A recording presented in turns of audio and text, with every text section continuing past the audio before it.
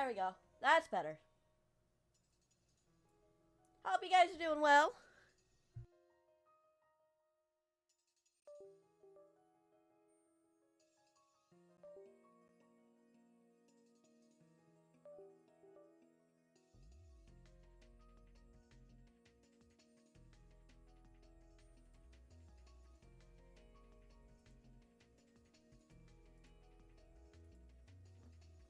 I do live! I live! I'm so ready to finally finish this game. Like, holy shit.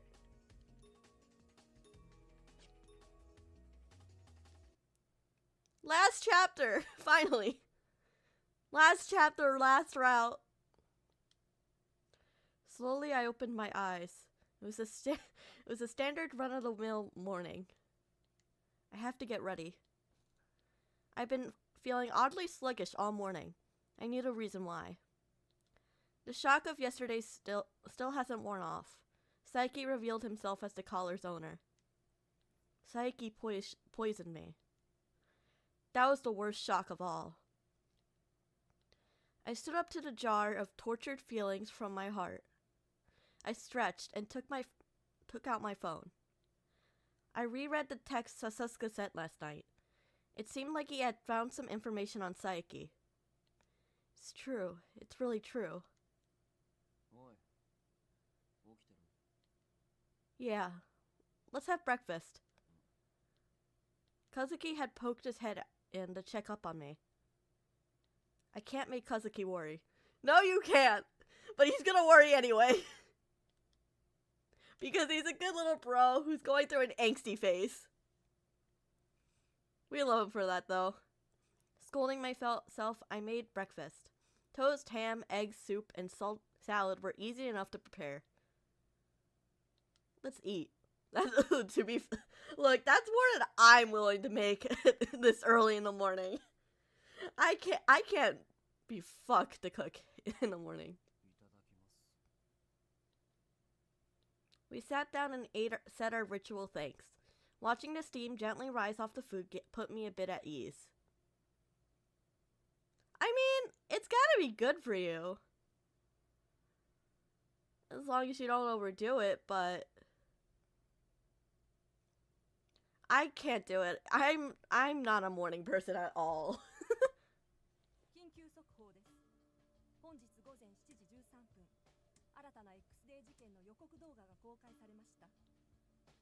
Uh-oh. I had been trying to butter my toast when I heard an unbelievable declaration from the TV. Did they just...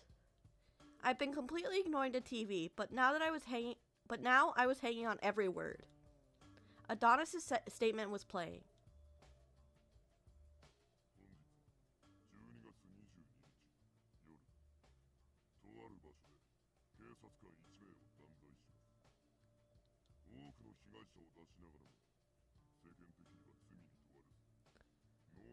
Oh no, what the fuck?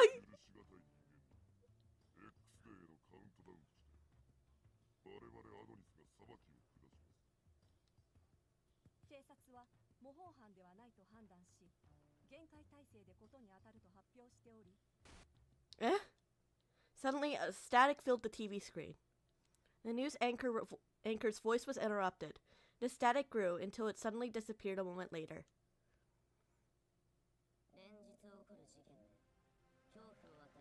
Uh-oh. It's gonna be us, isn't it? And then a voice started coming from the TC speakers that I had heard countless times before my collar.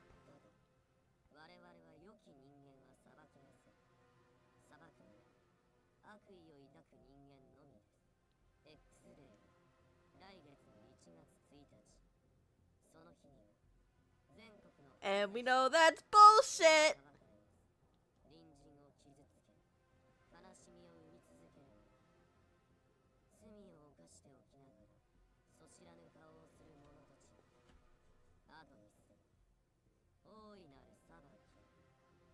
Fuck you! We're gonna stop you!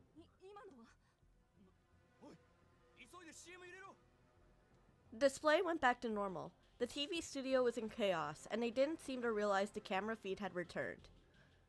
This This is just wrong. One couldn't shield the wrongdoers. They must face justice for their misdeeds. But Adonis was going to judge a massive group of people by their own arbitrary moral code. That's not judgment, it's slaughter. A man behind slaughter. It's turning the switch down.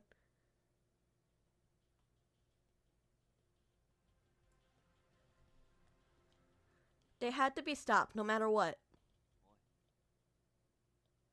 Huh? The moment I built up my resolve, Kazuki spoke up. Oh, he's worried! Oh, baby Kazuki! Of course.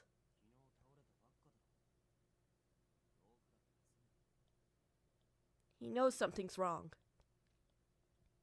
Kazuki had seen Okazaki escort me home yesterday, and Enomoto and Yoshinari had also come by to protect me. No rookie cop was worth that much protection. Kazuki has obviously had reason to be concerned. Sorry, but I have to go. I can't afford to rest right now. I'll be fine. There's just something I must do, no matter what. Oh, looks like someone's here. Oh, boy! That's definitely not making me nervous at all. No, why would that make me nervous? The door intercom rang. Feeling Kazuki's curious eyes assessing me, I stood up and went to the entrance.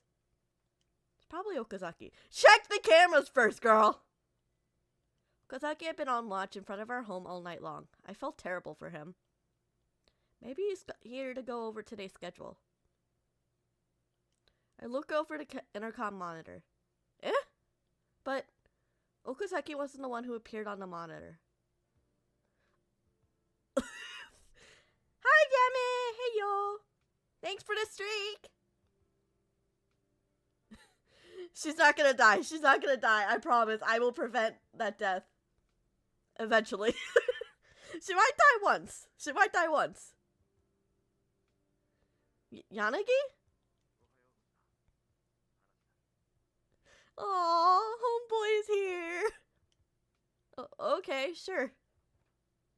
I opened the door in a panic.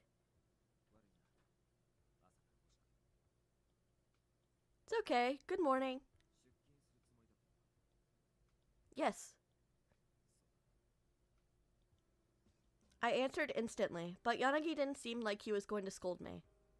Instead, he looked like he was at a loss. I knew how concerned he was for my safety.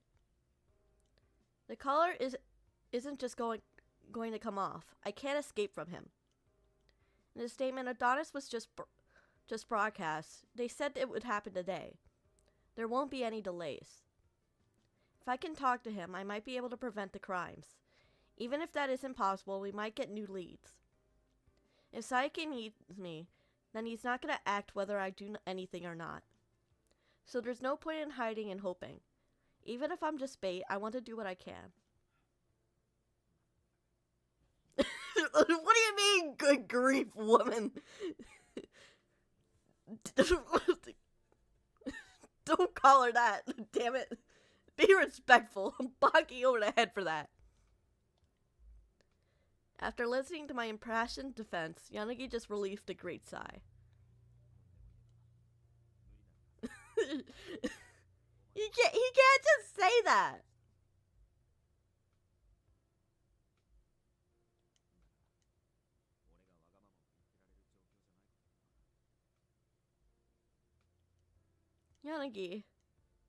Yanagi's distraught voice made me avert my eyes.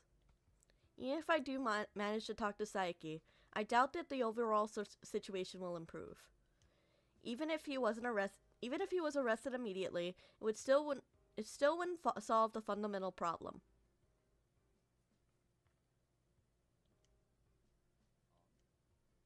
Oh, Kazuki. Oh yeah, I don't think I've introduced them. Kazuki had met Yanagi at that time. I tracked Kazuki to the concert club. It wasn't the time for introductions then. Yanagi, this is my brother Kazuki. Kazuki, this is my friend Yanagi. He's an ex-cop.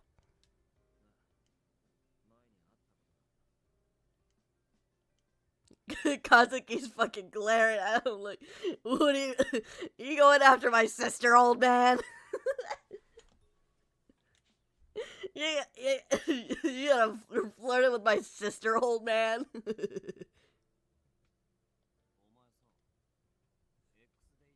Hey, yo, he getting that he into that brother interrogation, trying to protect his sister from shady men. He's so cute. He's a good boy. Huh?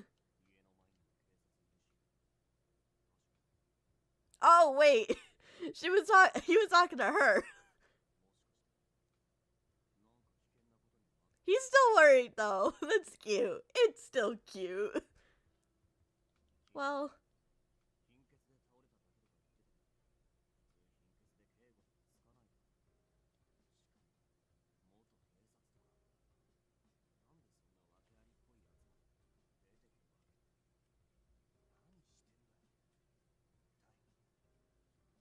you know, things. Sorry, I can't go into details. It's related to the investigation. I couldn't let Kazuki get caught up in this. I worked as a police officer to prevent this town from Adonis, but above anything else, I wanted to keep Kazuki safe. But the situation's definitely dangerous in many different ways. So please listen to what the bodyguards say.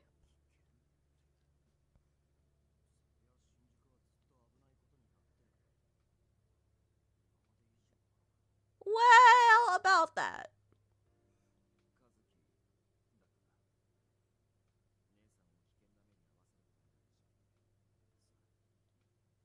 Yanagi?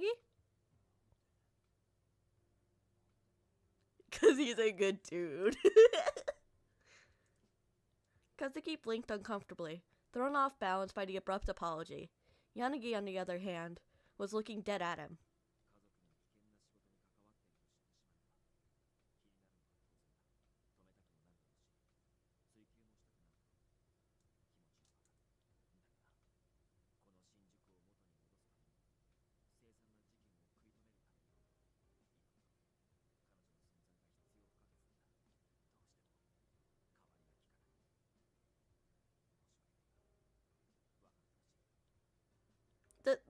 That isn't your fault, Yanagi.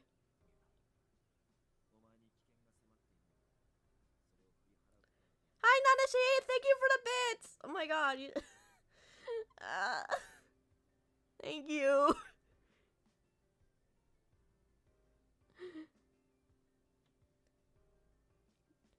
Yanagi acting like he could have prevented this. He could not have. That's not.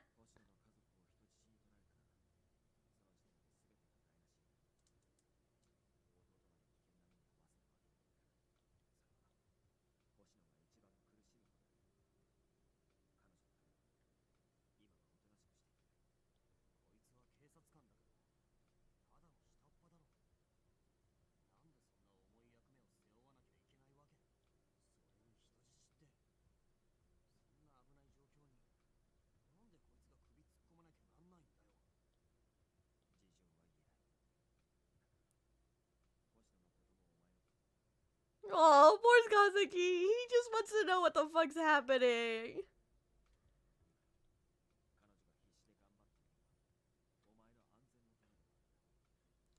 Poor baby Kazuki. Kazuki was quiet. I'm sure he was struggling to accept the offer when we wouldn't explain anything to him. I'm sorry for making you worry, but you'll have plenty of protection.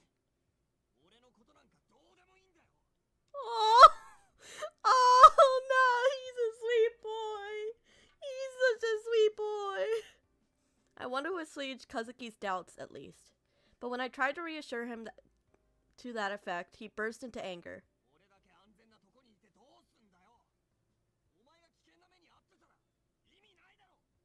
Ah, I'm gonna cry.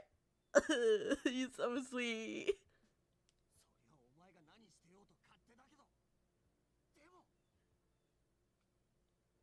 Kazuki.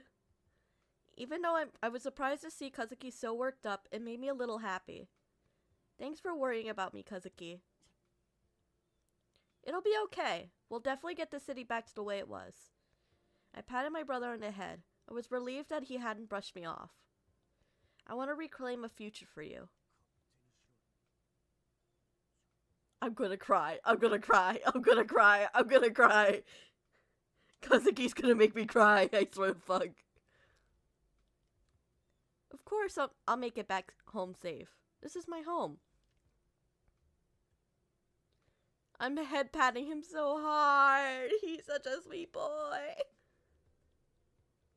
When I looked at the clock, it was almost time to leave for work. This was no time to be relaxing. I had to do whatever I could. Let's go, Yanagi. I'm crying. I actually have to wipe my eyes for a second. Fuck. Baby Kazuki. I'm leaving now, Kazuki. Oh. Even though he turned away sulkily, Kazuki at least gave me a proper send-off. Good morning. When I went outside, Okazaki and Enomoto were there to greet me. They had been here all night long in the cold. I was extremely grateful to them.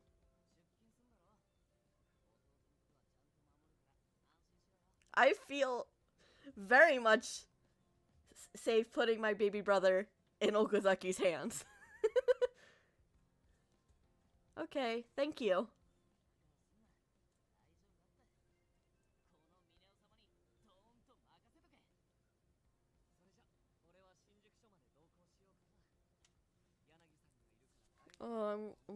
I can't.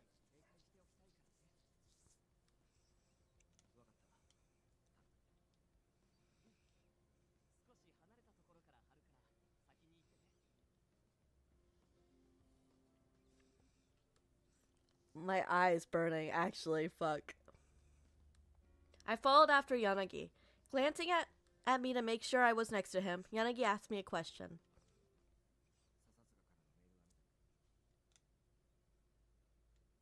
Yeah, I did. Fuck, hold on.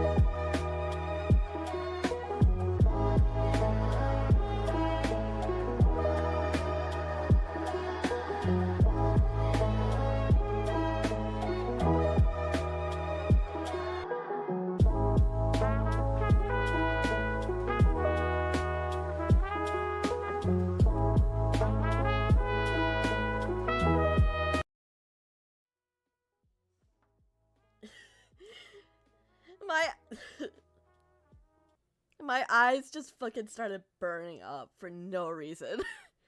Literal critical point damage to my eyeballs. Sasuke's text that contained detailed information on Saiki. Yeah, I'm good. Just stuff in my eyes. What information have we gotten? The overall impression that there was much about him that we didn't know. The family register, for one, the man Yuzuru Saiki, existed, but none of his relatives could be contacted. Furthermore, interviewing the people who were supposedly his schoolmates produced a description that didn't match Saiki. In other words, it was highly likely that he'd assumed the identity of someone who was deceased or missing. When we searched the address he'd listed with the police, someone else was living there. Saiki had taken me to his supposed home in the past, but he obviously didn't live there. All attempts to track Saiki encountered interference. That was abnormal on its own. Even Yoshinari, who had been on 24-hour surveillance of Saiki, had been driven off by hoodlums. It hardly seemed coincidental. Finally, a second source of corroborated A second source corroborated the fact that Saiki was ahead of Adonis. What?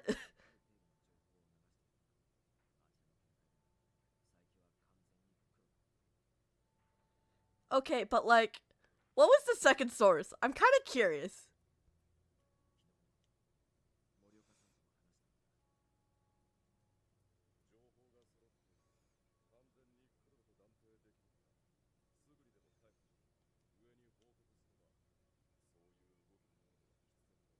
Is it okay to tell her this?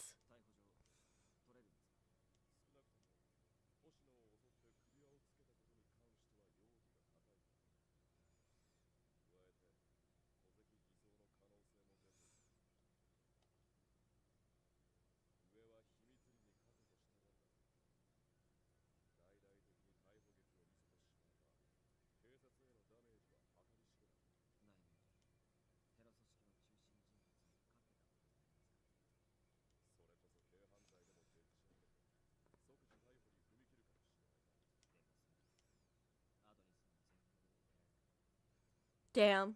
They're really too concerned about the fucking police's reputation. Fuck this. Come on.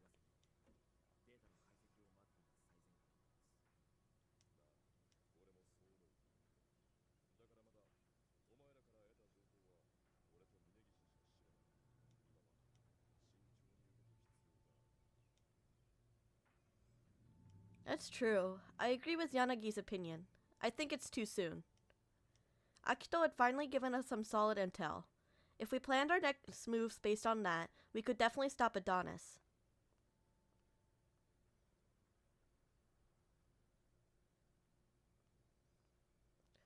But, like, how? I want to have a serious talk with him. Yes, go approach the fucking terrorist. That'll definitely lead to some productive outcomes. Yanagi, you told me that I didn't have to just reject everything that Saiki had given to me. I have to know for myself. How much of what he told me was like— oh, fuck! Thanks for the raid, Astral! It scared me. What were you playing? Oh, fuck! Thanks for the raid, bun. I keep getting fucking jump scared. What are you guys playing? I saw that you guys were playing together, but I didn't see what you were playing. Thanks for the resub. Fuck.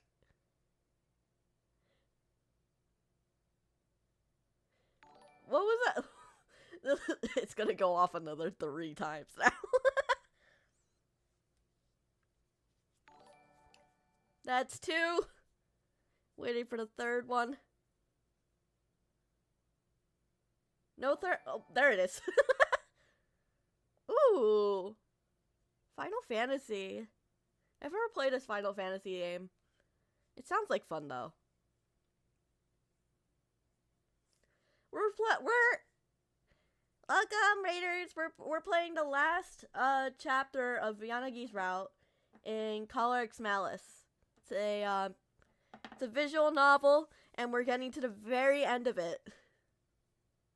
We found out who the big bad was, and we're gonna go confront him like idiots. Because we want closure, apparently, in the worst way possible.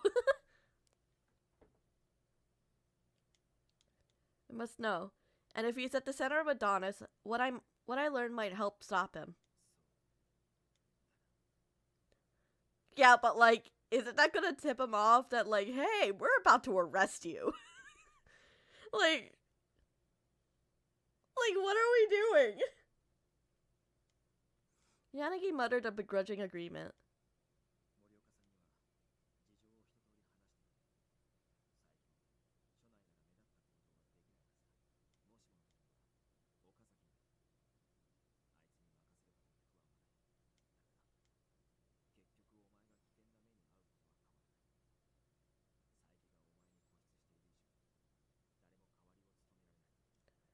Okay, but like, what if we get kidnapped again? He's done it once. I have 0 doubts he's gonna do it again.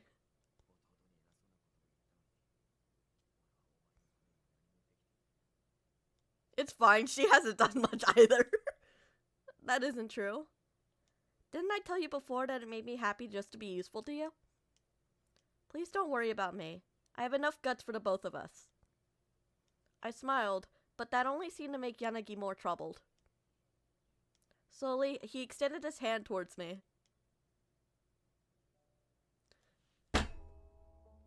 Oh, fuck.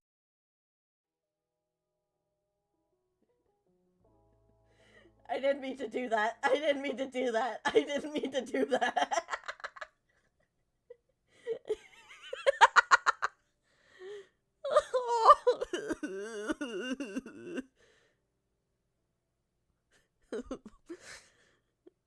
They're so cute, but why do they have to give them an 8-year age difference? Ah! It didn't hurt. I just hit my desk card, but it accidentally made. I guess it accidentally made my mouse click. I just look. My other Insanity. She played this route before me, and she hates this route. But I like Loki. Besides the fucking confession scene. The confession scene was cringe as hell, and I felt so bad for Yanagi. Because that was awkward as fuck, and I don't know what Homegirl was thinking by doing it that way. But Yanagi's cute. He's a very close second for me. He's cute. Like, there's only two things I don't like about his route. The age difference and that confession scene. Cause that look, Astral. If anything's painful, it was that fucking confession scene.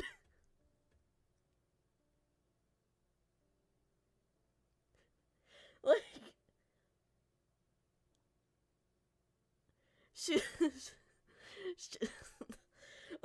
okay, so shit happened, and they end up staying at his place. With his apartment with his roommate. Or the offices, basically. So, she's like, I'll go sleep on the couch. He's like, no, you can sleep on my bed. And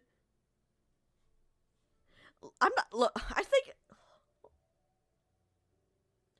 I'm having a hard time remembering now because it was so cringe. But what didn't she was like, nerd, wasn't she like, oh, I like you, Yanagi, and you just like coughs and is like, oh, so, and he like immediately changed the subject, and then she goes to lay down on his bed. He's like, she's like,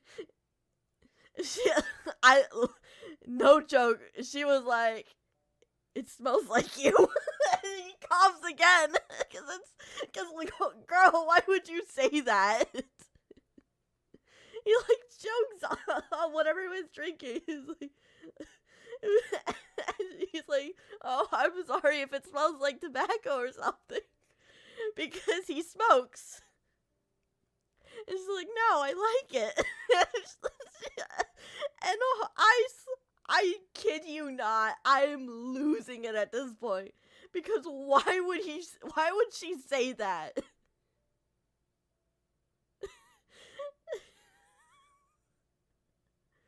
It was something like that. Like, hold on.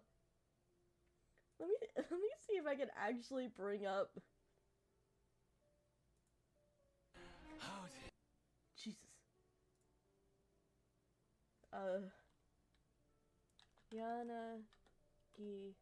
No. Yeah, Yanagi. IG. Confession.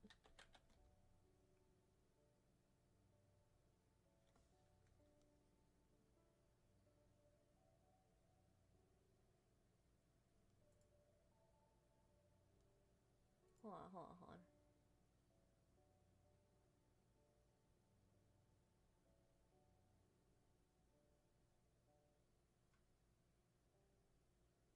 Nope, that's not it. Hold on, hold on, hold on.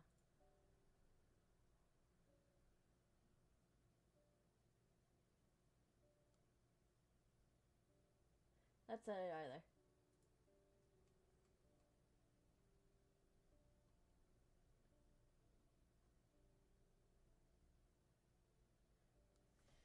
Fuck.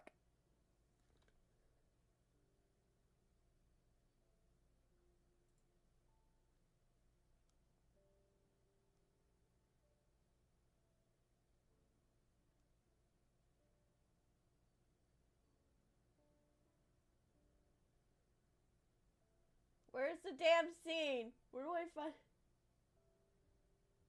Was it chapter 4? I think it was chapter 4.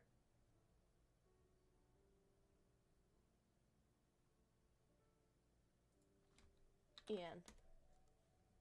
I can't find an English thing.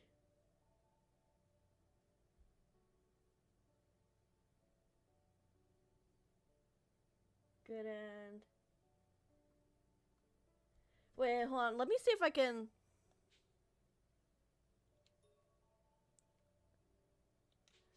Oop, fuck.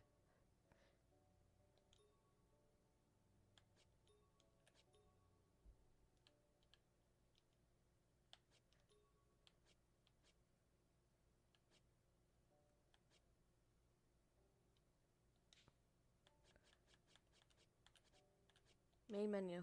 No, wait. That's fuck.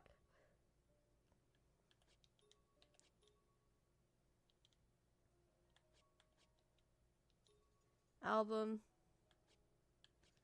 Event.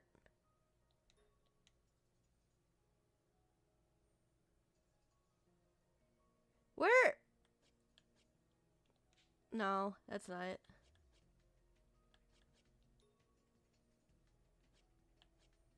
Oh, I can't. I'll go back to it later. I'll go back to it later, but it's super fucking awkward and I hate it. Okay.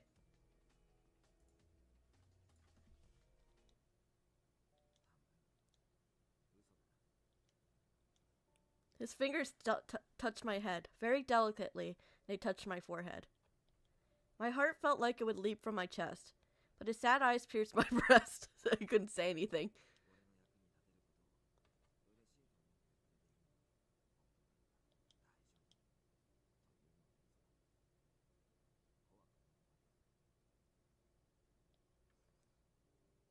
He's so cute. He'd seen right through me. Okay, so I lied a little bit. To be honest, I wanted to cry and scream. I wanted to selfishly deny this was real. But doing that wouldn't change a thing.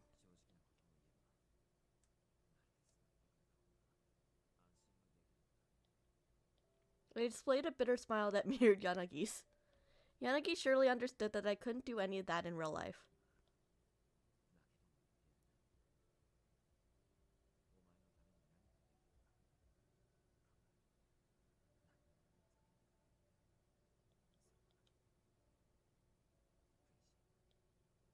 Now Yanagi looked like he was going to be the one to cry. You're not the one who's gonna go confront the fucking terrorist, dude. Chill.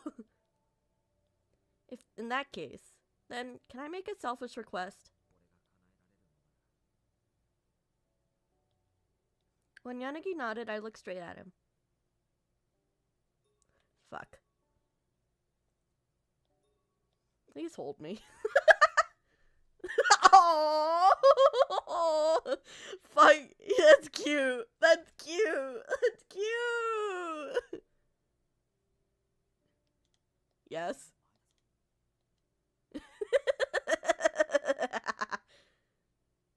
I obviously knew that. Work was beginning, so there were quite a load of foot traffic. Hey, you touched me first, you know? Jesus. The phrasing.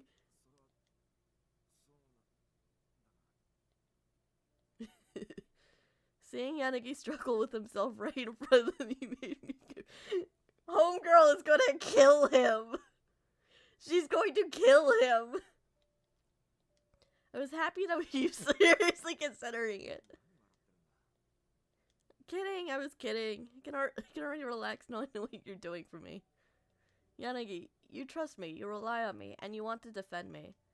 There isn't anything more empowering that you could do than that.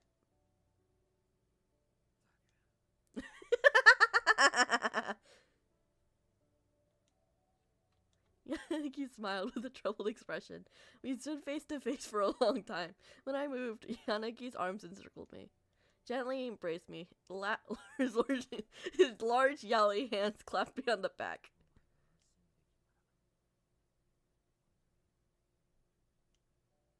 I blushed. I could feel the warmth flowing from Yanagi.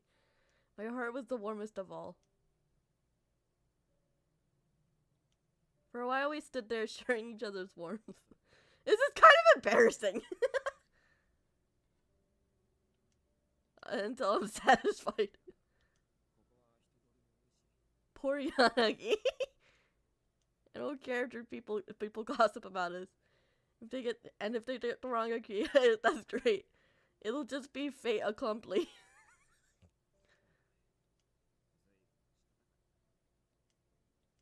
But of course, a woman in love is.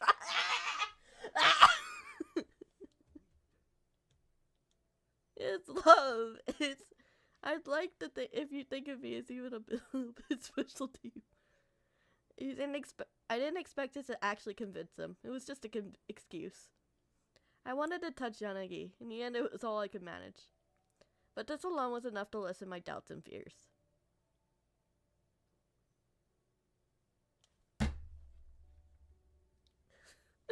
It's cute! It's cute! Yanagi whispered something too quiet for me to hear.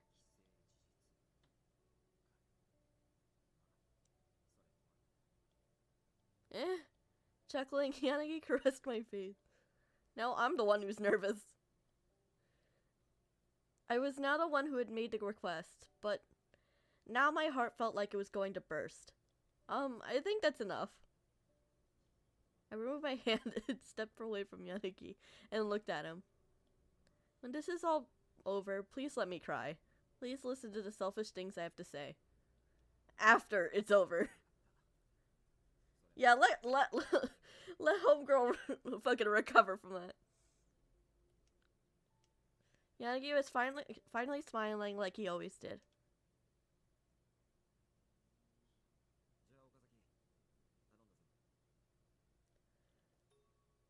Okay, I want to see what would happen. Oh, you hold my hand. Damn it! That's not as fun. Yes. When all is said and done, I'm gonna bawl like a bitch. Is such a. She deserves to be able to fucking cry her heart out after all the shit she's been through. But this is enough. Yanagi looked perplexed when I said that to him, making an uneasy atmosphere. Took my hand. His large and warm yaoi hands wrapped around mine. I could feel his kindness through it. Yanagi, you... Okay, we're gonna...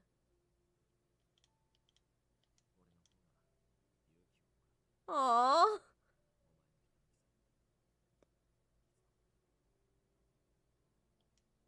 Yanagi tightly gripped my hand.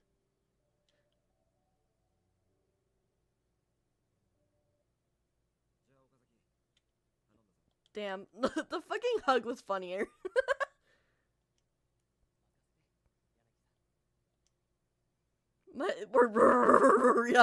Okazaki. And he gave Okazaki detailed orders out of earshot. He probably didn't want Saiki to overhear. Yanagi looked at me after they finished their exchange. Okay, off I go. Hope I don't get kidnapped. Ignoring the fact that Okazaki's shadowing me, I set off alone, and I suddenly grew anxious. Walking through the station, being cautious. Yeah? Holy shit! This fucker's here! I hate this. Why is he here? Can he fuck off? This is the last person I want to see.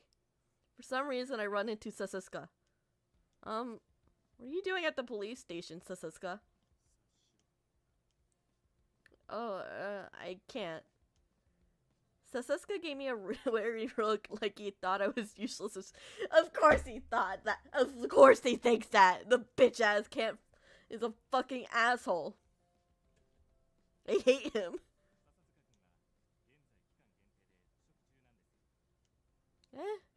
Commissioner Minagishi? The confusing response had come from Minagishi, who was suddenly standing beside me. Oh, were those his footsteps?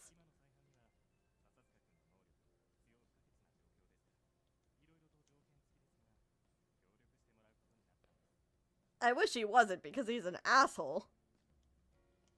Oh, certainly was the right person for the job. Sasuke was a former member of the Cybercrimes Division, and he knew a lot about X-Day. But if he's helping them out, he must have driven a pretty hard bargain. I sympathize with Minagishi's situation.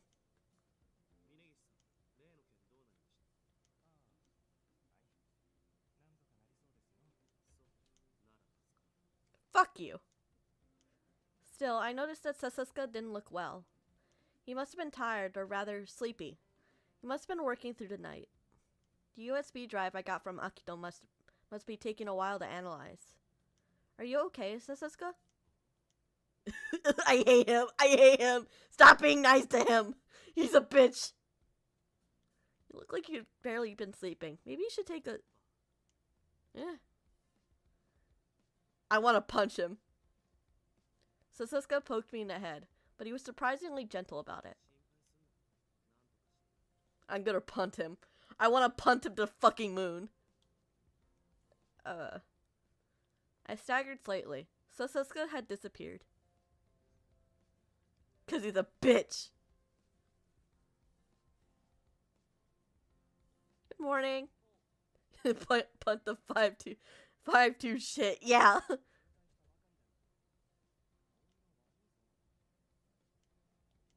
I'm sorry for causing you to worry, but I'm okay. Sir? Did Saiki happen to come by today? You see, thank you. I expressed my gratitude to Mochida and took up my cell phone to write a text message to Saiki.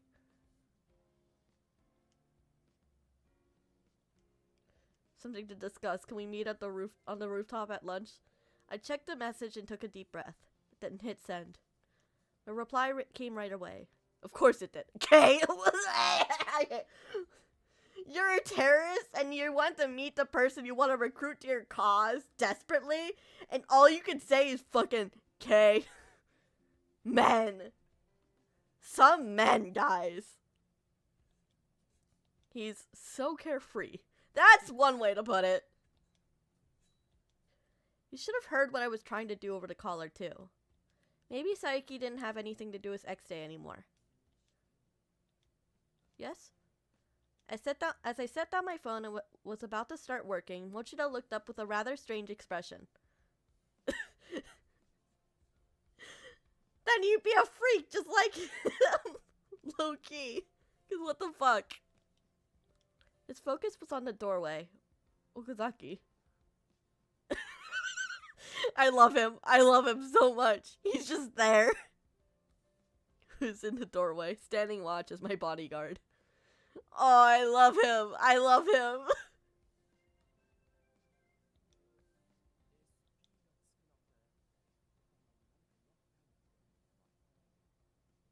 Don't worry about it. It's just my boyfriend in another universe. In another timeline. It made sense that he'd be suspicious. I've never heard of any rookie officer ever being assigned an SP protection.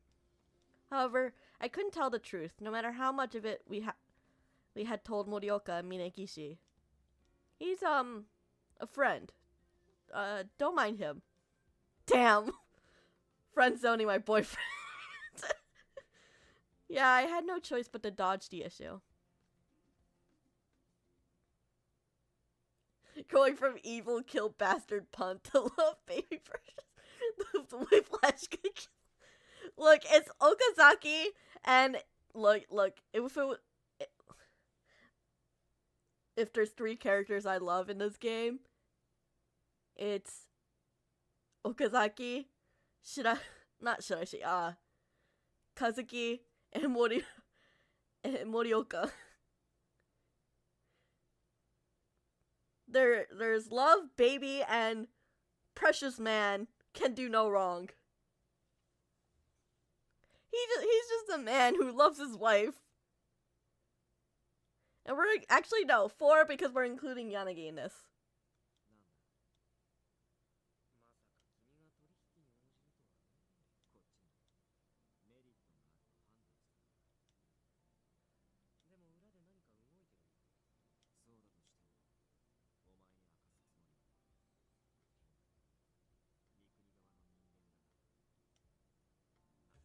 Fucking bastard man.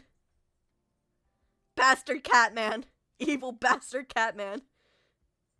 He may be traumatized into submitting to whatever happens to him, but he's still bastard cat man.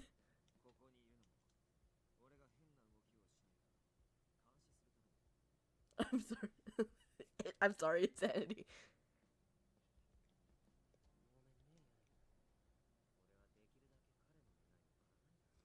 Uh-huh. Yeah, sure.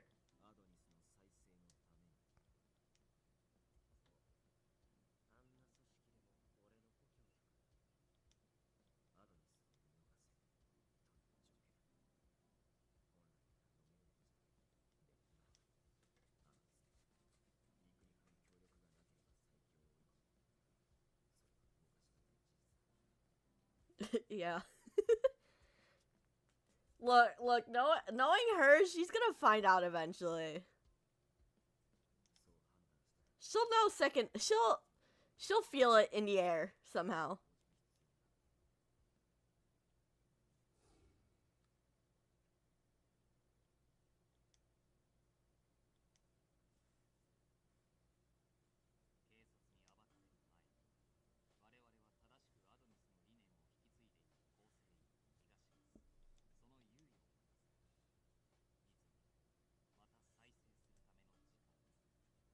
And why the fuck would we do that? You were gonna go to bed tonight, wake up to insanity at the foot of your bed, like, or you were talking, for real, that might actually happen, for real.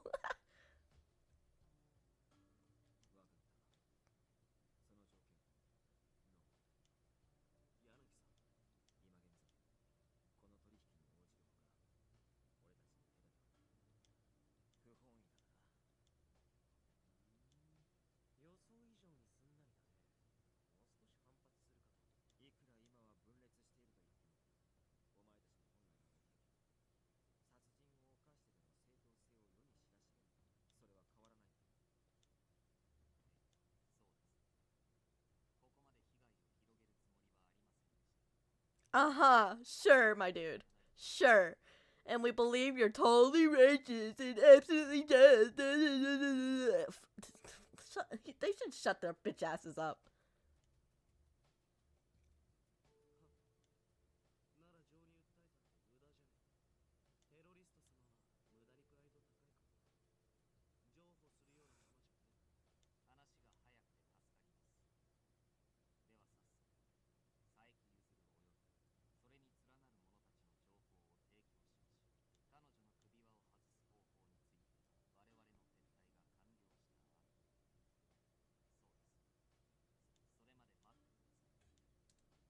Uh-huh, and we should believe him.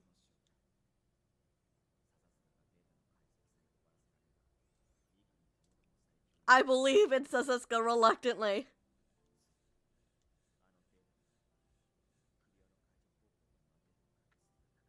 Yeah, cause like, actually no, I don't believe in Psyche. I believe in Akito. I believe in him hiding that data well enough that they wouldn't find out. Because there's no way he would leave this much data and just not include a way to remove the collar. I'm pretty sure in a previous round he hit the way to unlock the collar in the data. I've gotten Akito's cooperation. It might take a few more hours. Let's fucking go.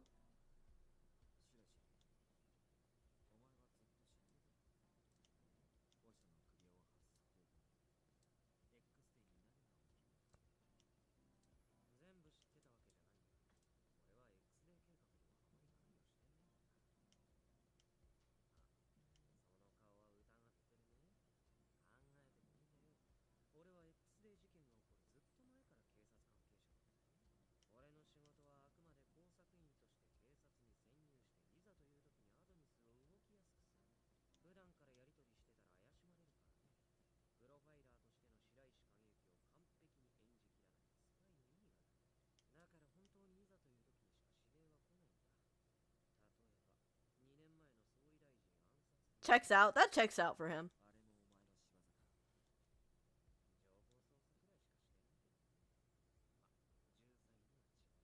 This fucking bastard man and his fucking bastard man facial expression.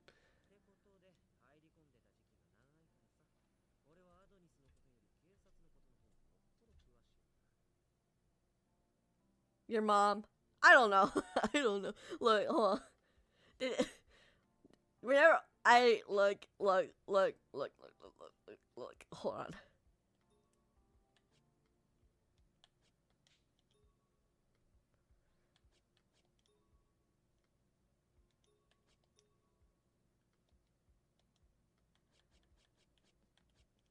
Oh fuck.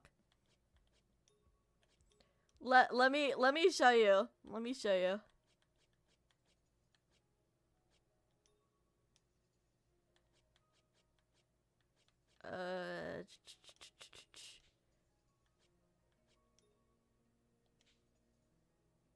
Is there?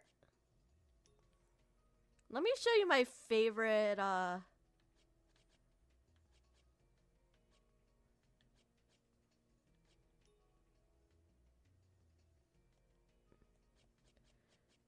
some of my favorite characters. So, on the right is our little brother. He's super cute. He's baby boy precious, must protect, even though he's going through an angsty phase. Okay, I'll just show. And these are homegirls.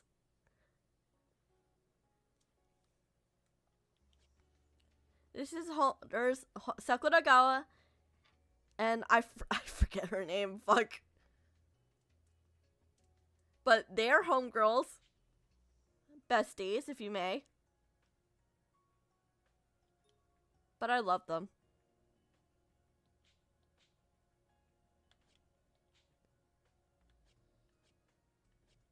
Okay, we're gonna load again. We're gonna load again. Because I really want to get through this chapter.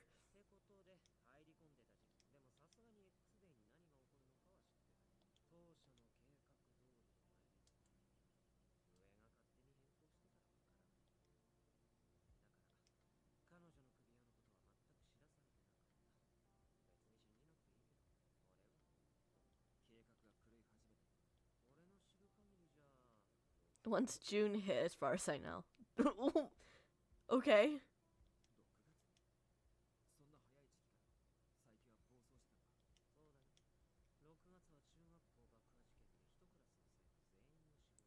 Why the fuck did Saiki go that hard? Like, Jesus, that was not necessary.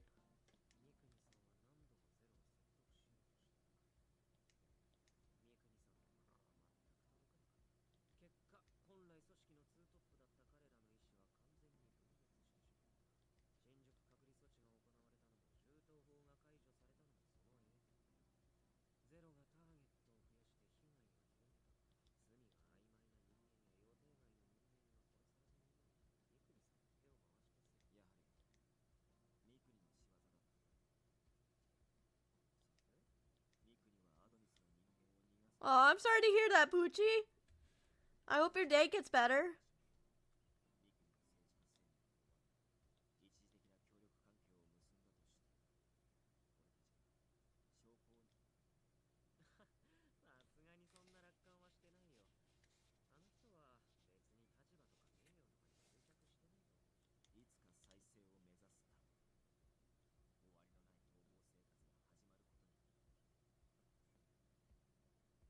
Aw, I'm sorry. I hope you feel better. Or, Shishi, hear me out, hear me out. You turn yourself in. And not be a fucking coward.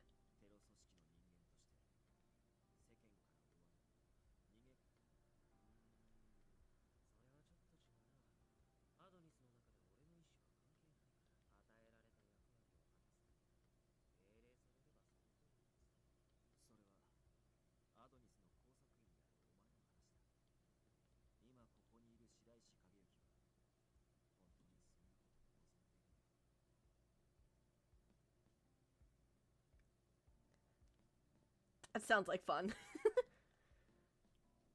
Congrats on the marriage to that me.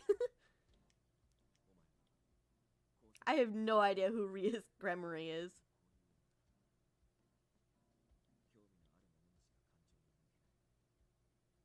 Yeah, what the fuck do you want, Shiraishi?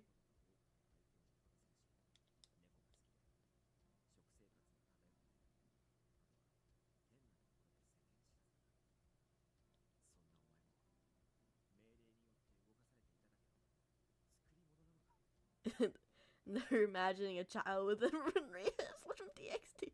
Oh!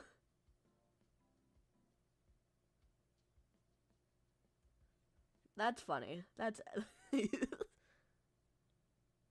that's actually pretty funny to me. This bitch ass fucker. Why the fuck are you acting so chill? When I went to the rooftop during my lunch break, Saiki was already there. It was just the same old Saiki, acting if nothing had changed.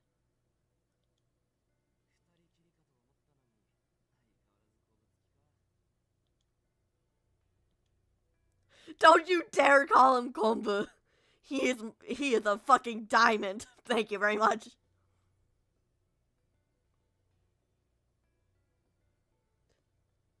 Okay, but Gold Tip is so funny and I love her.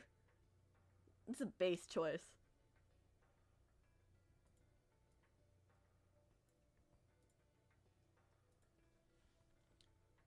Saiki was looking at Okazaki, who was standing in the entrance to the rooftop. Yeah, he's a silly little guy who's also happened to be a terrorist.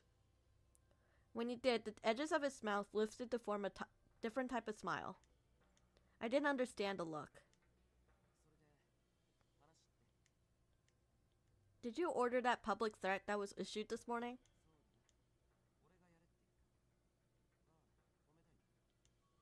Of course I do.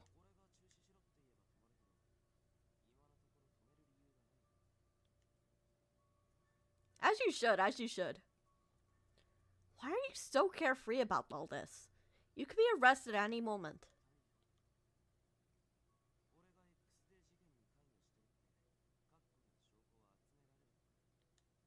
If Yanagi's team can convince HQ, a warrant will be issued immediately. They can arrest you.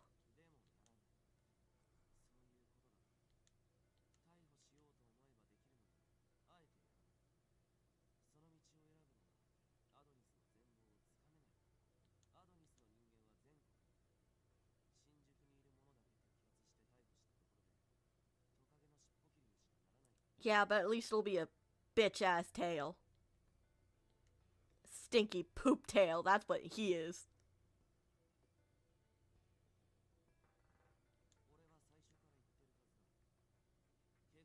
Damn, that's fast.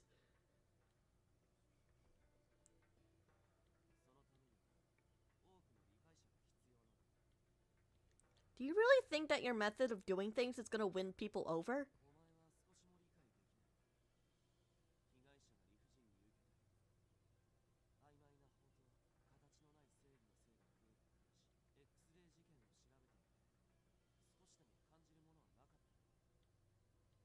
I understand what you're trying to say, but you're doing things the wrong way.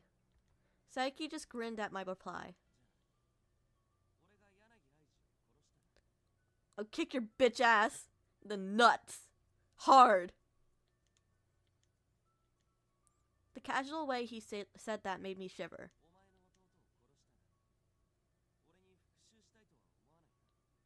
I felt something cold in my gut. It was cold, but also hot. Irritation bubbled and eroded my composure. I couldn't forgive something like that.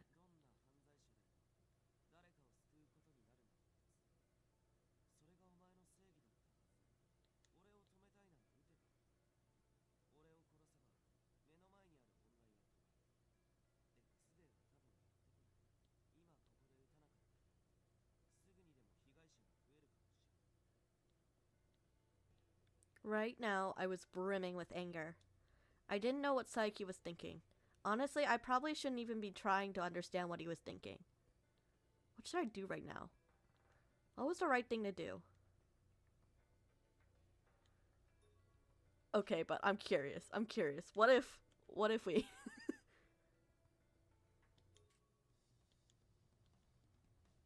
What are you gonna do? My pistol left its holster without hesitation. The muzzle settled on Saiki. When I thumbed the safety off, Saiki flashed a daring smile. He was clearly happy about this.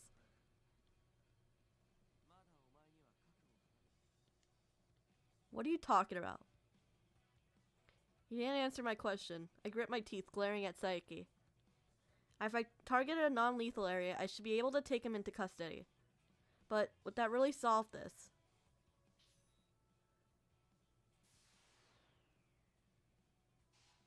I'm curious.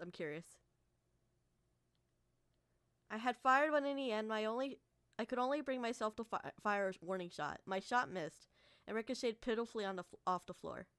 But it was probably for the best. It's not right to shoot something out of hatred. I'm not going to shoot you. I declared this, glaring at Saiki. It was also a pledge to myself. Even if I shot you, it wouldn't solve anything. I want to know the truth. Even if you don't put a stop to today's crime, I know that Yanagi's team or the police will.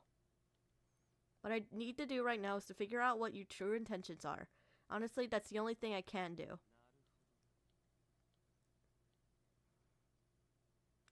Saiki's grin had turned into something more daring. It was almost as if he was challenging me. No! Kazaki! The abrupt shot rocked my body. I couldn't turn around. I didn't know what happened. I was no longer conscious after all.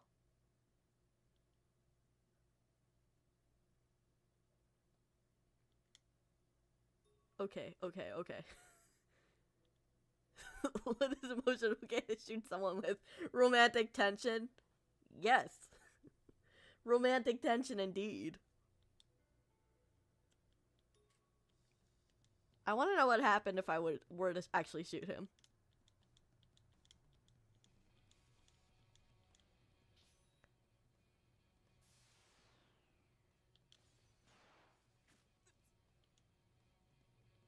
My bullet grazed Saiki's shoulder.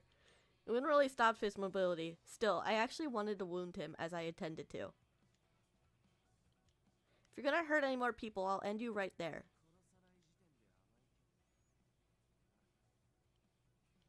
Saiki's grin didn't crack. For some reason, it made me terribly uneasy.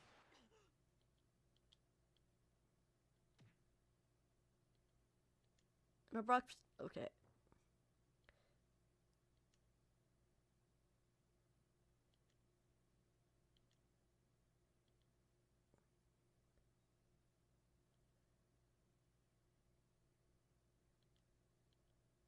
Huh? The scene that blurred from that my blurry vision took in was completely unfamiliar to me. It seemed to be a dimly lit church. Where am I? Okay, but what if I don't shoot him? I'm not gonna shoot you. I declared this, glaring at Saiki. It's also pledged myself.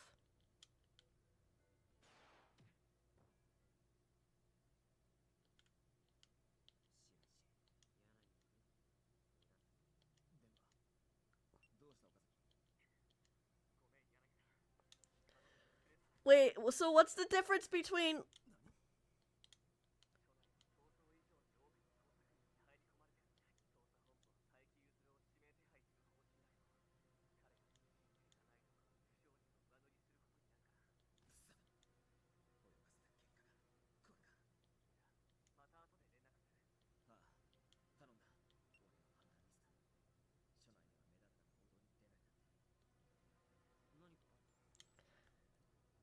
So I'm curious, what's the difference between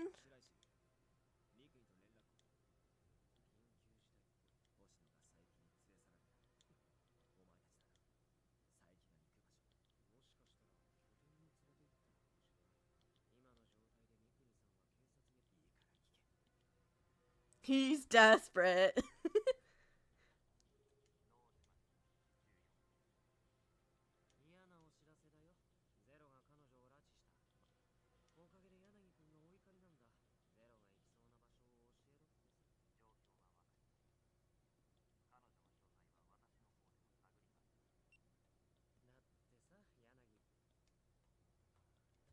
Ooh, I want to see that expression. I want to see that expression.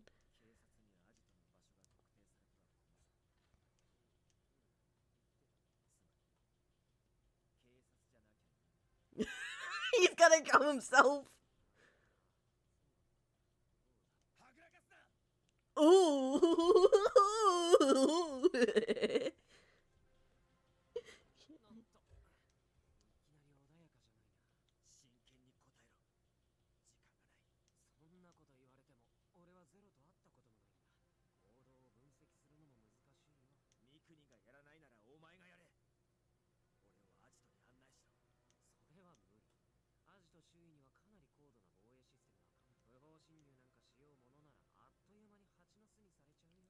Okay, but does he give a fuck at this point?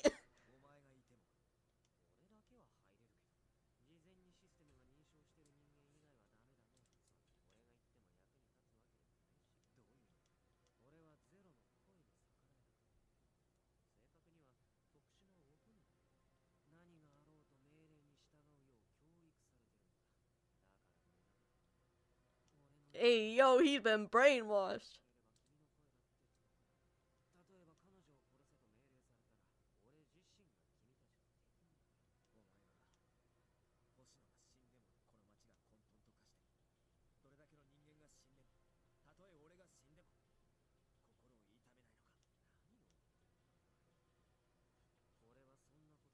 Damn, okay, dude. We know that's not true.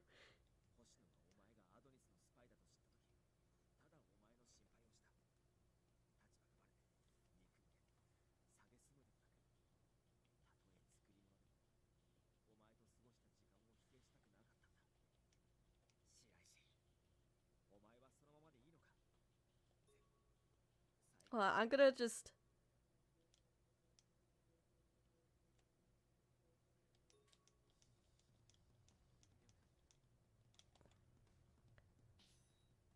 I'm just gonna... I just want to create a save file. Yeah, Okazaki doesn't...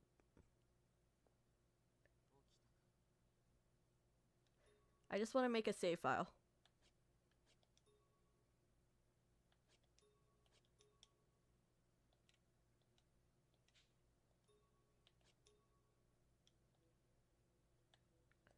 I'm not gonna shoot him. Because that's the lazy thing to do, because that creates the least amount of dialogue.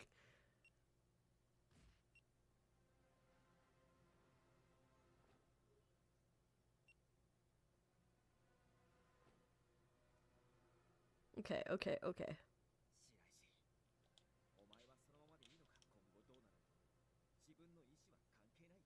He does not give a shit. Like, nah, it's fine. I'm fine with this.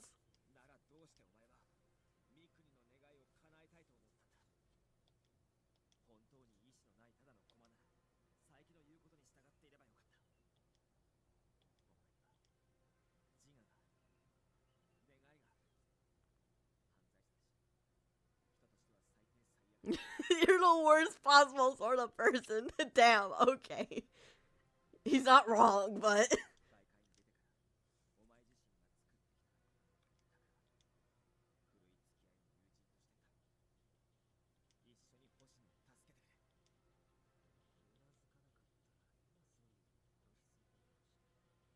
I mean, is he wrong? I might have to wordless.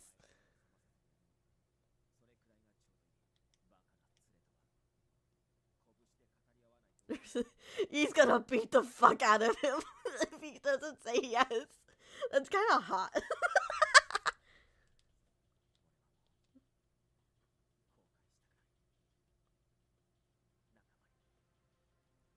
Okay, Yanagi, go off. Go off. Go off, King.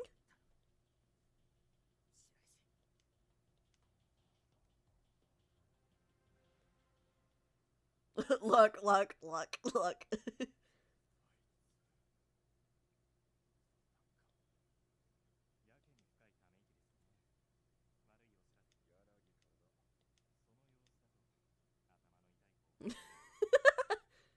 Shush, I'm not.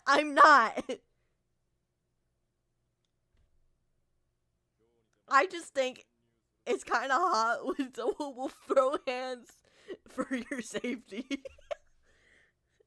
Look.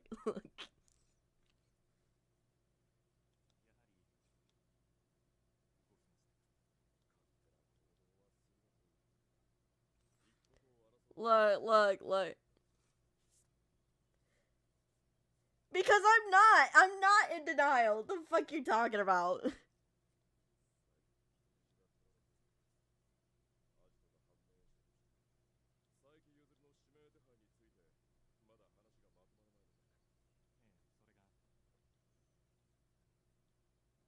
Uh-oh.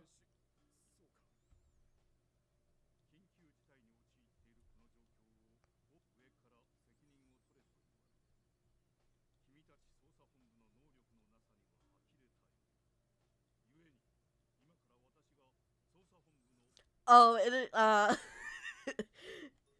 fuck. Gee, I wonder what fictional crush I have. Look. I have. Look. There's Gee. Shush. Look. Hear me out. I likely will never be in a relationship in real life, so I might as well have a ton of fictional crushes. There's Gyu, there's Okazaki, there's Louis. There's the Shell from Date Everything. Who else? There's a couple of Genshin Impact characters I like that I'm not gonna mention because that would go on forever. That's the gist, actually. That's most of it, actually. Ooh. Okay, Morioka. Okay. It's not a home wreck. I'm not a home wrecker if they're all single.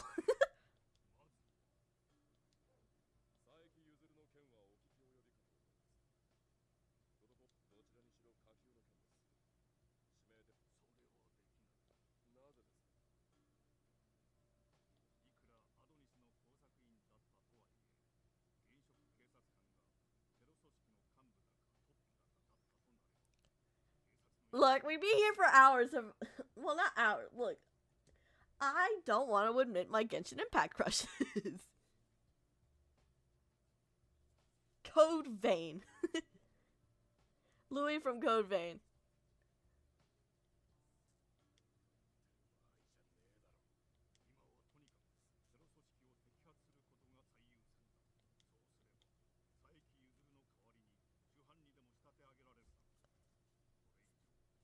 Oh, you little shit. That's so stupid.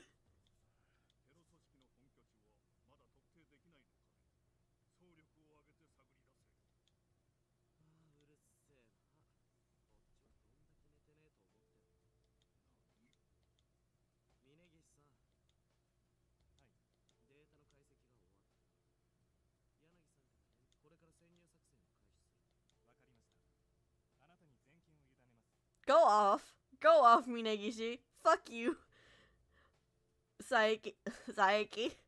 But also, stop being a little shit. Commissioner. Or not commissioner. Chief. Whatever. Stop being a little pussy.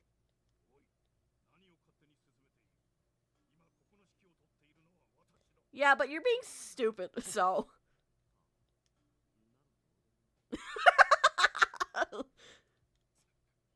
Look, I might hate Sasuke, but he can give off some funny one-liners.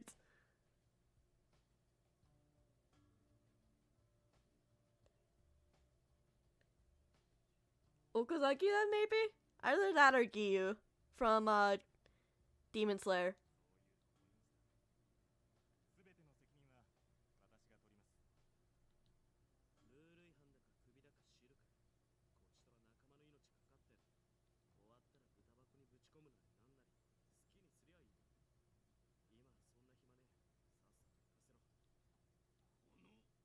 Okay.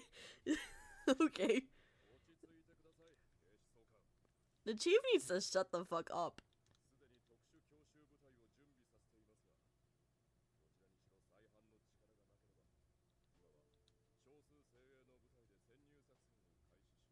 Damn.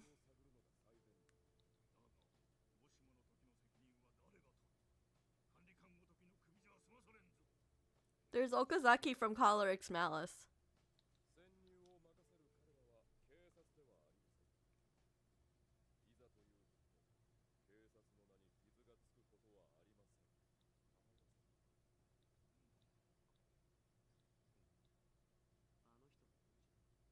He sure can, even though I wasn't listening.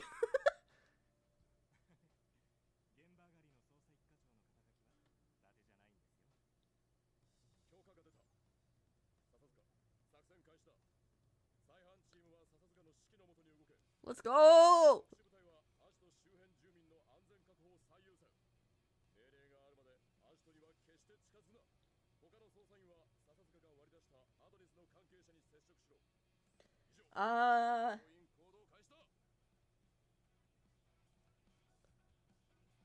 Albedo.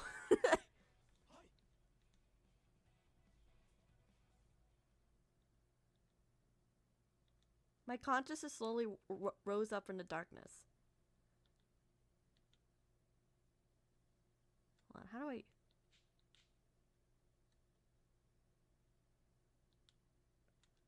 Huh?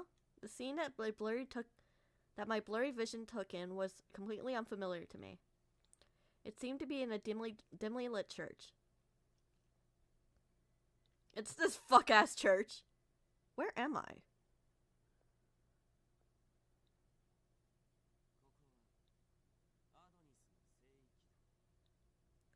Okay, loser. Go off. Sacred? It was Psyche, or so I thought. He wasn't wearing his uniform or clothes I was accustomed to, so he seemed like a stranger.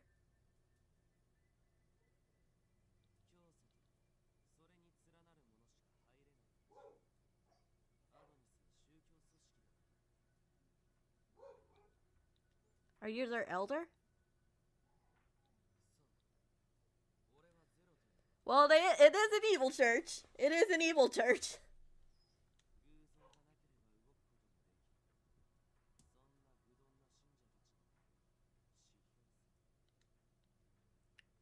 Is that really any way to speak about the believers who have placed their so much trust in you?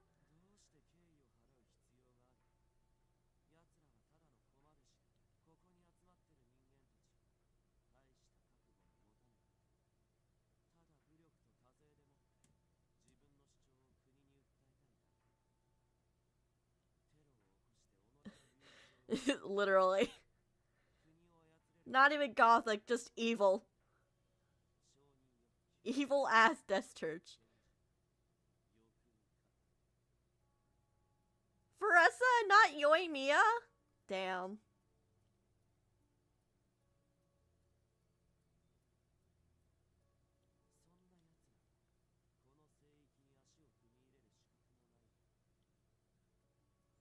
Aren't you the same? You use terror to enforce your own justice. How are you any different from these people that you've just described, Psyche?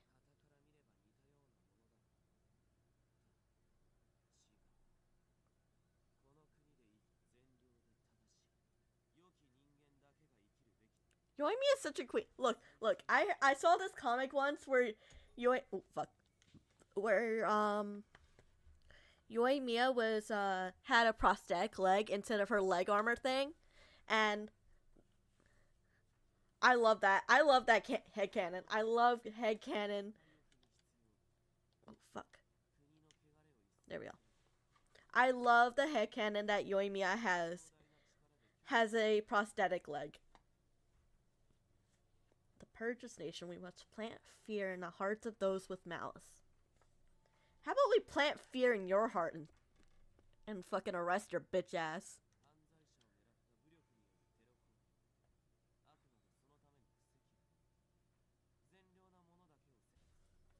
There we go. Fuck.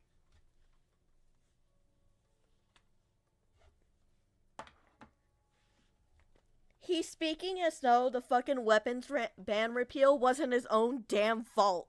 Like, the fuck you mean you don't agree with it? It's your own damn fault. You don't get to complain.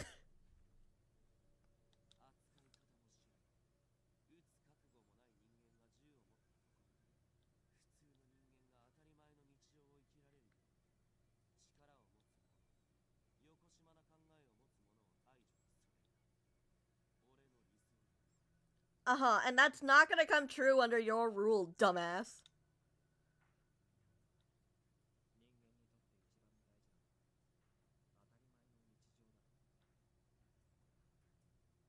I recalled that Yanagi once said that for a moment. No, that's different. I shook my head to clear my mind. So what you're telling me is that you plan to destroy Adonis as well? That was the only conclusion I could think of. After all, he said they were pawns to him. He needed power to create his ideal world, but in this world, power wasn't necessary. The Adonis group would be counterproductive to what Saiki wanted once he had completed his ideal world. I didn't say anything important.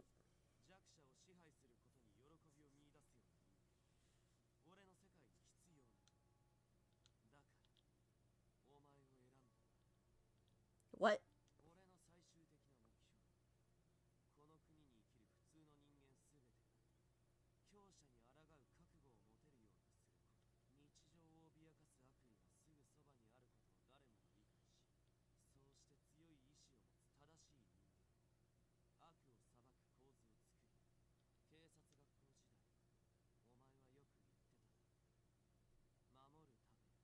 Yeah, but that's not the same as what you're doing.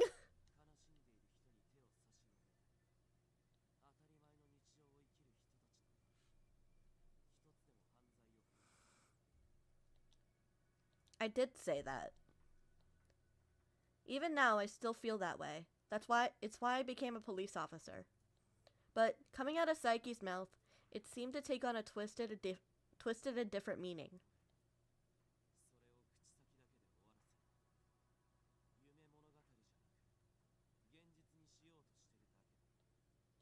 You're wrong. You're wrong! What is this, Danganronpa?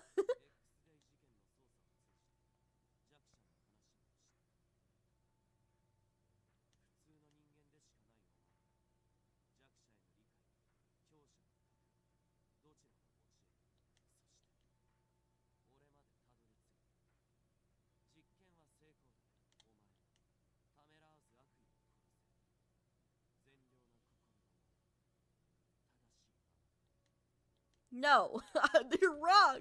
What the what do you mean? I desperately shook my head. This was wrong.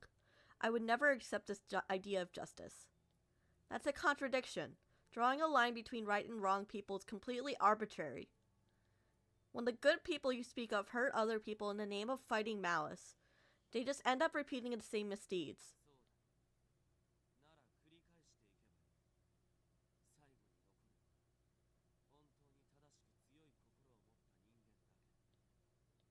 So to make sure everyone is just and strong, do you plan to test them with collars like you did with me? Will you force them to fear their ever-present death? Coerce them into fighting evil? Will you kill them if they can't do it? What the fuck? If that's your reasoning, then you've left me no choice but to kill you now. You're the evil that's been menacing me, and in my mind, nothing close to good. I hadn't planned on this. Despite how evil he was, I couldn't kill him. But I'd somehow come to this. I realized how badly I wanted it. Saiki nonchalantly affirmed my intent. I felt a sense of vertigo.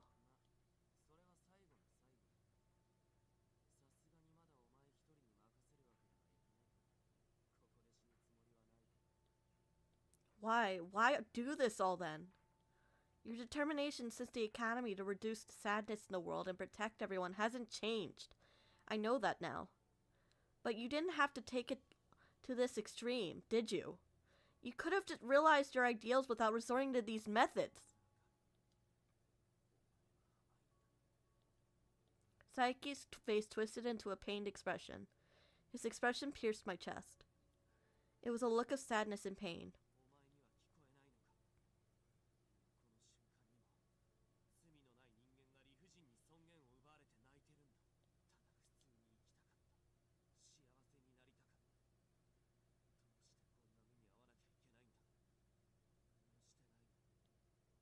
Saiki.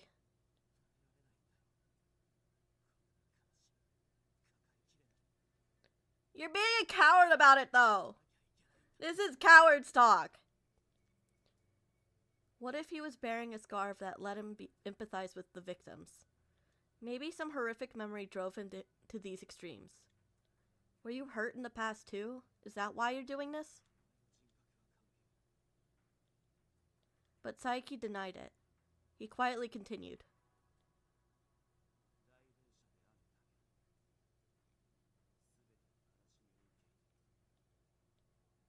I couldn't understand what he was saying. He was being stupid, and a coward, and an idiot.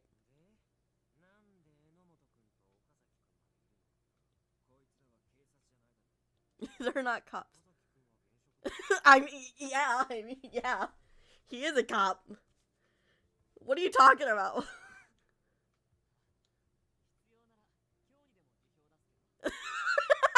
I love him. I love him. This is why I love him.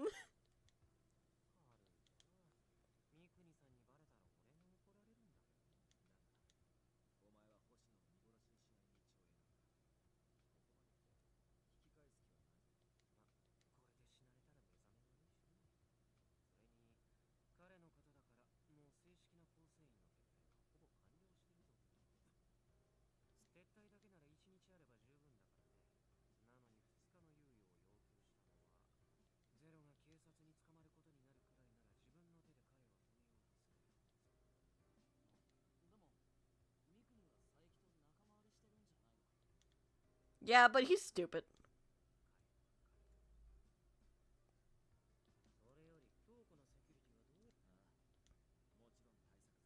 We don't intend to just die stupidly.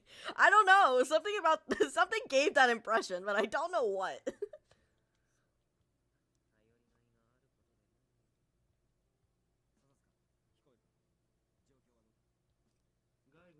Hey, yo!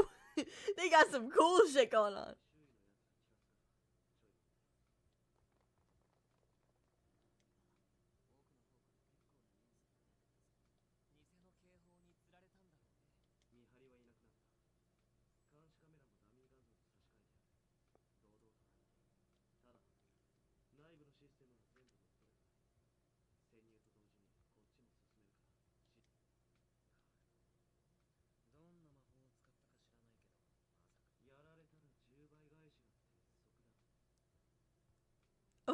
Okay. Fuck you. But also, I hear you. I see you.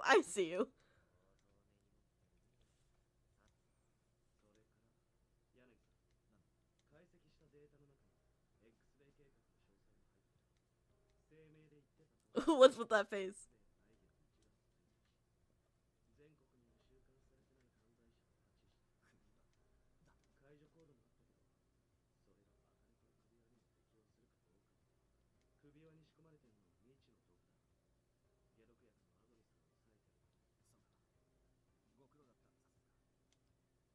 Hooray! He's being useful! Even though he's a bitch-ass motherfucker, at least he's useful. You think his neck's gonna get sore from constantly having to do that dramatic look over his shoulder? Look. He's a bi icon. I don't know what to say. Happy Pride Month. Should I see Happy Pride Month?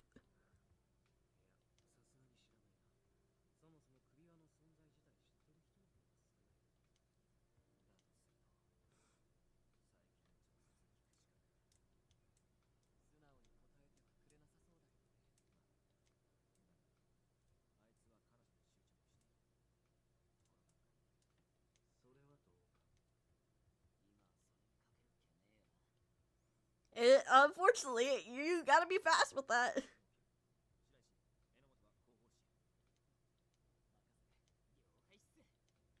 Yay! Going up to someone who have no confirmation if they're gay, say Happy Pride. Look. Tell me this guy isn't at least a little gay. Hear me out. He's gotta be at least a little gay. He's a bi icon.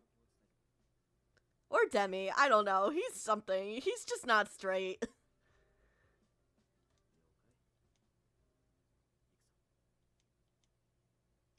He is anything but straight.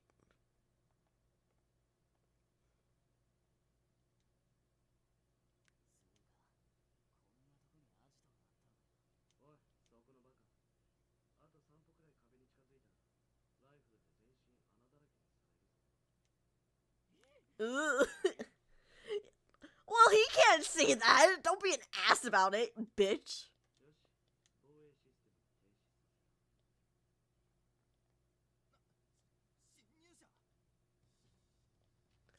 Okay, King. I love him.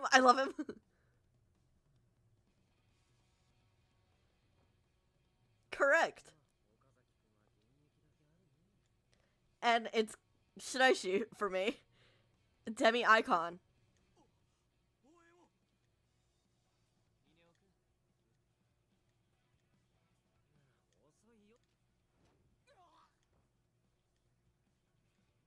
Enomoto, get yourself together. You used to be a field op, and you were a good one at that.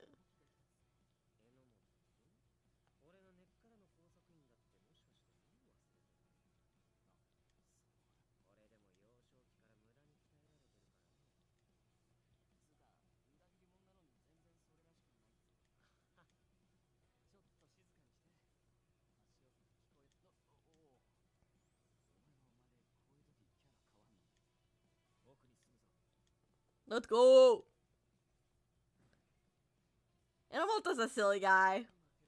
But he's the straightest dude in this game. I'm sorry, he's the straightest dude in this game. The fucking magazine. Come on. Yeah, you're...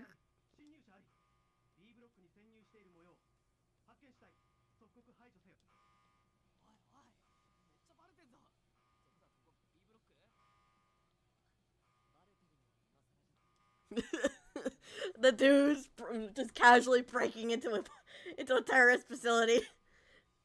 Average guy might be like...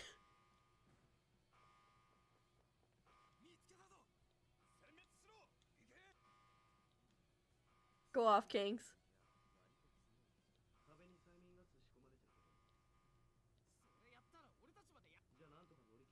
Just prepare for it, deal with it. Just deal with it, my dude. Just suck it up and deal with it. Or I guess the opposite of suck it. I guess the opposite of suck it up.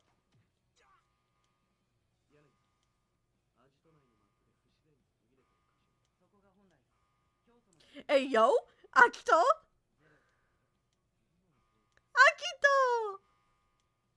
Baby Akito!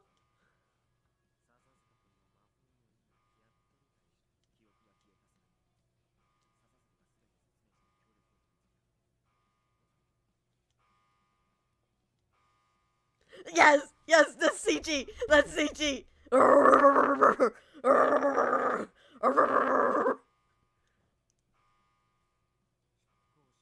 I swear to God, they will bring up any opportunity to bring up that CG. I love that CG.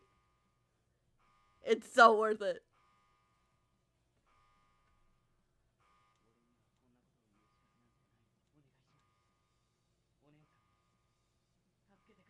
Oh, Akito.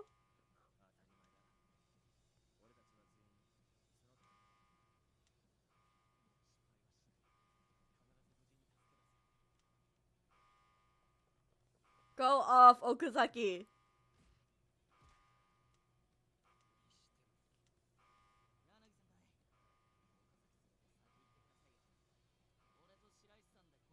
Okay, on Enomoto. Just make those decisions. Go off, King.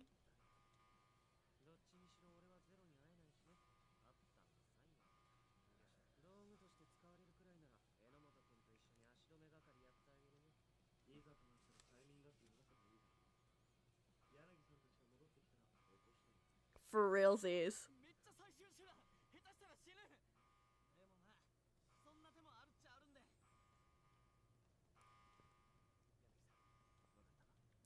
Yes, Okazaki, we get more Okazaki time. More Okazaki time. My men are coming to save me. I'm getting fed. For a while, I sensed a commotion outside. Perhaps the church's walls were thin, though before it had been eerily quiet. What's going on? Saiki was looking at his phone blankly. It had to be something serious if he couldn't even take his eyes off his phone.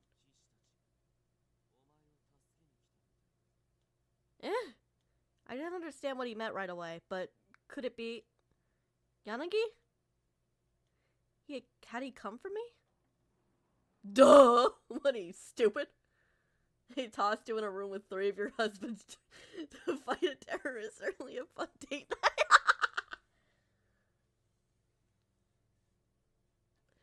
Technically, it's only 2. It's really only 2. Then the door opened to the church. I didn't know the man who had entered the room, but I feel like I've seen him before. It was Rei Mikuni, the politician. Yanagi had mentioned that he might be one of the ringleaders of Adonis.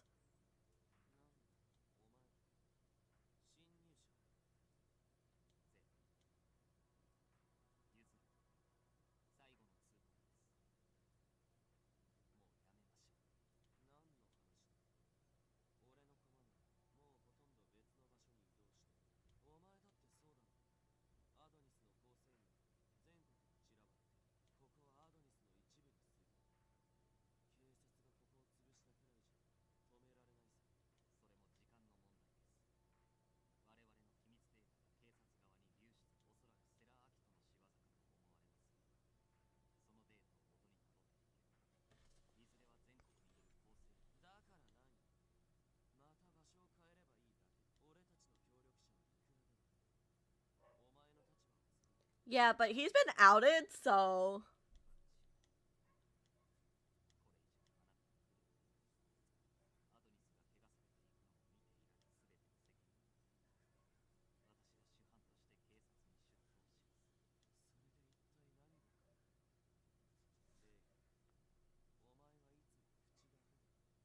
Says you.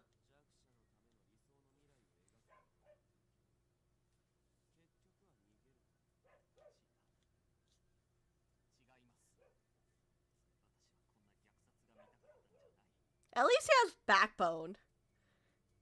At least he has a backbone to fucking not resort to killing innocent people like you do, bitch ass. His words pierced me straight through the heart. There were rumors of a rift within Adonis. Did this man's ideals differ from Yuzuru's? He changed to his last name.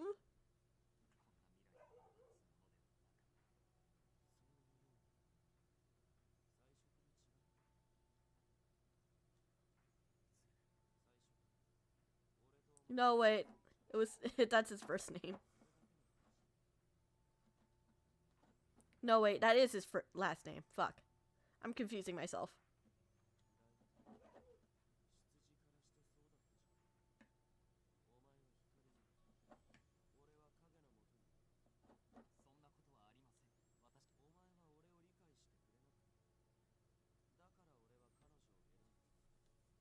Eh? Whispering, Mikuni drew a gun. He slowly flicked off the safety.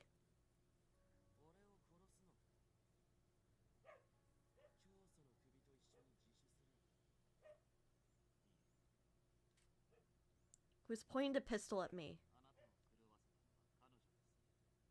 Hey, yo! Hey, yo! What did I do?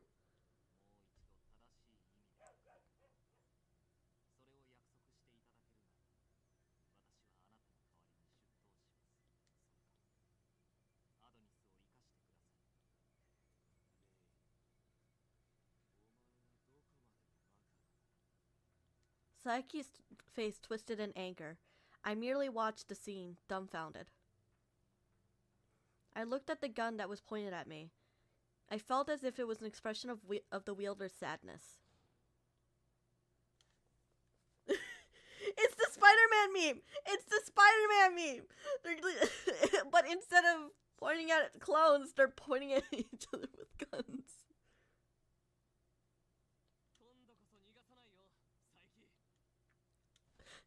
Those are my husbands. Those are my husbands! Look at them go! Yanagi pointed his gun at Rei Mikuni, while Okazaki pointed his gun at Saiki.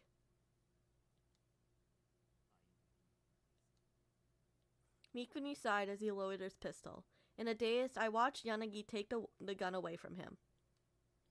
His eyes looked forlorn, as if he'd lost something important. Yanagi rushed over to me. When I saw him, I felt as if all the strength in my I felt as if all the strength instantly drained from my body. He came for me. He'd come to rescue me in this place without regard for his safety, like a dumbass. Of course, I knew how pathetic it was that I've been so easily abducted, but my happiness overtook my shame. Hearing the shot, I turned to see that Saiki had been walking to the back of the altar. The sound had come from Okazaki's pistol. Oh, thank God.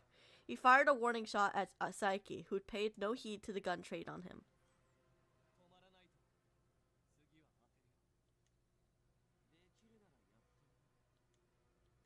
Saiki turned around. He was laughing. I wouldn't be laughing if I were you!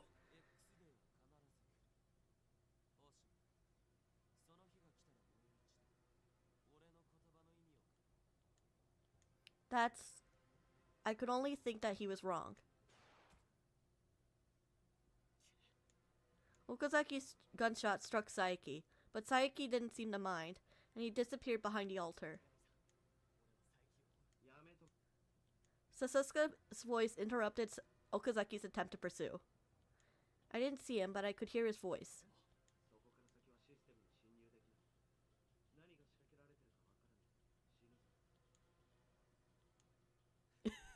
Damn, he's giving up? Okazaki's giving up? Okay. With a sigh, Okazaki holstered his gun. He was still looking at the altar. Saiki. He'd said that X day would absolutely come. That could only mean that he would trigger it.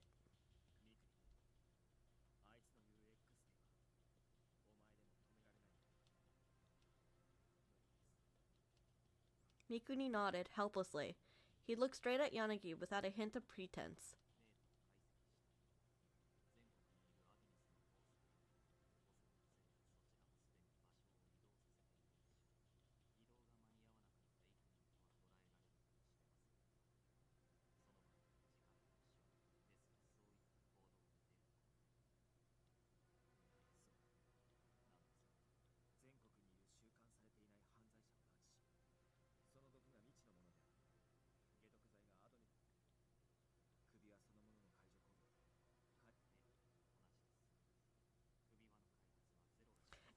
let's go!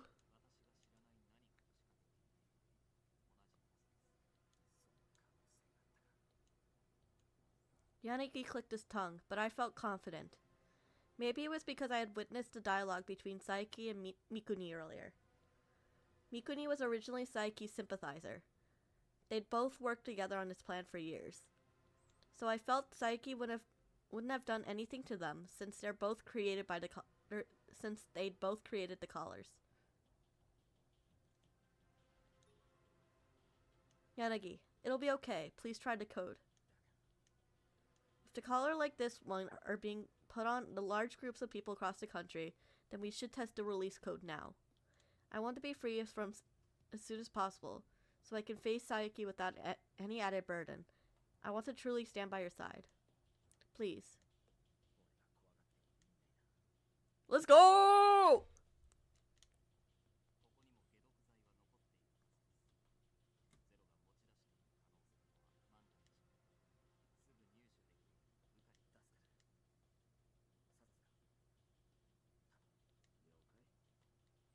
Let's go!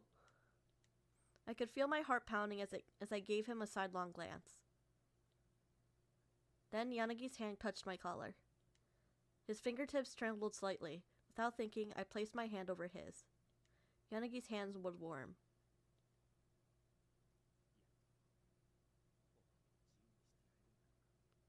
What happened, Poochie? What happened? Yes, I'm sure of it. For a while, we let the time pass. Sasuke's voice chimed in. Let's go! Freedom! Woo! I heard a sound from the collar. I felt a breezy sensation on my neck, and then the lifting of the suffocating feeling. The collar had finally come off. Thank you so much. I felt a wave of relief at being freed from my nightmarish curse.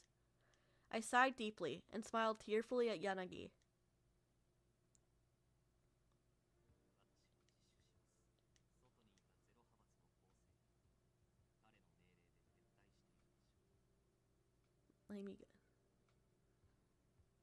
What's wrong with that? Aw, that's cute.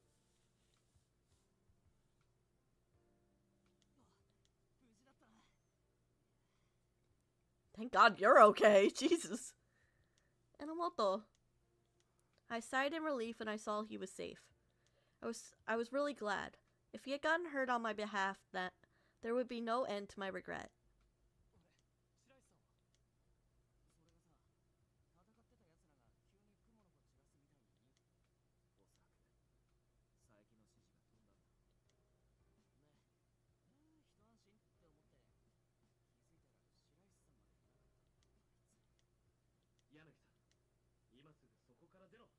Uh-oh.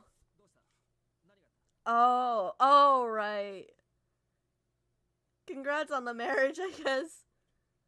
I'm sorry it was bullshit.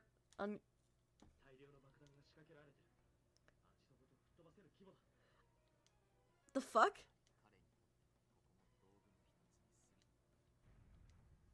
Explosions. Let's go!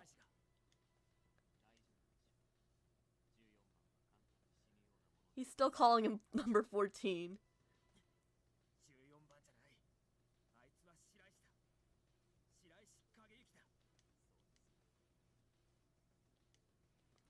Rei Mikuni showed a slight smile in deference to the obviously irritated Yanagi. Somehow, his narrow eyes were dazzling. Simp.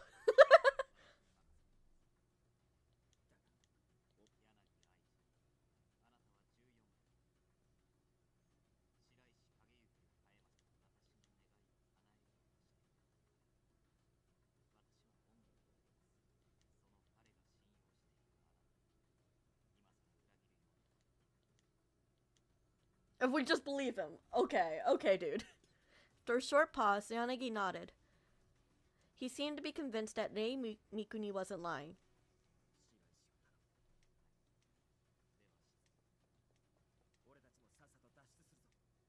Okay, time to get out of there. Get the fuck out of here. It happened in an instant. A large piece of the ceiling suddenly collapsed with the sound of an explosion. Yanagi was at my side immediately, as if he was trying to shield me. No. Even though I pushed him away, I couldn't avoid the rubble.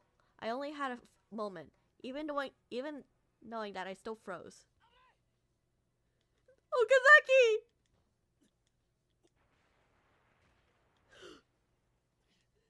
No! Okazaki had shoved both of us out of the way of the debris. The blood drained from my face. Okazaki! No! No! No! I rushed over in a panic. The grisly sight stopped my heart. Half of Okazaki's body had been crushed. His clothes were soaked in crimson. No! No! No!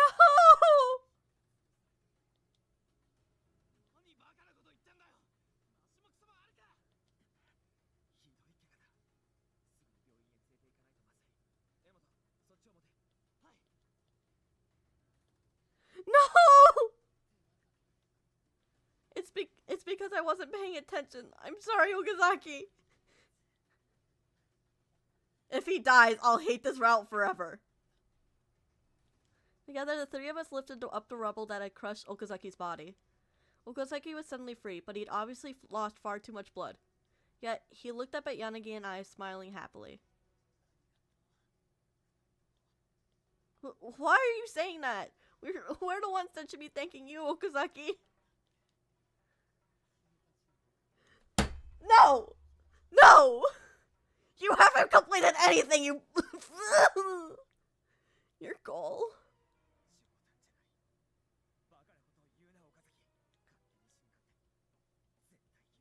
No!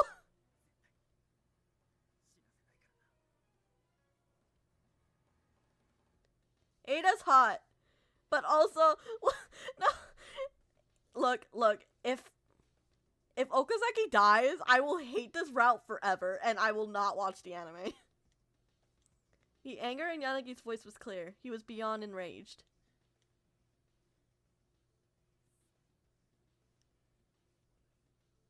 No! No! Okazaki smiled with twinkling eyes as Onomoto carried him.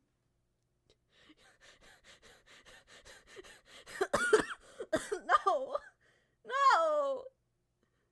Soon after that, we were placed into custody by this SAT and the first aid team standing by once we left by the ruins of the hideout.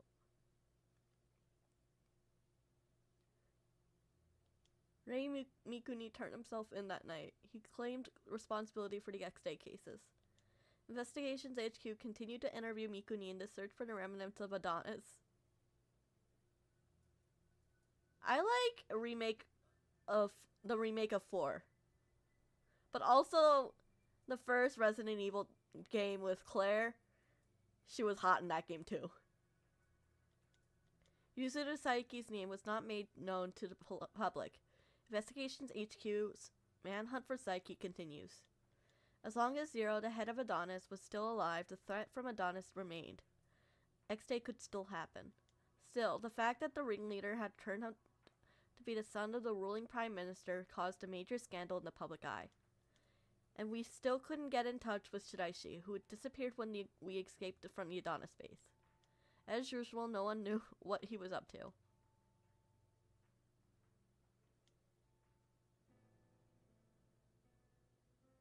I'm sorry? There are 7 chapters? This... December 24th. Report of X-Day incidents. This might be the final page of this report. We're on the brink of X-Day. The public has given in to terror and brim with enthusiasm. The criminals would be judged. So, would I be one of them? The criminals will be judged. Then only am I safe. I am safe. In any case, if the X-Day finally came to pass without incident, then that would be for the best. Japan is filled with people who feel this way. They lack even the will to prioritize their survival and kill those who threaten them. In a sense, one could call Shinjuku in its current state a peaceful town. In this state, violence will not break out. Currently, the first stage of the plan can be considered a success. The strong would become the meek, afraid of an invisible master, fearing vengeance by vague victims they might have hurt. But it still isn't enough. The people living in here still have yet to comprehend true sorrow. Even if X Day arrives and all the criminals are overlooked by the law receive judgment and meet gruesome death that the public witnesses, people would soon forget it. People can even grow accustomed to terror. So we will repeat it as many times as necessary. Self-preservation and selfishness. People who are oppressed for such foolish ends.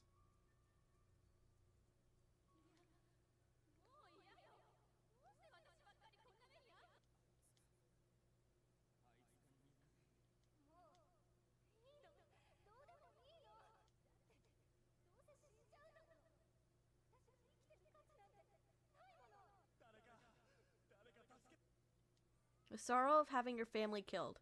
The sorrow of losing a place to belong. The sorrow of being betrayed. The sorrow of having your pride cut down. Torment, sadness, despair. Countless avenues of sorrow. It is a poison that defiles your everything. For the past 10 years, I've invited sorrow, been wounded by it, and accepted it wholly. And yet sorrow still exists. The end will never come. At this rate, sorrow will exist forever. I can't accept this any longer. My heart will break. I embraced the sorrow of victims and carried out the vengeance with my own hands. As a result, sorrow will spread. There is no point to it. Then, what is there to do? How can I truly spur a revival? And the answer is simple. Human ego is what gives birth to sorrow, and as long as that exists, so will sorrow. I merely need to erase all ego then. I will oppose evil and will kill each other. This is when I forgot the ideal I strove for and lost sight of my own justice. Humans can lose their ability to feel sorrow. They will see when they have nothing to lose. They'll realize that people who have no inherent worth. They'll understand that they're not special. I finally found it. I found my ideal world, my destination. A world without sorrow. What the hell?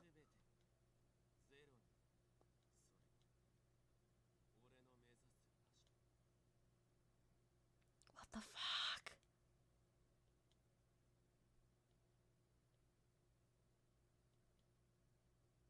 Merry Christmas!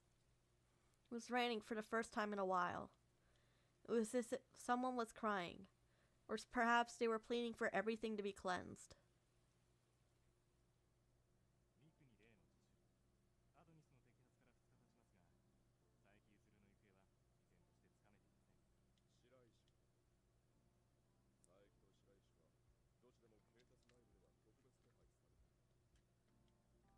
Right now, Minagishi, Morioka, Yanagi, Morioka included among the investigation, and I were the only ones in Investigation HQ.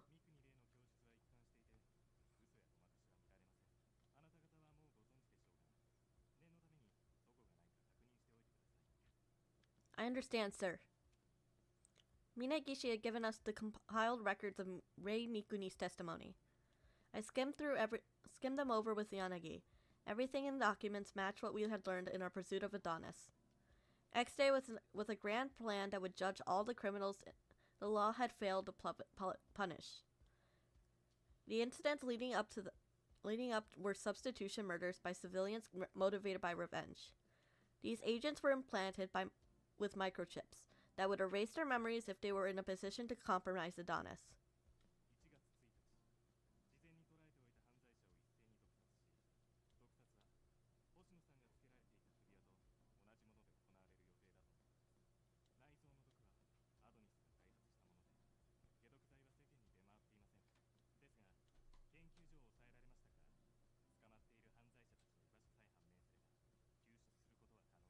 Hooray!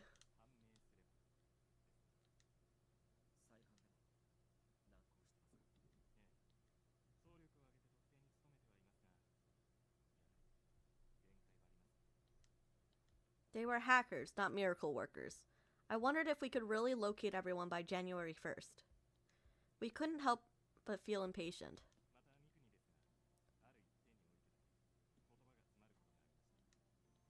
Yuzuru Saeki?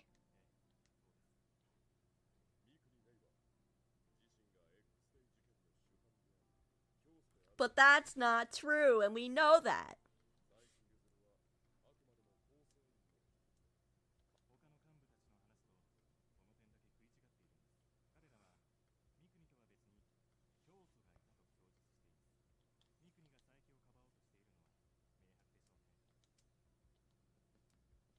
I'd reached the end of the documents. Everything matched from what I heard from Saeki.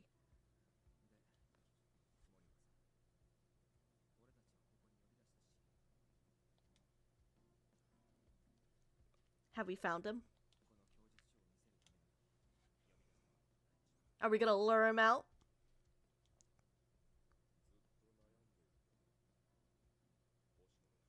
What the fuck you mean by that?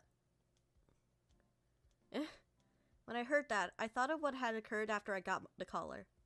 We had told Minagishi and Morioka the whole story about my collar.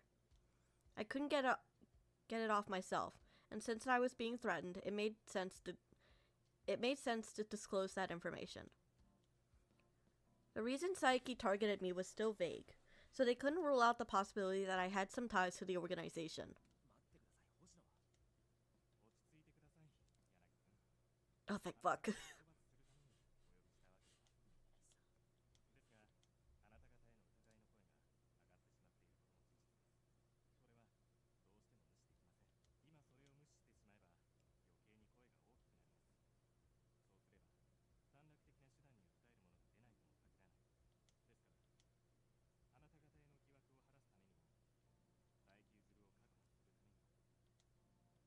Our cooperation.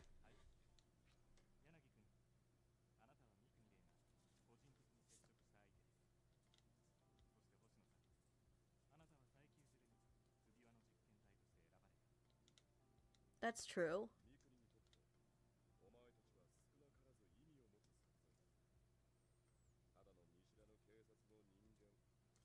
That is true. That is true. Unfortunately, that is true.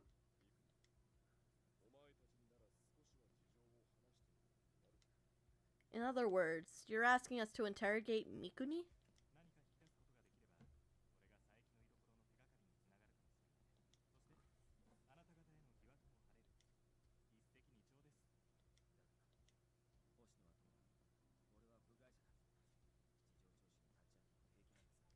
It's fine. It's fine.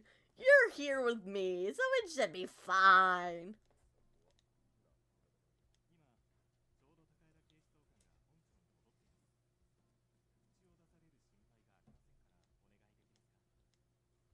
Of course, we had no reason to refuse.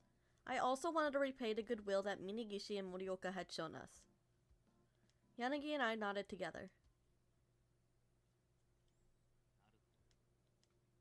In my opinion, Nei Mikuni didn't look particularly wary. I was seated directly across from him. Yanagi was behind me. Mikuni looked straight at us.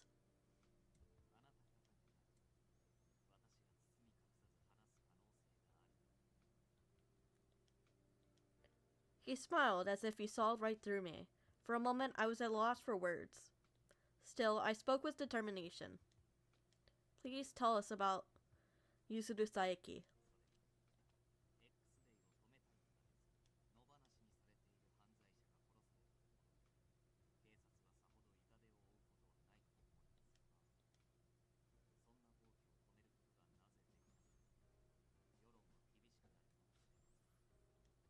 I'm not asking for the dignity of the police.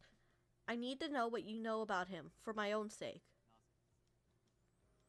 When I went to the academy with Saeki, but I went to the academy with Saeki, but I never noticed.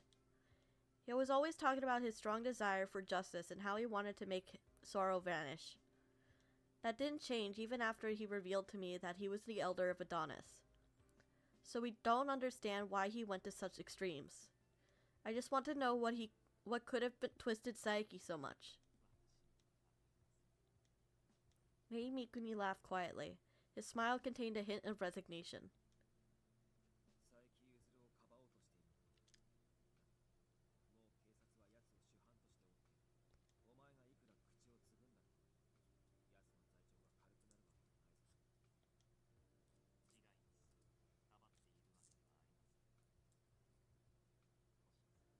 Okay, then fucking spill, dude! Huh? Mei Mikuni shook his head. Somehow he seemed smaller than he did before. Yet you're being a coward and not spilling the tea!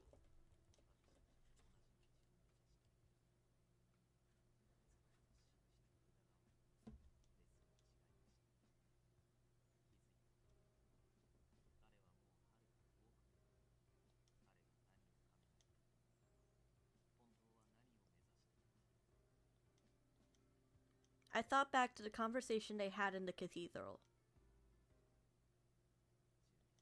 We're not going through that dialogue again. That exchange between Saeki and Mikuni felt sincere to me.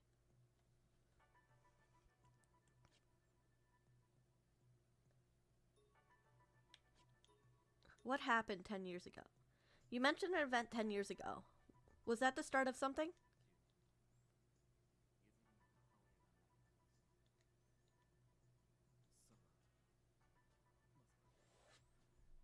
Uh-oh, murder! No, she did.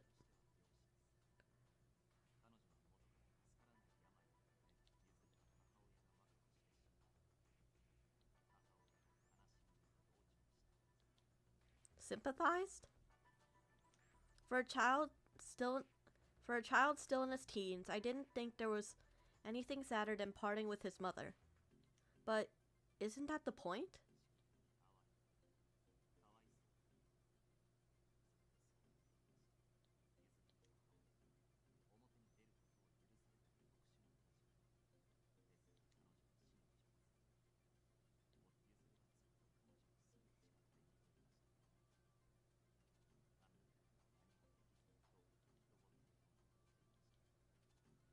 Oh, so he's a psychopath.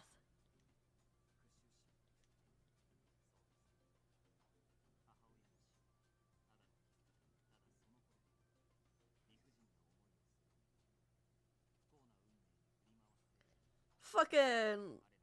He's like that demon from fucking Demon Slayer. The fucking cult leading one. Fucking crazy ass bitch. And you sympathize with that?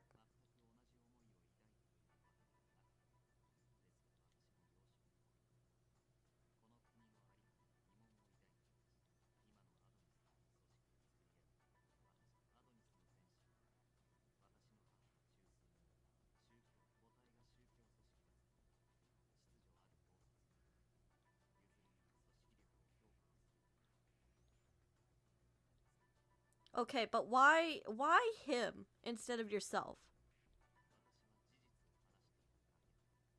I see. I didn't think that Mikuni was lying. That went for Saiki too. Mikuni probably did think this was all his responsibility. I wonder if it was even feasible to keep looking for Saiki. Mikuni was probably sincere when he said that he didn't understand what Saiki was thinking. Then who does understand him? Was he embracing an incomprehensible solitude?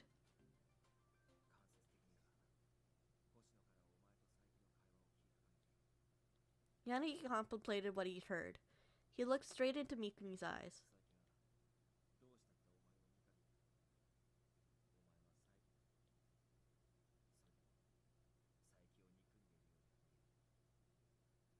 Yeah, why the fuck would you go this far?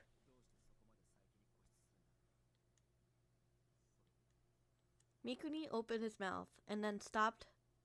His words trailed off into a whisper.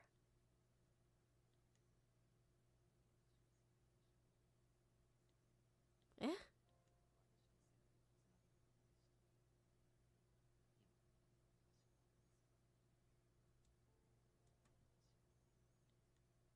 He spoke with terrible melancholy.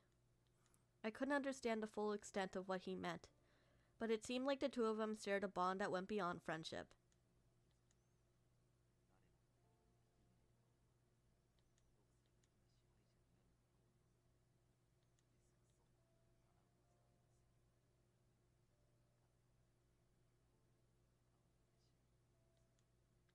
You're wrong. I don't think he's changed a bit.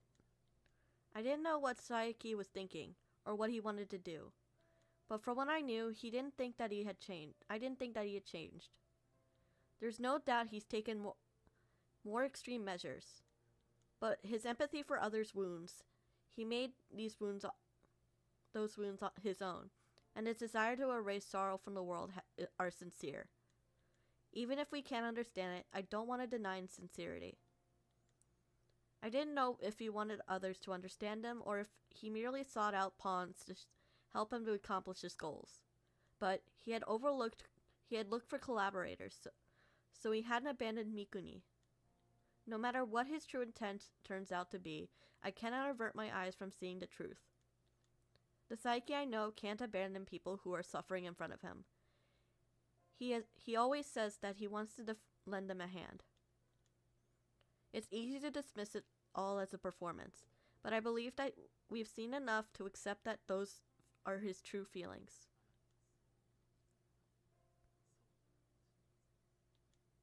Mikuni chuckled bitterly.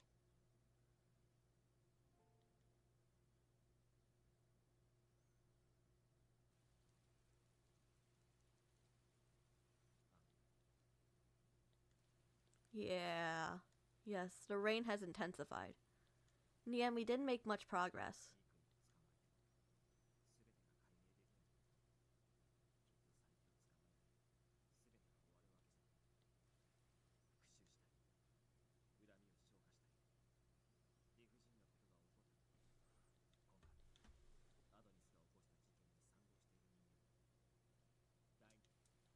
You're right. All the ex-state criminals were ordinary people. They sought Adonis for salvation and revenge. This world didn't reward good and punish evil. Too many things in life were shades of gray.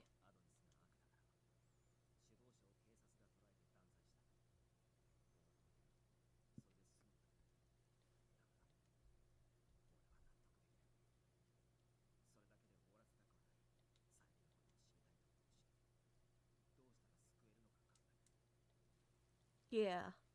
Even if we couldn't understand him, even if our ideals differed, even if he had committed sins, even if he hated other people, I didn't want to ignore the sadness within reach. I want to extend a hand to him. I agree with you. My feelings hadn't changed. It was like Saiki had said. I felt the same, even when it was about him.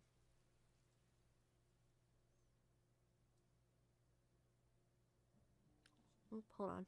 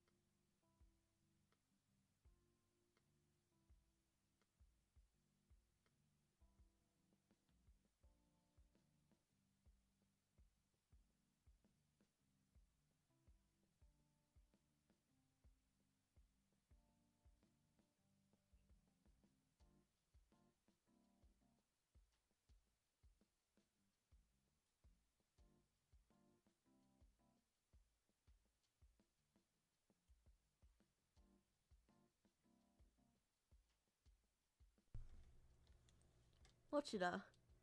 Mochida approached as soon as I returned. He looked terribly worried. He must have heard about Saiki. Mochida had also been close to Saiki. I'm sure they'd interviewed him as well. I'm okay. Thanks for worrying.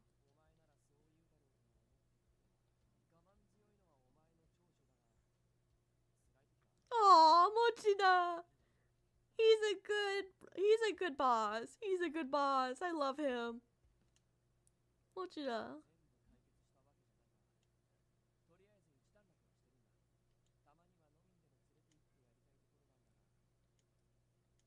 What are you talking about, sir? It's Christmas Eve. It's a special day that comes only once a year. So go spend it with your wife.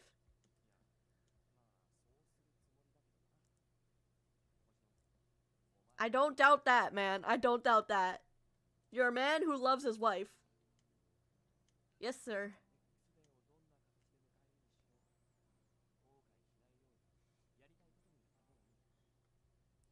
Of course, sir. Of course.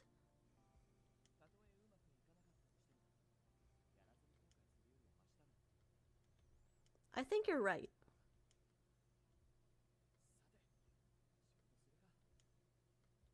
Watching Mochida return to his desk, I resumed thinking. There are 8 days until X Day. If we hadn't removed my collar, my life might be in jeopardy right now. Fortunately, I'd managed to escape that fate, but now I was at an impasse. So I don't have any regrets, eh? A text? I took out my phone to check the new message. It was from Sakuragawa.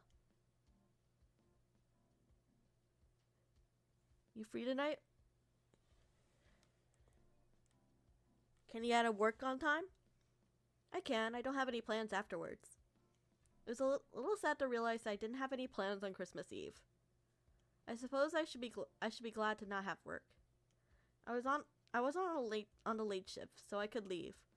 I thought about buying a cake on the way home, at least. So I sent up my reply. Shall we have a fellow single loners drink? It'll be you, me, and Mukai. Looks like I had plans after all. Let's go!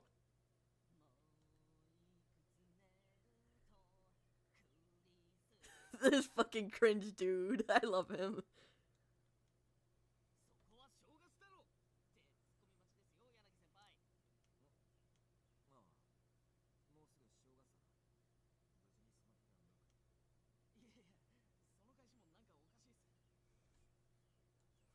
Because it's not over yet. It's not over until we find Sayaki.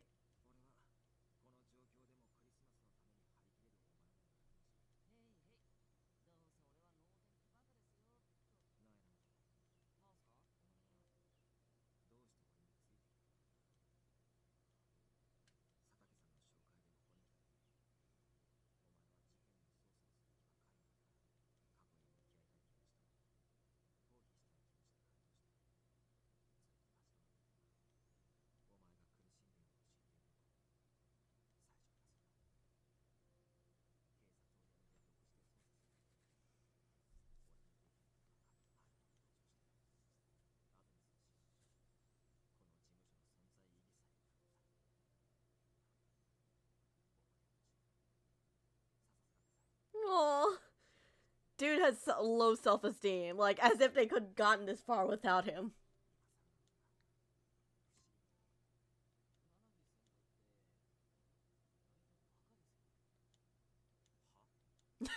Yeah.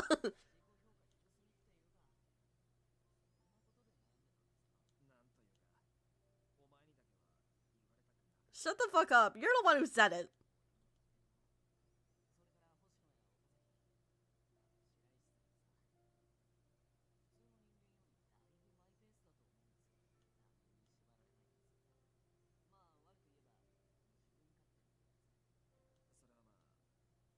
Yeah.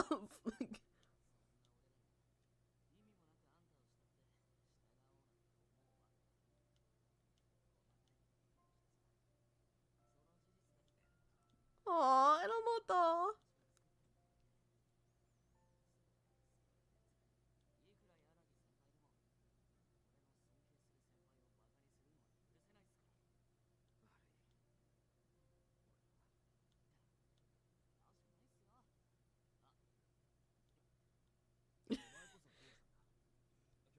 Cause he obviously has a crush and won't fucking admit it.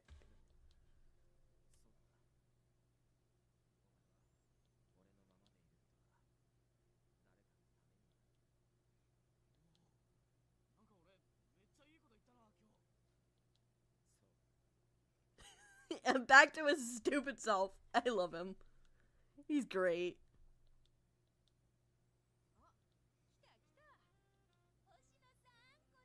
Mukai, it's Sakuragawa! Mukai, sit down, please. When I got to the pub, I saw that Sakuragawa and Mukai had already started partying. They're so drunk. Even if they rushed here after work, they couldn't have been here for more than 30 minutes. What drinking technique did they employ to get this wasted? Especially Mukai.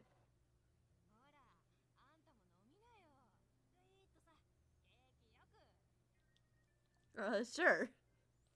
Sakuragawa had pushed a pint glass into my hand and forcefully poured me a full glass of whatever it was that they were drinking.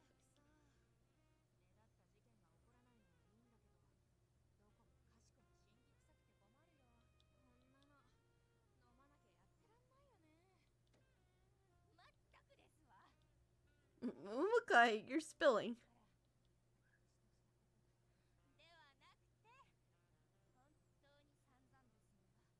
Oh, we're back. And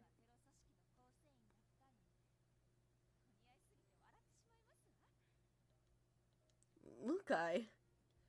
I felt that she was going too far when I realized Mukai had started crying even. Though she was still in the middle of her merciless takedown of Shiraishi.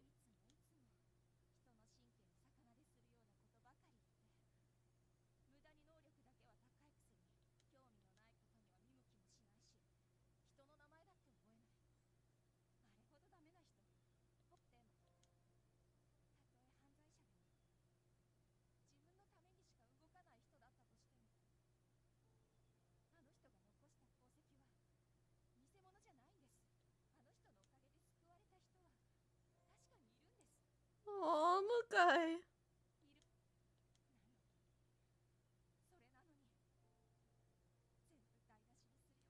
She cares. She cares about him in her own way.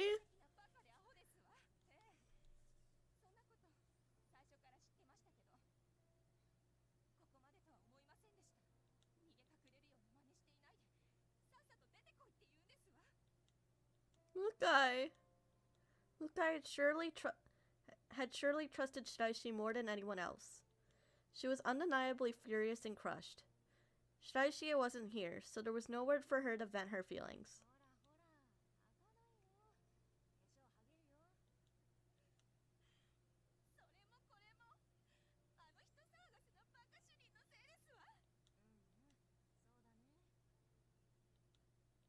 I tried to comfort Mukai.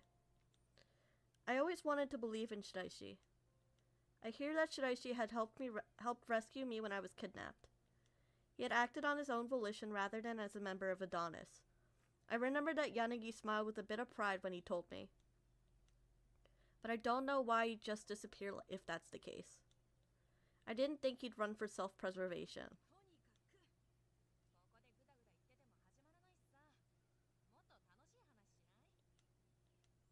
Fun. I can't really think of anything in these circumstances, though.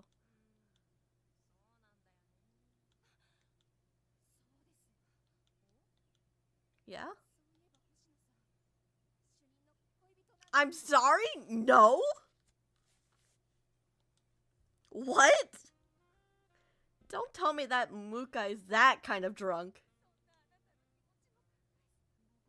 We're back. I don't know why the stream keeps crashing. It's always great to see.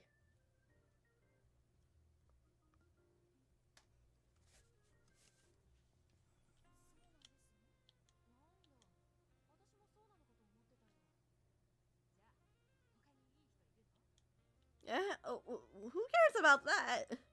I fumbled over my words and reached for my full glass of beer. In an instant, it was empty.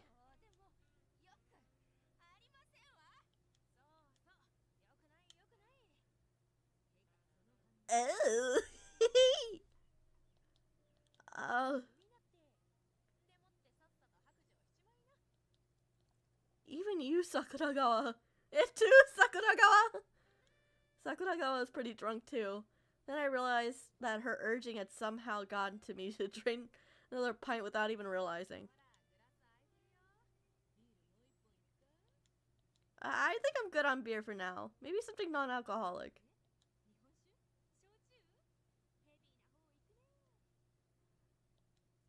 I'm not strong enough to chase my beer with something like that. I ordered a weak cocktail and took a break. I didn't feel like getting that drunk.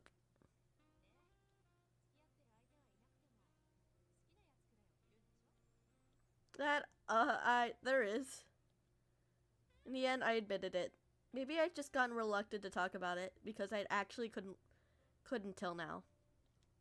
Wow, I'm just talking about Yanagi. In that case, maybe it was okay to talk about him a bit. I was definitely drunk. Yeah, girl, come on. Well, I kinda already did.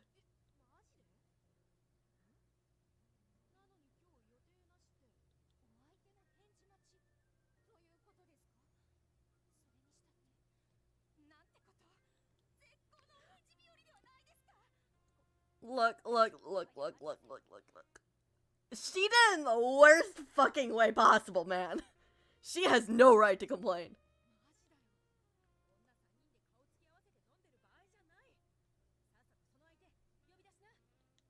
Ah. But why? I didn't understand. But what I was really unsure about was, what if he actually does give me an answer? Sakuragawa made me realize that I longed to know. I started writing a text. No, girl, no! I hastily thought about the message I wanted to send and just went ahead with it. I'm gonna throw my fucking controller. I wasn't thinking rationally. What's up? What's up?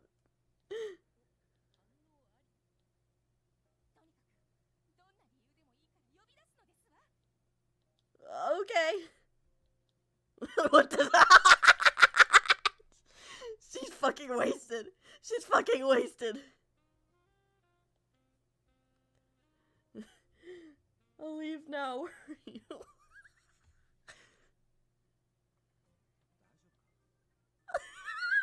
No, he actually came. Yanagi came right away. But I had sent him a semi-urgent message with no explanation, so he didn't seem to understand what was happening.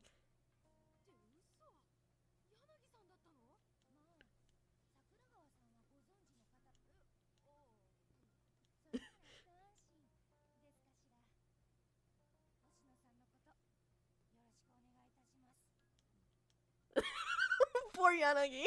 No, are we in for another fucking awkward ass confession?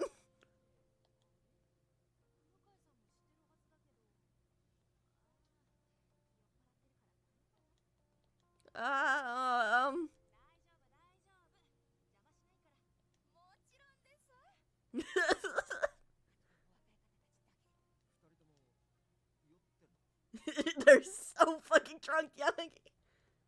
Yes. That was the only response I could muster. Mrs. Sidelong look, flustered by Yanagi, Sakuragawa and Mukai stood up to go.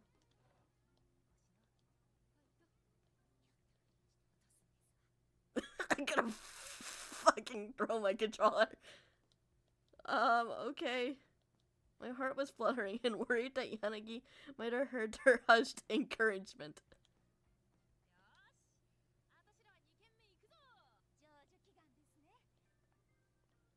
And they left like a tidal wave, building a momentum. They left.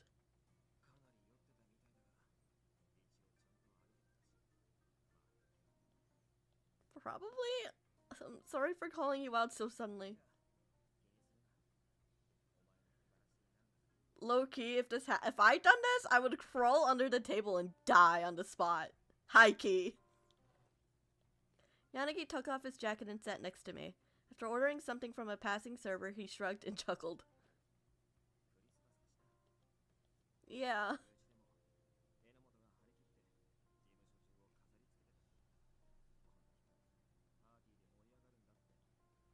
Oh, did I take you away from Minamoto's office office party without thinking?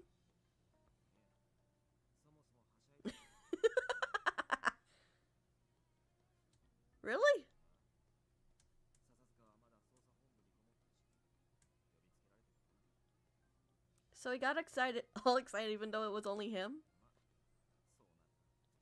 That's so him. I feel so bad for him. I'm sorry, Enomoto. While I mentally apologized, Yanagi's order came. It was sake. Well, let's toast since you're here in honor of your hard work. Cheers. I touched my glass to the one Yanagi extended to me. The glass is chinked with an icy ring.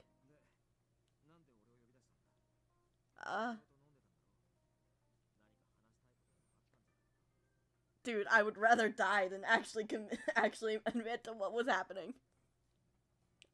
Well, I looked around at a loss. I wanted to hear his answer. It was Christmas Eve. I wanted to dream a bit, but I'll never recover if he shoots me down, and the moods and setup now are terrible. I called out to him when I was buzzed, but I couldn't see this ending well. I'm thirsty. Not knowing what to do, I took a gulp of the drink I was holding. Now my head was swimming. No! You fucking dumbass!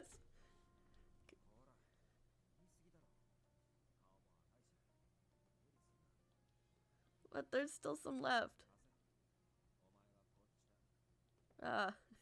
My stupor, Yanagi took the glass that still held alcohol in it away from me. And instead, he handed me a glass of water. I watched Yanagi gently bop me on the head as I took the glass that he offered me with both hands. As I savored the sensation of his large hands, Yanagi used his free hand to raise the glass he had taken from me. And then he drank the remaining.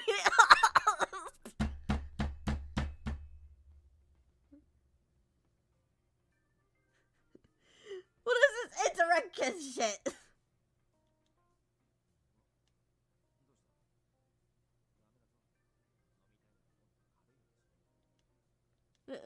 No, nothing at all. I couldn't possibly admit to something embarrassing as being flustered by an indirect kiss at my age. When I looked at Yanagi tilting his head in confusion, a world only spun faster. What now? I need to think of an escape plan.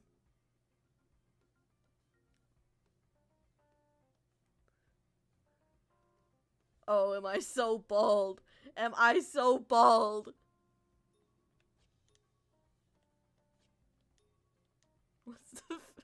If I can't get to express his feelings by getting him this is a horrible idea. For all, I was in this situation because I got drunk with Sakuragawa and Mukai. This was a rather cunning plan. Let's drink, Yanagi. Yanagi tilted his head quizzically, or something has struck his throat. I can't lose until I get him thoroughly. I swore I oath to myself. Shush. Or so I thought. Why aren't you drunk yet? I think he emptied another glass of unknown sake with nonchalance. For some reason, he didn't look the least bit intoxicated, no matter how many cups he drank. I'm gonna fucking kill myself. You don't look like it at all. When I got downcast because of my scheme had failed, he extended his hand to me. His hand pats me on the head, which was a little firmer than usual, which made my heart flutter. I hated myself. Me too, Sens. Me too. Now I'm gonna look bad because this isn't something I can consult him about.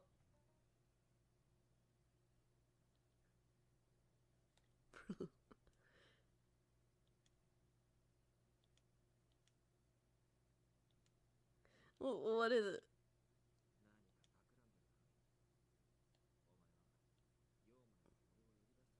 I want to see the drunk. I want to see the drunk. For now, I'll play drunk. I was actually drunk, so I wasn't lying. I think I'm a little overserved. While saying that, I tried to snuggle up a little again. He was just making a soldier. I could feel his body heat. He was warm.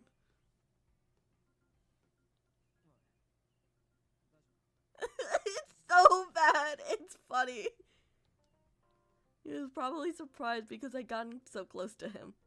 But his initial anxiousness seemed like it was venturing into more concern. Now I just felt guilty. I'd made him... No. I'd actually die of laughter. I'd actually die of cringe. I made him worry needlessly when he was actually concerned for me. Sorry, I'm drunk, but not so drunk I can't sit up straight. He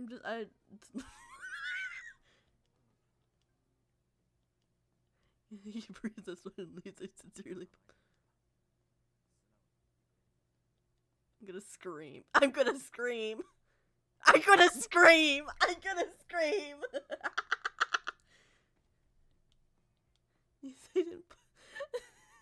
Yeah, damn. You say didn't push you off, right? I was still leaning on him so I could hear him whispering close to my ear. Sounded embarrassed, but I don't think I imagined it. Did you just say it was cute?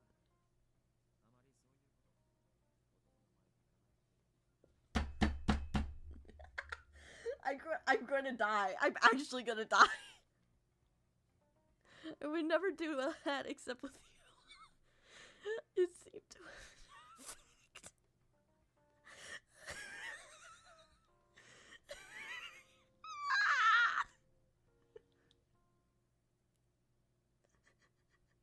For a little while, the moments awkwardly passed in silence. I became aware of the fact that Yanagi was staring at me. I feel my face burning. What is it?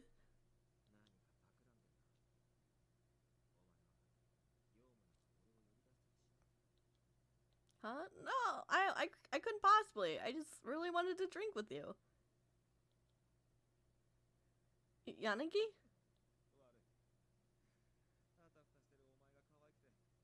Fuck.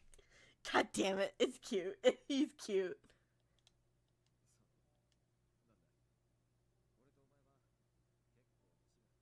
Don't fucking remind me. He suddenly led with that. I tilted my head in confusion, unsure of what he was getting at.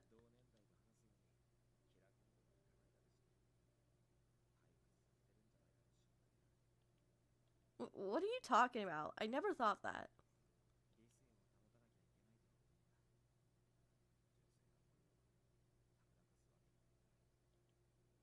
But I want you to toy with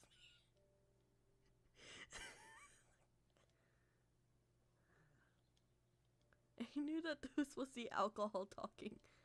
But it wasn't a lie. It was how I truly felt. Unfortunately. Wait, what if he actually understands why I called him here?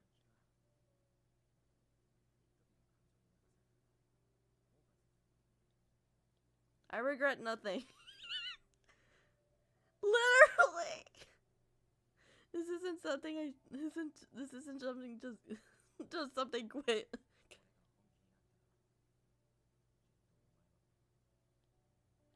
I'd probably be happy.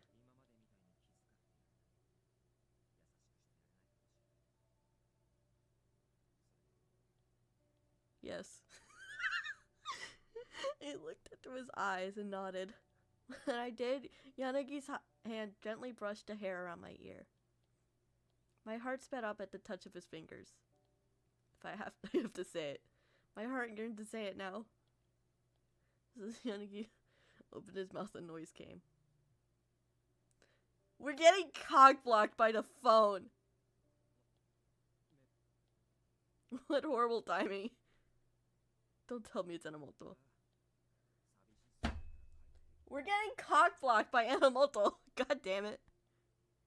Right. It's painful to imagine the thought of nobody going to the party that he'd gotten excited for and prepped all by himself.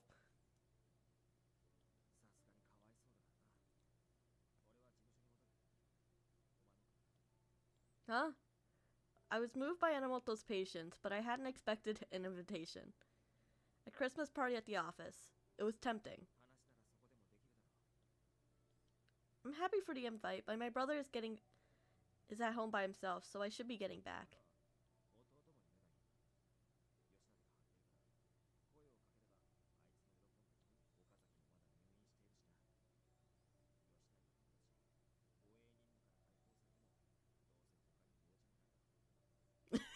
Damn. Damn. Oh, thank God he's alive. I would have hated this route if he died. Oh, but wouldn't it be a bother?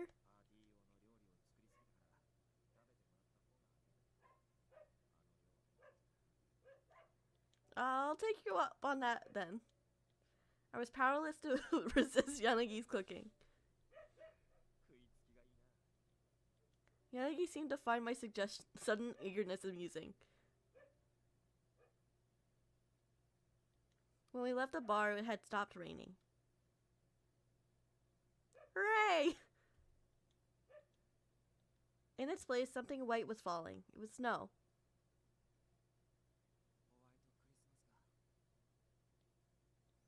Yeah. Yanagi smiled, gazing up to the falling snow. When I saw his eyes that seemed to be gazing off in the distance, I couldn't take it anymore. Yanagi! I suddenly grabbed his sleeve. Now there was only now was the only time to say it. At least that's what I thought. You're drunk ass, of course that's what you thought. But the words I've been holding inside wouldn't come out right away for some reason. Yeah? Yanagi's hand landed softly on my head. He patted it like he wanted to comfort me. Is he gonna say it back? Is he gonna say it back?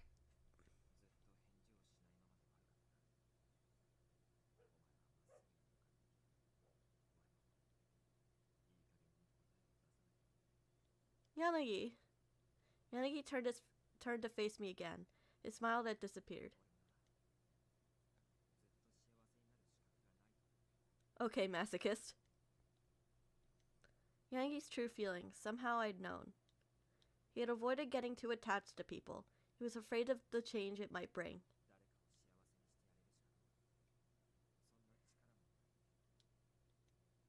A suffocating pain gripped my chest, moved by his sadly trembling eyes and voice. You've made me happy, Yanagi. I looked straight into his eyes while I said that. Even if it was just for your own satisfaction, you've already made people happy. You've protected their hearts. I'll never accept that you, of all people, don't deserve to be happy. You have a past you can't forget, but it's wrong for you to reject your own happiness. Yanagi's eyes widened as I entreated him. Then he chuckled.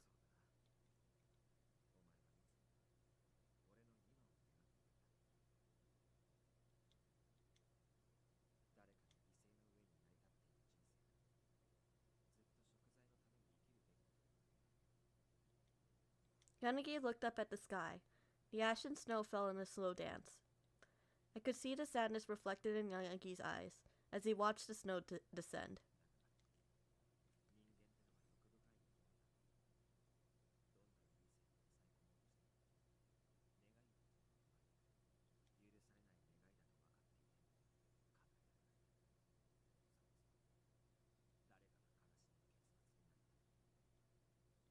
There's no way that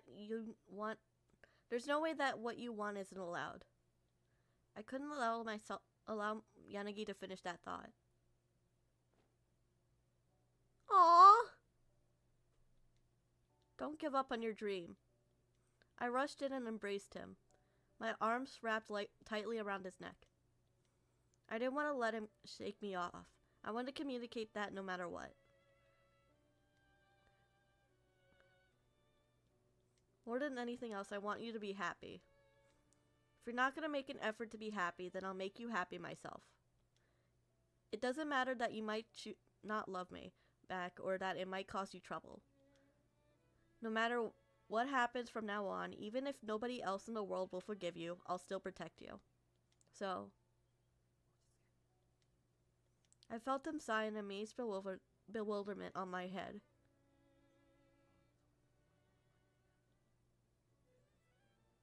Aw, this is cute!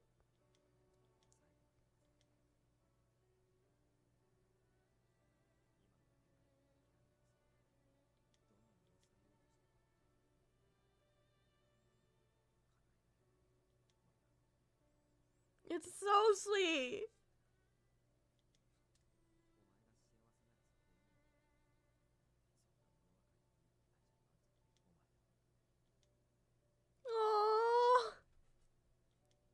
Huh? Oh! I looked up at him in surprise, but then something surprised me even more. Something was touching my lips.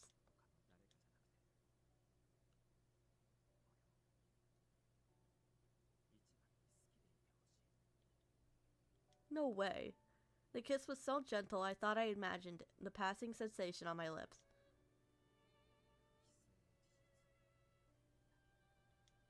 Oh!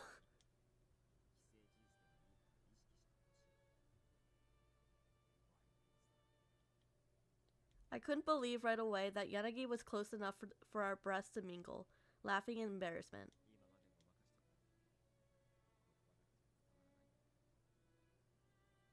Oh, they're so cute! Fuck!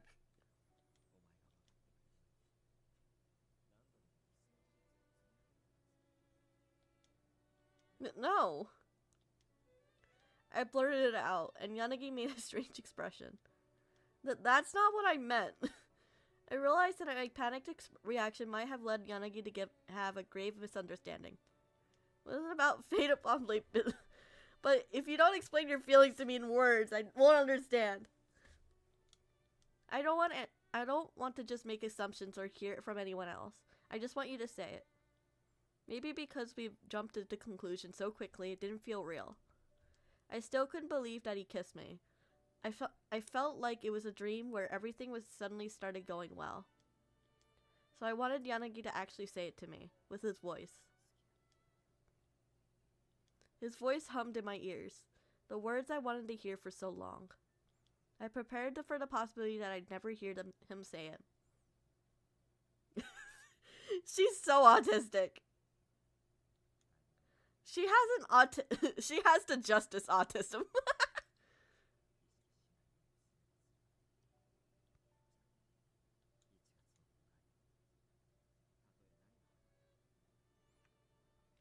Aww.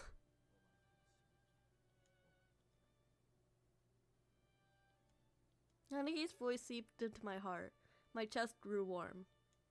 I clung even tighter to his chest, hugging him to show that I agreed with everything. I want to be with you too. I swore to myself that I'd never let him go. Oh, fuck. Good evening. Sorry to interrupt.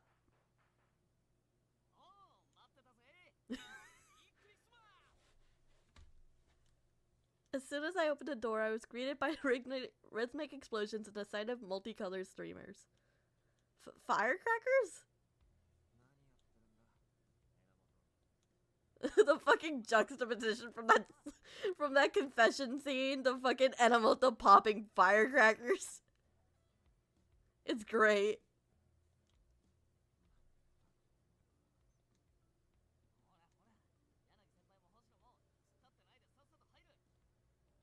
I realized that it was true. There were already other guests in the office.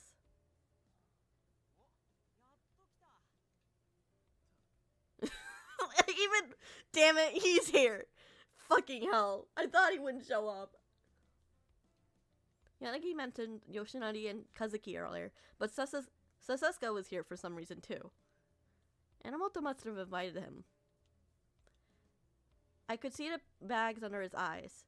He must have really not been exaggerating when he said that he wasn't sleeping.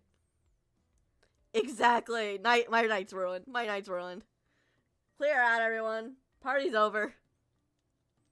He looked like this a lot lately, so I was a little worried.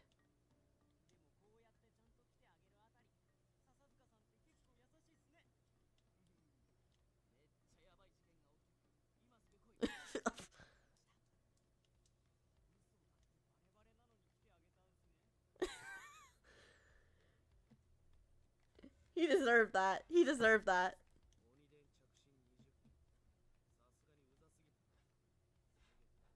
Your story about 20 creepy phone calls was way too sketchy. It wasn't even worth my time.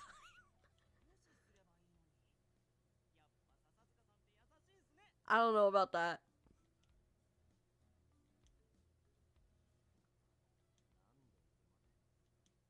Oh, sorry, Kazuki.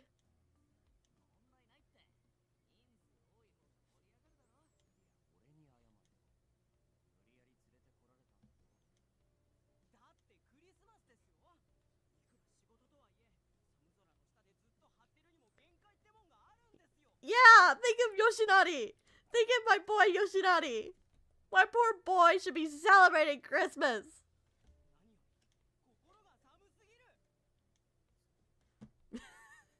But you came. Though Kazuki didn't really seem to mind, so it was probably fine.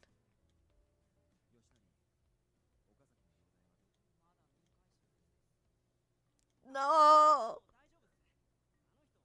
He's not the type to die when he is killed. Unfortunately, people do die when they are killed. So he was not killed, thank God. Yanagi nodded in response to Yoshinari's update, visibly relieved. I'm relieved too. God damn it. Probably been worried about worrying non-stop, even though he believed Okazaki would pull through.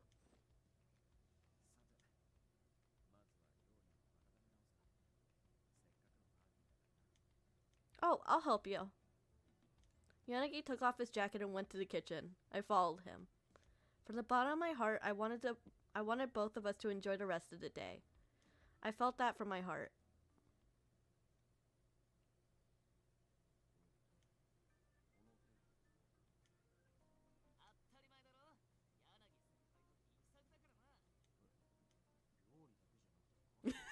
Damn it.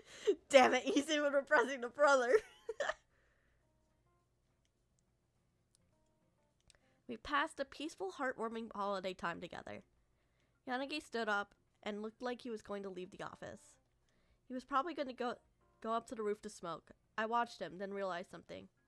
Yanagi, you'll catch a cold if you go out like that. I got up from my chair and headed to him. In response, Yanagi stopped and turned around. Exactly! He's a male wife! Male wife Yanagi!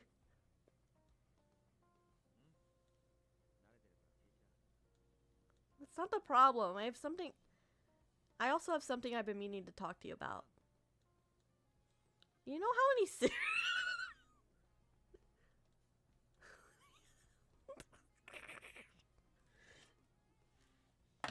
I knew it.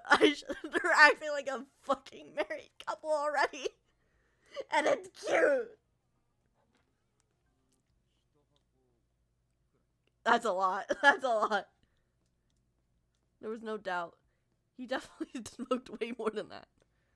I understand. Starting today, you'll smoke half of that. Yeah, get his ass! Yeah, use that mouth for kissing your wife. It's been bothering me for a while that you smoke an awful lot. You do. I won't tell you to quit, but you should definitely smoke a little less. It's bad for your health.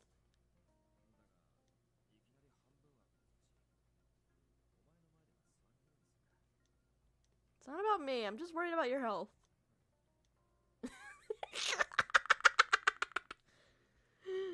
I argued my point, not allowing him to look away. I had gotten close enough to him to touch him, his scent tickling my nose. It's not like I hate the scent, but it felt like he had increased his cigarette usage lately, so I was getting concerned. That's when Yoshinari muttered something in a deep voice, his eyebrows furrowed.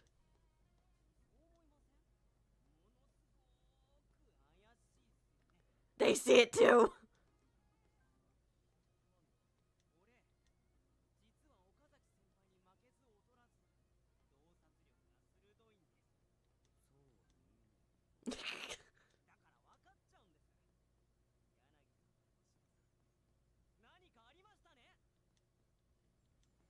I suddenly froze up, not knowing how I should react.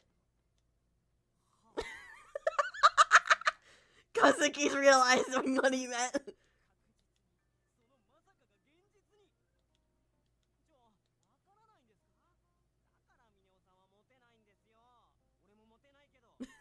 They're onto us, yeah.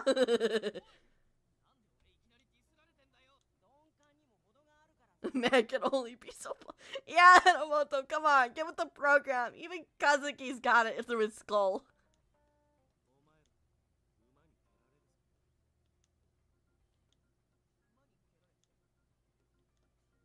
Now everyone was looking at us. What should I do? I don't think Yanagi would appreciate being scrutinized like this. Also, the X day still hasn't been resolved. I wouldn't really have any excuses if someone said that this wasn't the time to be flirting.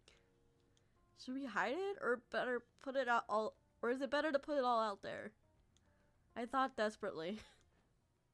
Huh? Suddenly my body was leaning. He was next to me, pulling me close. No! In front of the brother-in-law! In the next instant, his face drew closer to mine, and I felt the touch of lips on my cheek. They brushed my skin before retreating. He kissed me only on the cheek, though. My mind went blank.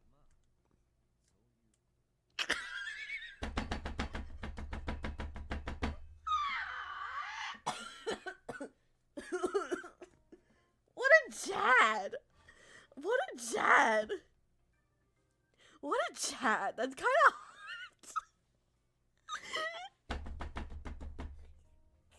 I'm kind of obsessed. I'm kind of obsessed with that. Look, something about slightly possessive men. Impressive. Big dick energy right there.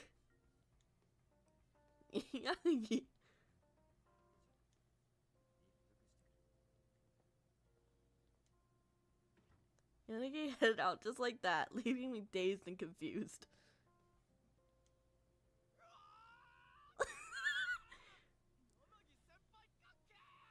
Massive longest move by Yanagi. For real!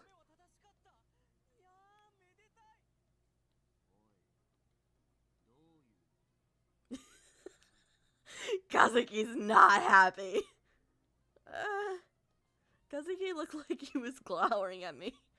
Enomoto and Yoshine worked themselves into a lather.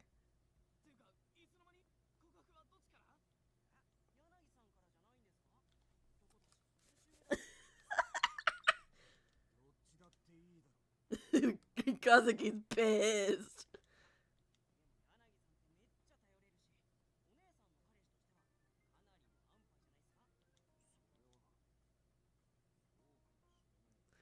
Your sister could have worse choices. Like Sasasuke or Enomoto. I'm sorry, Enomoto, he's a sweet guy, but actually no. He's pretty solid in his route. He's pretty solid. Sasasuke's the one to complain about. Wait.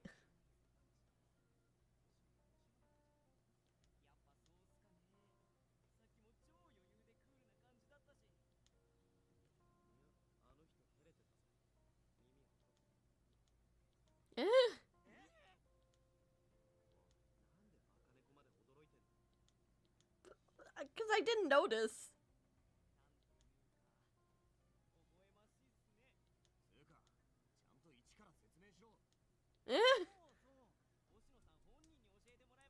Yanagi really abandoned us to fucking explain all this shit on our own. Even fucking Sasasuke wants to know. Damn. Well, I couldn't escape. Maybe I had no choice but to admit defeat. You can't escape admitting how fucking awful your confession was. There'd been more deduction on who confessed first than there'd have been on the working Look. When you smell tea, you gotta spill it. Hurry back, Yanagi. But that wish was in vain. In the end, I told them everything, and Christmas Eve went on merrily.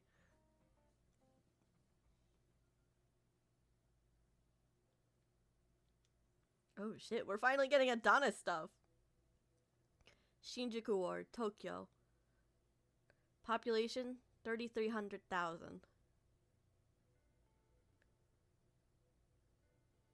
Did I say that right?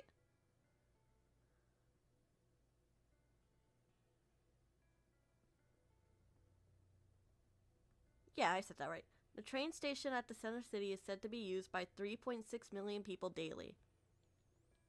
Anywhere people gather, people will have embraced in malice will also gather. Those who scheme to deceive others, those who delight in hurting others, and other people such as these. In any group of people, there are some number of these malicious people, like a virus. That's what Shinjuku is. It was childishly easy to get a foothold here. It was a place full of sinners. It had people who embraced malice, and it was one of Japan's great cities. That was all it took. In this town, often called a melting pot of cultures, emotions freely mixed day and night. That included not just humans, but the subhuman creatures as well. Vermin who look down on humans. But unlike humans, these are feeble. These stray cats wandering Shinjuku streets wage a foolish war during their short lives. Just the act of living leads to greed. They live to face their inevitable deaths. I find that desirable. They know their own weaknesses. Therefore, they unconsciously work towards their own survival. They are unlike humans, who get complacent. The meek learn to fight because they're weak. That's how the instinct of any animal should be. Still, humans are forgetting. No one needs a reason to be born. They survive only that they may live. But now, the consciousness of the people living here is beginning to change. The day has come to realize my ideals. It will begin in Shinjuku, and be retold for generations to come. How about no? How about we don't do that? Oh, that's dramatic. Oh my god, Okazaki's finally getting visitors!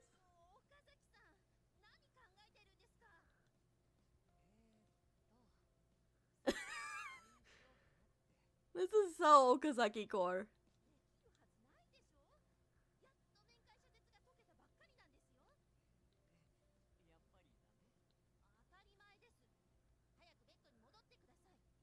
The poor nurse. I'm glad he seems to be in good spirits. We heard Okazaki had recovered enough to have visitors. Yanagi and I had gone to visit him. But I hadn't expected to be greeted with this sight when we had set foot into the hospital room.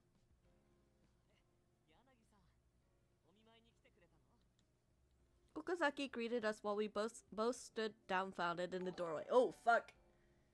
Hi, wife! Hello! Thanks for the raid, wifey! We're finishing up Yanagi's route, hopefully. While the nurse chased him back to his bed, he was smiling and waving. The Sens!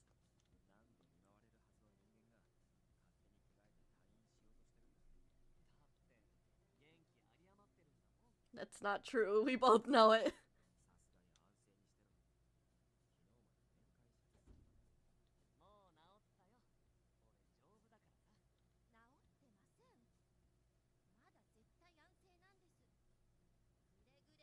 Oh, I forgot about the second alert. Fuck. Yeah, listen to the nurse. Hey, I'm proud of you. I'm proud of you. After giving him a few more reminders, she left the room. We bowed to her as she left. It must have been hard taking care of Okazaki, who kept arguing that he was recovered. Still, he didn't look like he planned to escape our watchful eyes. For the moment, Okazaki behaved himself. Not yet. There hasn't been much progress. But we'll definitely find him. Also, I came here to visit. There we go. Okazaki's wound would have been fatal if he had taken one wrong step. It had been terrible. Miraculously, he had no after symptoms, but when I heard the extent of his injuries, the blood had drained from my face.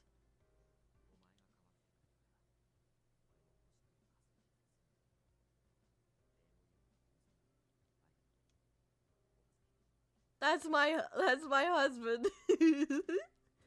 Thank you so much. And maybe I should say that I'm really, really sorry. He had been gravely wounded for our sakes. But the thing that troubled me was how strangely happy he had been about it.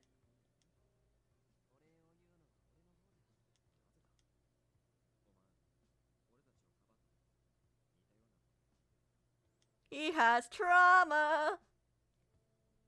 Okazaki smiled slightly and continued. You could see a bit of sadness in his smile.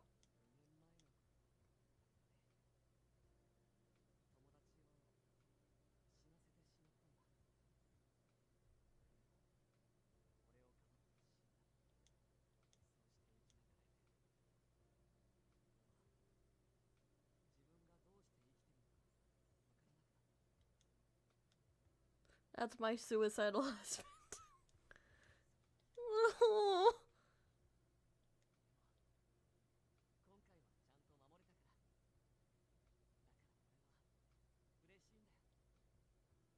Okazaki laughed, telling us that his lifelong wish had been granted. But somehow it didn't sit right with me. Did Okazaki really want to follow in the footsteps of his late friend? I wondered about that. What? Suddenly, Yanagi punched Okazaki. A pretty strong punch, too. As he should! Go off, King.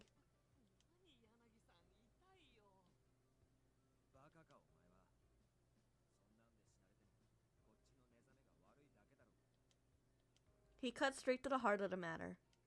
But why? Even I felt somewhat relieved. Maybe Yanagi had said what I unconsciously wanted to say. This fucking bitch. There we go. Yanagi had an air of displeasure. Is Yanagi actually pissed off? As he should be. You should be pissed off too.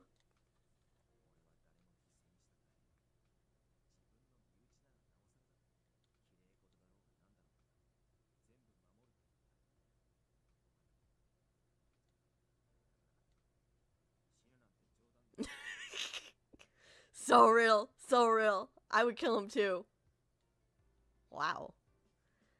He was contradicting himself, but it was clear that Yanagi was really irritated at Okazaki. Okazaki sat there with widened eyes after being punched.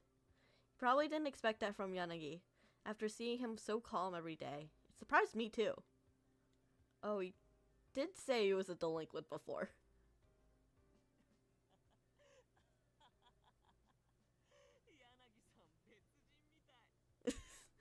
Then, after sitting there flabbergasted for a beat or two, Okazaki turned to me in laughter.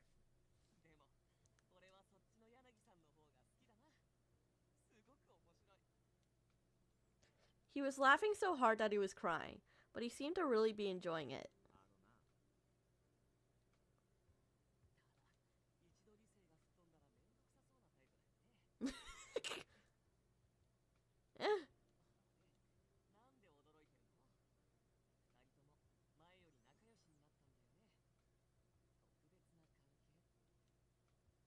How? Of course he would notice. It's him. Of course he would notice. Okazaki was grinning broadly at the two of us. Yanagi had looked away. All that fire he had shown earlier had disappeared.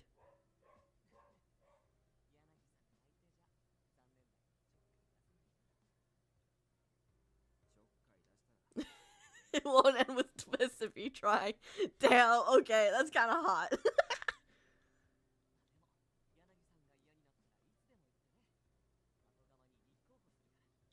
You shouldn't say things like that to mess with me. I stifled the embarrassment of being teased about my relationship and stated it firmly. I couldn't get a word while Yanagi had lost his temper, but I felt the same. Yanagi isn't alone. If you try to die again, I'll stop you by any means necessary. I absolutely won't let you try dying to protect someone. Okazaki smiled happily. This didn't seem forced. It was brilliant, dazzling expression. He's a pretty man with a pretty smile, and I won't let anyone tell me otherwise.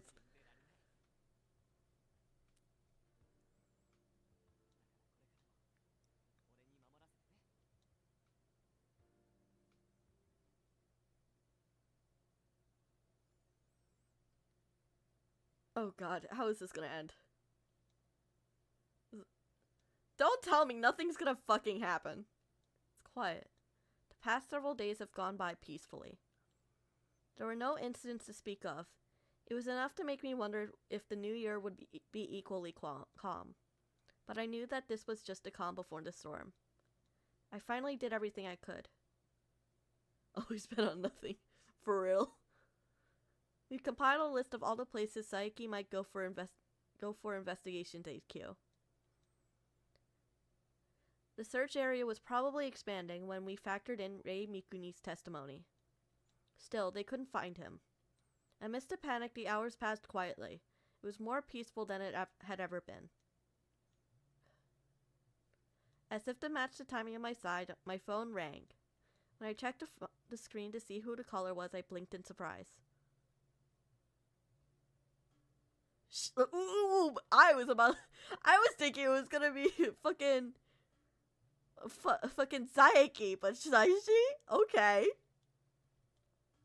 The name displayed was Kageyuki Shiraishi. He had been missing ever since the raid on the Adonis hideout. Hello, Shiraishi? Shiraishi's voice over the phone was so business as usual that it irritated me. Where are you right now? Yes, I did. Thank you. But more importantly... No.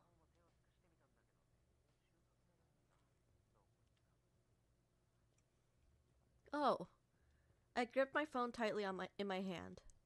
Just where had Shiraishi been, and what was he doing? I've been oh my god, Jesus, fuck! Hi, Kita! Fuck. Damn it, I was gonna raid you. Oh well. So have you been looking for Saiki this entire time? I didn't know there was gonna- by the way, I didn't know there was gonna be a fucking chapter 7! And that it was gonna be this fucking long! Also, the fucking... The confession scene was cute. I didn't think it would change!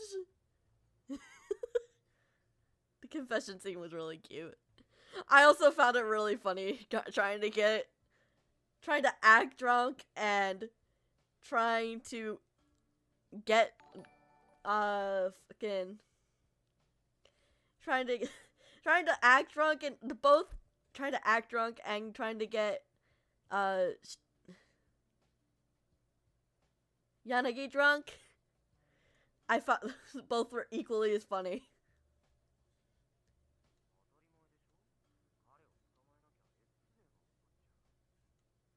You want to stop X Day, Shiraishi?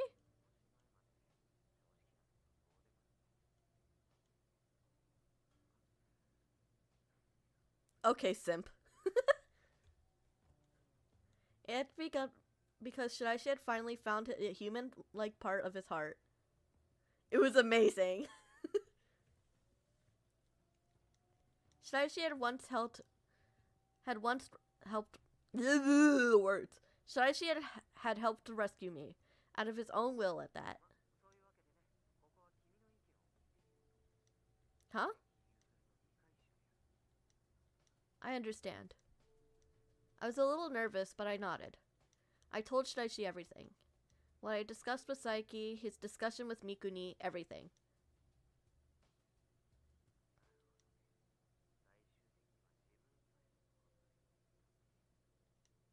Yes. After listening to all I had to say, Shiraishi thought on his end of the line. Maybe he had a lead. Anything was fine, especially something that could lead to a break in the search.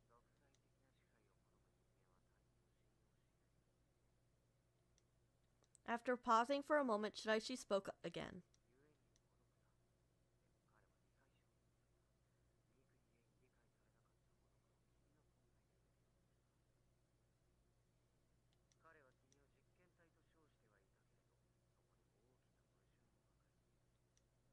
A contradiction?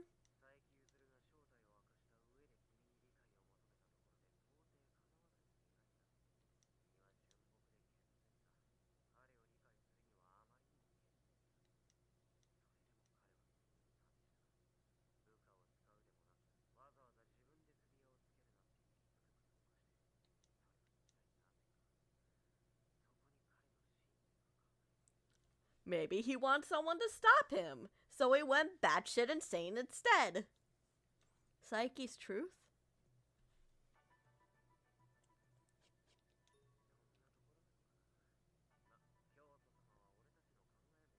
Was I wrong? Saeki's response to my answer was casual, but...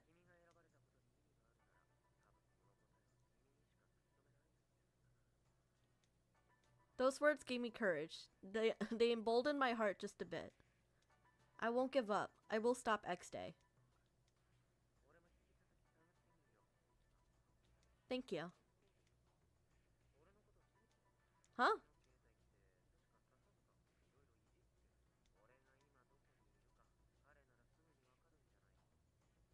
I won't report you. I answered immediately. Besides, there was no need to. Sasuke may have already traced your location, but I'm sure he won't say anything. You're working for the sake of others. You've always have been, Shiraishi. Before it was because Adonis ordered you to, but now you're helping others because your own free will tells you to. You only care about yourself. If you only cared about yourself, we wouldn't be having this conversation. That's why I trust you. Even if he couldn't now, he'd return someday. I had faith in that. Yeah, but she's an idiot that's gonna save Shinjuku, so no one really has anything to complain about. You know? It should be like that. Shiraishi chuckled over the phone, but it sounded like a satisfied laugh. Still. Oh. And with that, he hung up. Okay, should I be like that?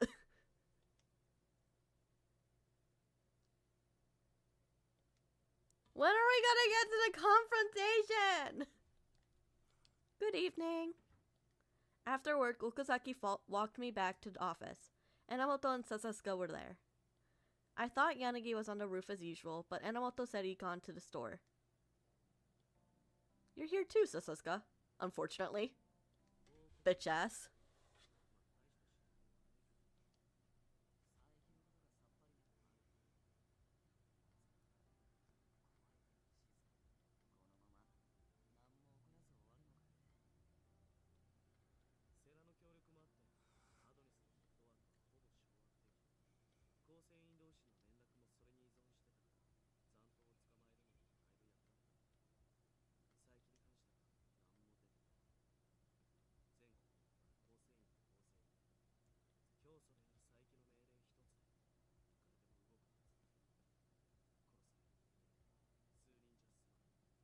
But they're not gonna, cause we're gonna get them first, you little bit, because they're little shits, and we're awesome, you little fuck.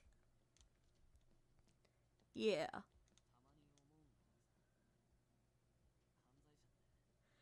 Anyone who has done anything wrong in their entire lives, apparently. Huh? Enomoto mumbled out a question, his face serious.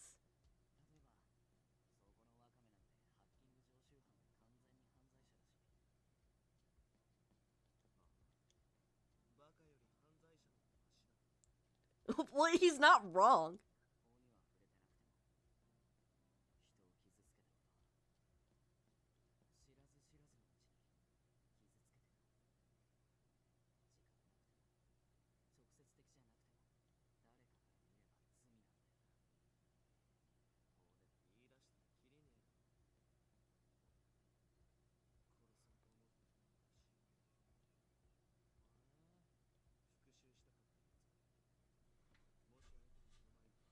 Yeah, cause he's a bitch.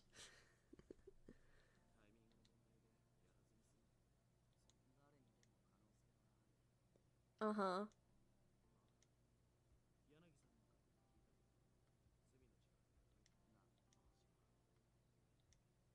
Oh, what for? I didn't know why he suddenly apologized. I couldn't remember anything he had done to me. He needed to apologize for.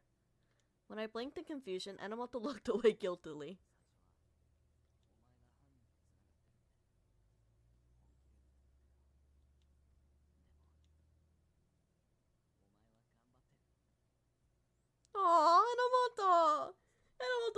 guy. He's so sweet.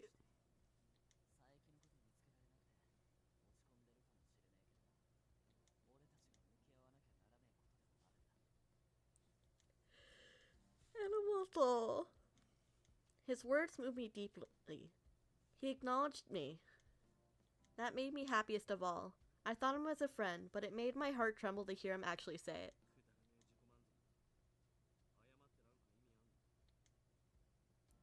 What the fuck you mean by that? Sasuke, as usual, had to chime in with a retort.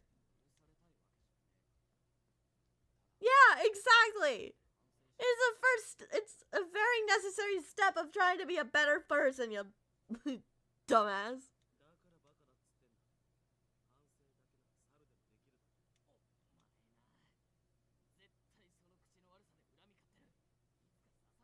And it's gonna be me.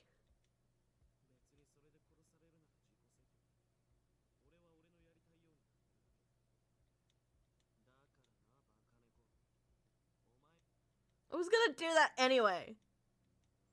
Came to me what Sasuke said it. What I should do what I want. What did I want to do?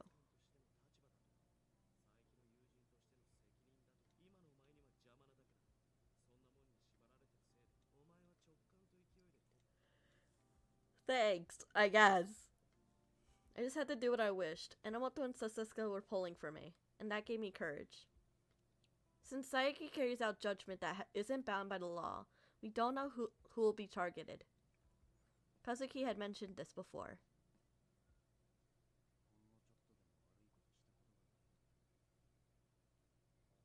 That was true for me too. I couldn't claim to be completely innocent. Everybody made mistakes. So if he was gonna judge everyone, no human would be left alive in the end. Saiki wouldn't just have correct humans. There wouldn't be nobody left at all.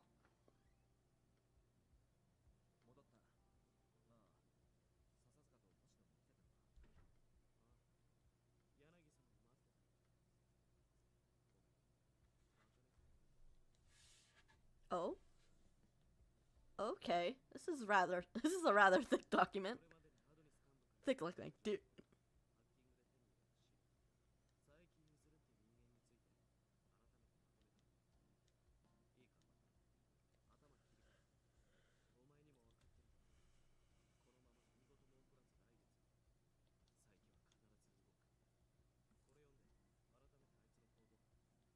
Understood. I'll go home and focus on this.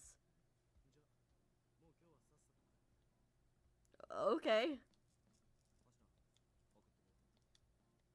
Even though Yanagi had returned just a moment ago, he graciously offered to escort me back home. No, I'm kidding. Because he wants some. No, I'm kidding. I was overjoyed that he wanted to take me home. But Okazaki's already waiting for me downstairs.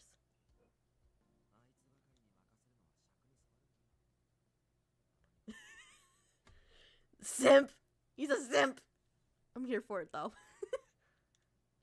Okay, that makes me happy. I was a bit caught off guard by his words and blurted out something embarrassing.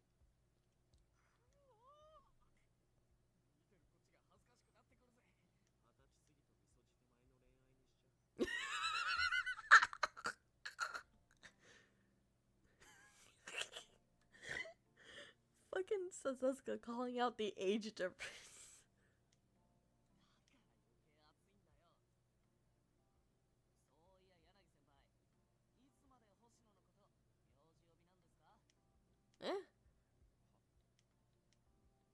And Inomoto suddenly chimed in with the completely random topic.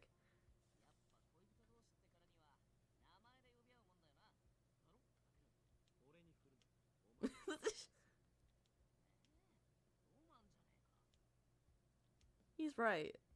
Speaking of romance, as a woman who had won her love in a progressive way, I really should push for more romance in my relationship. I glanced over at Yanagi, who was clearly making a troubled expression. It's true that Yanagi only refers to people by their surnames. Maybe it was a bit of a habit spawned by his tendency to avoid getting involved with people. Although if he did try to use my first name to address me, that would mean I was special. Can't we?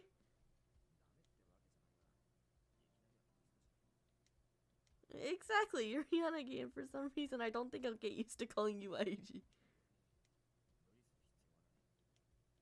I'm not forcing myself to do anything, it's just unfamiliar. Besides, it's just once. I'm fine to if you do it just one time. Please call me by my name. Cause it's cute. I mean, what? It's a girl's fantasy. This is so cringe. Kita! I don't really know why I framed it that way, but I think I made it clear that I wanted Yanagi to call me by my given name. I fixed my stare on Yanagi as his sealed lips slowly opened. Aww, this is cute. Yeah, it's a requirement. It's not real if it's not there. I hadn't imagined being such a shock. I didn't need a mirror to know I was beet red. It's so embarrassing. Similarly, Yanagi had also buried his head in his hands. I was quite embarrassed, but also ecstatic. I really wanted to exploit this opening.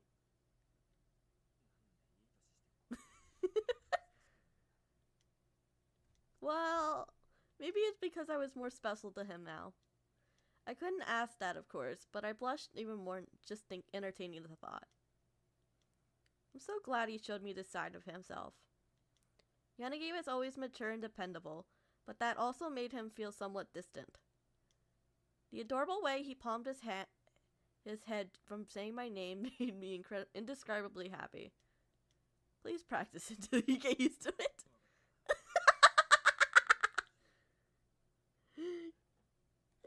Kita! It's cute! I'll practice too. We were engulfed by this tidal wave of embarrassment.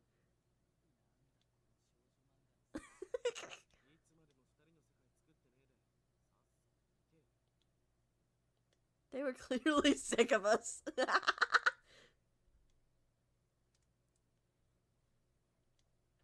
You there, Kazuki? They're becoming self-aware. They're learning too much. Oh no, we gotta reset the game. They can't become too aware. The robots are learning. They're gonna take over the world. Today was December 30th. There were only 2 days left until X Day. Tomorrow's the day of truth. We didn't have any warning, but I knew it would happen. That's why there was something I needed to tell Kazuki. I wanted to talk about a serious topic. Mind if I come in? I entered the bedroom and plopped down on the nearest seat, shaking his head as Kazuki sat across from me. Hey, if everything gets resolved and Shinjuku returns to normal, let's go see Mom and Dad. Then we'll have a proper talk with them together. Oh shit, we're actually confronting the parents. Kazuki, you have big dreams, right? You want to be a musician. You don't want to run the business, right? We should let Mom and Dad know that. We'll tell them that you'll try your hardest to reach your goal and ask for their support. They'll never know if you don't tell them, so they won't understand until you do. I'll be rooting for you. My feelings were sincere, but I didn't know it would happen tomorrow. It was entirely possible that I wouldn't get to talk to our parents with Kazuki. I just couldn't ignore that risk. That's why I planned to contact them in advance. I wanted to let Kazuki follow the path that he wanted. What? Yeah, we have. We haven't caught all of them.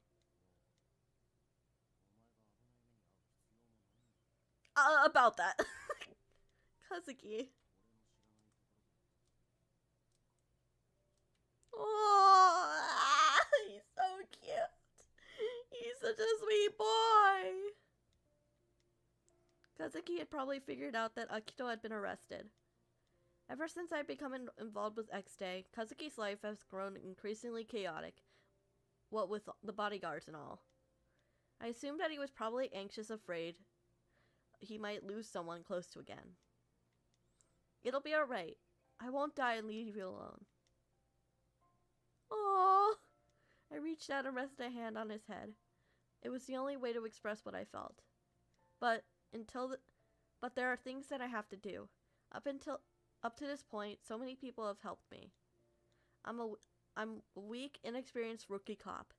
I've only come this far thanks to the people supporting me. It's thanks to them that I even faced you. I couldn't do it alone.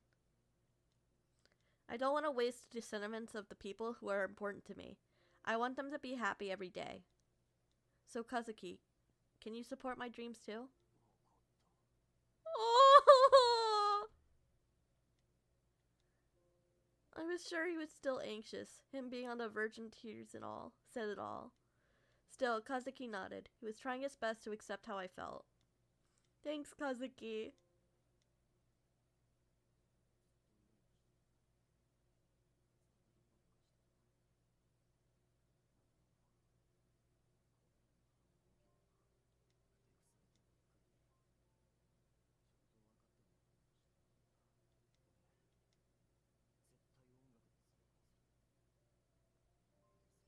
Oh, I believe it, Kazuki.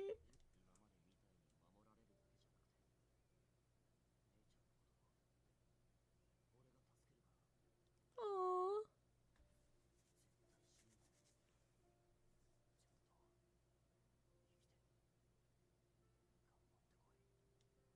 Of course. It'd been a long time since Kazuki called me his big sis.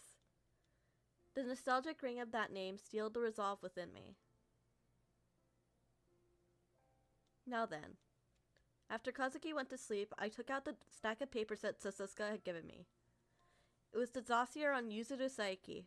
I had to read and understand it thoroughly, and then come up with the right answer tomorrow. There wouldn't be any new information. It was just a compilation of Mikuni's testimony and the intelligence gained.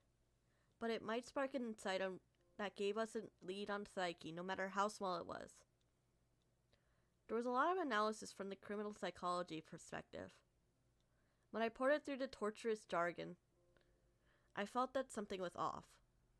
Was Saiki really thinking in such complex terms? It might be true that he was a criminal that the average person wouldn't comprehend. But like Yanagi once said, he was still a human, a creature that moved on emotion. His wish is to erase sorrow. That's why he wanted a sympathizer. But like Shiraishi said, he didn't think there was anyone who would understand him. So what kind of figure was the sympathizer that he sought?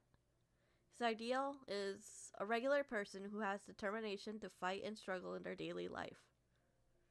He had committed many terrorist acts to teach people that malice was close to home.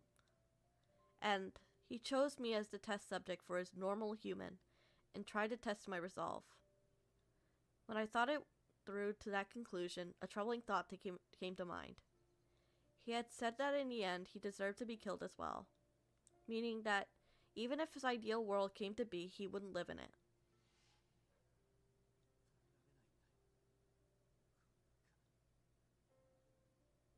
I won't stand idly by anymore. Enough of this unnecessary sadness. He had looked so pained. It was a cry from the depths of his heart. He wanted to end all the pain and suffering. Is that his wish? In that case, a sympathizer wasn't someone who could understand Saiki. What if it was someone who would inherit his ideals after the sorrow was gone? Let's think about this more deeply. I didn't know if I was correct or not. I was slowly putting the pieces of the puzzle together. I read the report over and over, going over the details, thinking desperately. What was his true wish?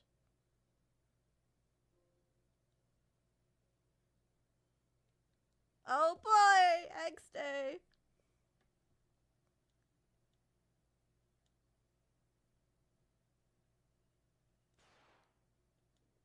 It was the day before X Day. I had come to the shooting range to focus. Mochida had told me that there wouldn't be any work for SRCPO today. He knew that the situation was worried about me. But he still saw me off with a smile. X Day is tomorrow. If Saiki was going to move, today was the day. In other words, today was the only day left to stop him. Yanagi! How did he get here? I turned around when I heard my name. It was Yanagi. You came all the way here?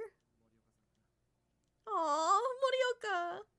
Morioka must have given Yanagi permission to come here, knowing that I was here. Yes.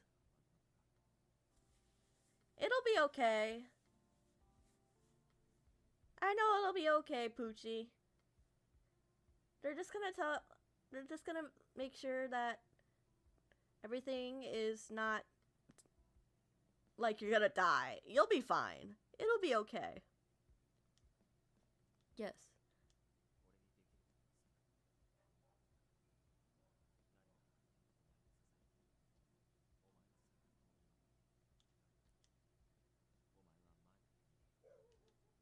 Okay. Saiki is...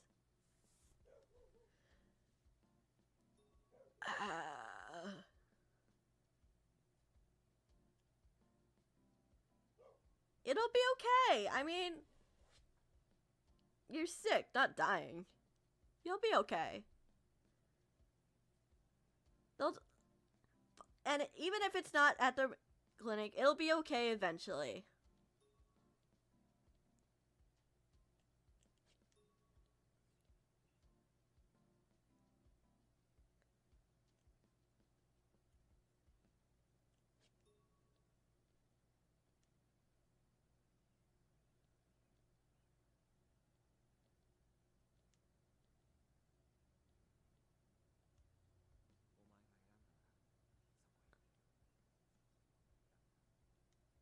Okay.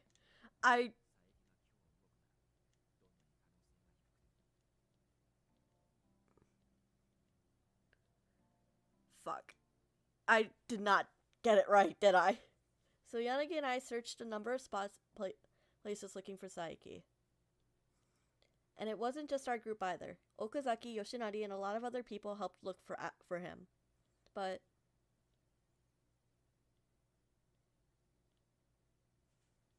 Oh, God.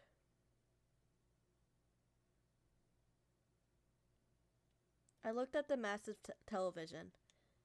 I was right in front of the Shinjuku train station. You could say that the X-Day incidents began here, where the first video was broadcast. We can't find him. I was getting impatient. We scoured the city but found nothing. I had no idea where Saiki was, and it was nearly midnight.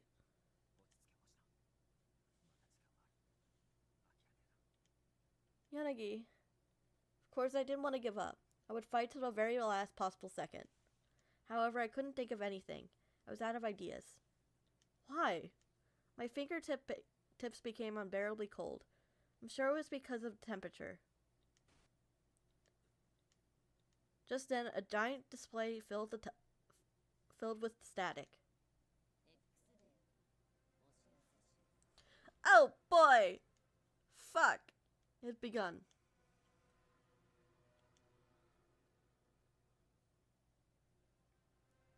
What the fuck?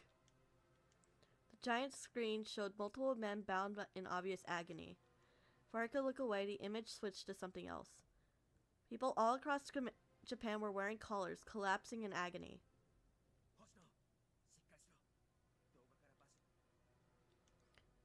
They would all be killed by poison, one by one. All we could do was watch it happen on the TV. Yanagi's words didn't reach me. Rebirth had begun. All the while, I couldn't do anything about it.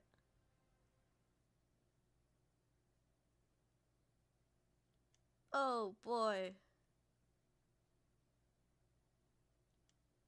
It had been days since X-Day. Countless people died across Japan every day. There was no mercy, even for minor slights. Shinjuku had basically become a ghost town. Of course, this wasn't limited to Shinjuku. People were being murdered throughout Japan. Yuzuru Saiki was still nowhere to be found, and the scale of Adonis had turned out to be far larger than the police anticipated. We thought the majority of Adonis had been exposed, but they continued to slip the net and abduct even more people to be executed. We can't even go outside. I haven't left my home for a long time. Shinjuku police were no longer functional. At least, I wanted to protect Kazuki, but it meant I couldn't go outside. I had locked his room from the outside to stop him from leaving. It was the only way. A reverberating sound from the intercom startled me with a jolt. There shouldn't be guests at this hour. If there was someone here, that meant... I mustered my courage and looked at the intercom monitor. It was... Yanagi? For some reason, he was here. What? Why? It's far too dangerous to be outside. I could only see it from a suicide. Yanagi! Hurry, get inside. Get inside now. I grabbed his arm and yanked him inside. I didn't want to leave Yanagi outside for even a second longer. How can I? You were out. What were you doing outside? What if they came after you? By all measures, Yanagi and Adonis were on hostile terms. There was no way he wasn't a target. I dragged Yanagi to the living room by his arm. I couldn't calm down now. I didn't want to consider the possibility that Yanagi could be killed. It's dangerous outside. You know that, don't you? I'm begging you. Just go to someplace. Just get to someplace that's safe. Yanagi said something, but I didn't understand what he meant.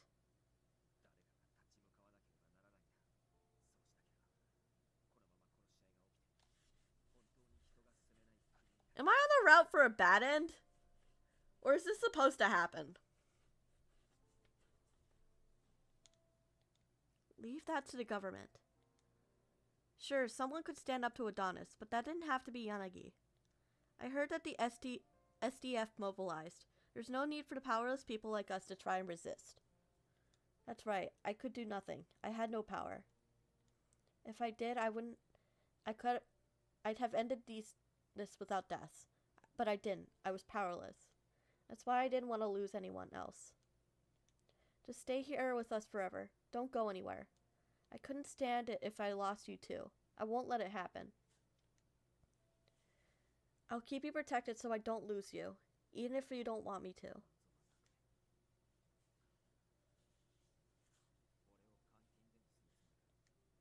Yeah.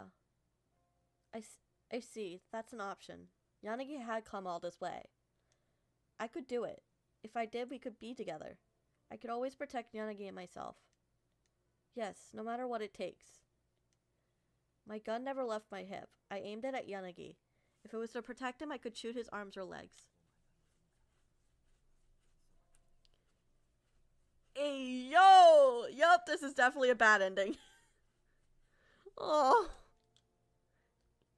Yanagi's arms encircled me. I closed my eyes, nestled by his warmth. Thank goodness. Please stay with me always.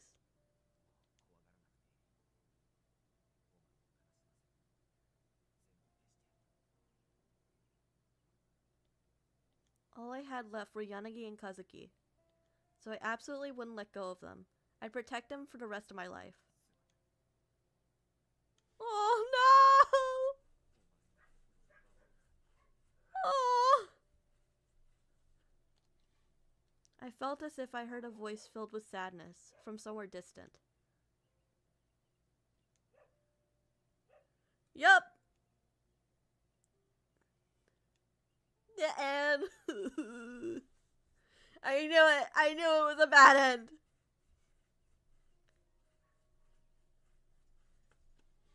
Keep scratching my leg.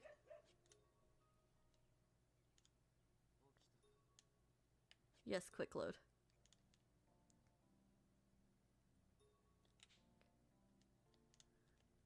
Waiting. Erase sorrow. Let it kill me.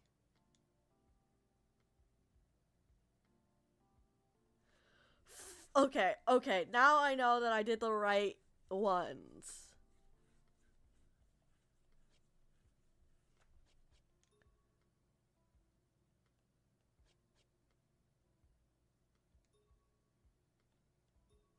Okay, we're gonna quick save again. Because I'm stupid. Saiki's where he first put the collar on me. I think he's at the church in Shinjuku Garden.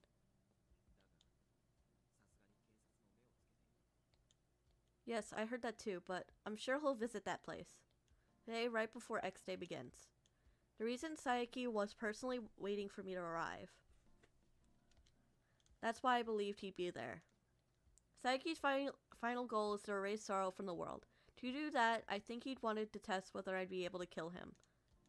If I did, then the other normal humans would use the same means that I did. That's what Saiki had decided. If the ones who inherit his will repeats what he's done, his ideals will come true. He's set on that. Saiki will use himself to try and carry the experiment through to its final stage. That's why he's waiting for me.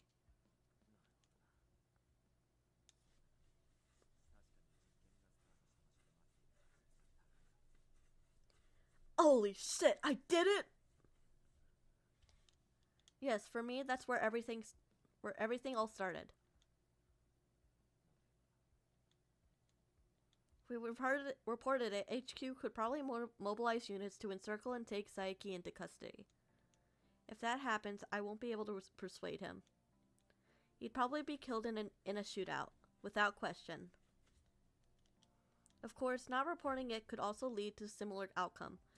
Shinjuku Garden was sure to be under surveillance. But at least I could buy time. Was that the right play, though?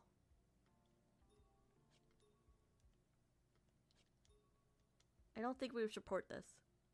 If we did, we could lose the chance to speak to Saiki directly. Or he might even be killed before I got to see him. Can't I? Yanagi seemed a bit troubled. Fuck. This might be another bad end. You know what? Fuck it. We're doing it. Oh, fuck. It's true that I wasn't making a rational or praiseworthy choice for a police officer. But I wanted to face Saiki directly. No matter what, I couldn't ignore those feelings.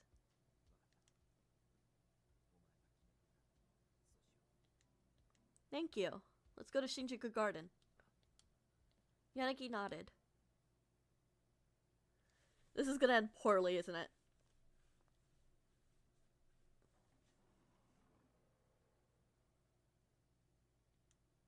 Nobody's here? There was no one left in the church. I thought there would be officers camped in the area, but there was no sign of them. Was I wrong?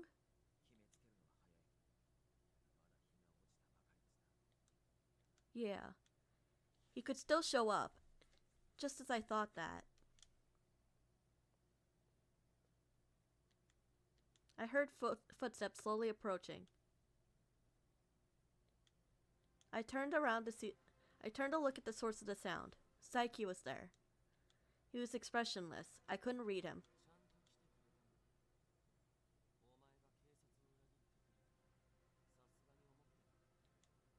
I'm not betraying anyone. I knew that I needed to confront you myself.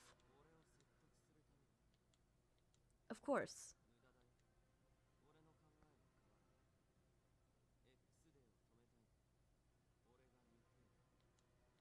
That's not going to happen. I shook my head with strong conviction. I wouldn't dance to Saiki's tune. There'd be no point if I killed you. This won't go the way you planned. I won't let people kill each other. People have to live their lives. No matter how sad or feel, or how strong their hatred is, they have to. No matter what.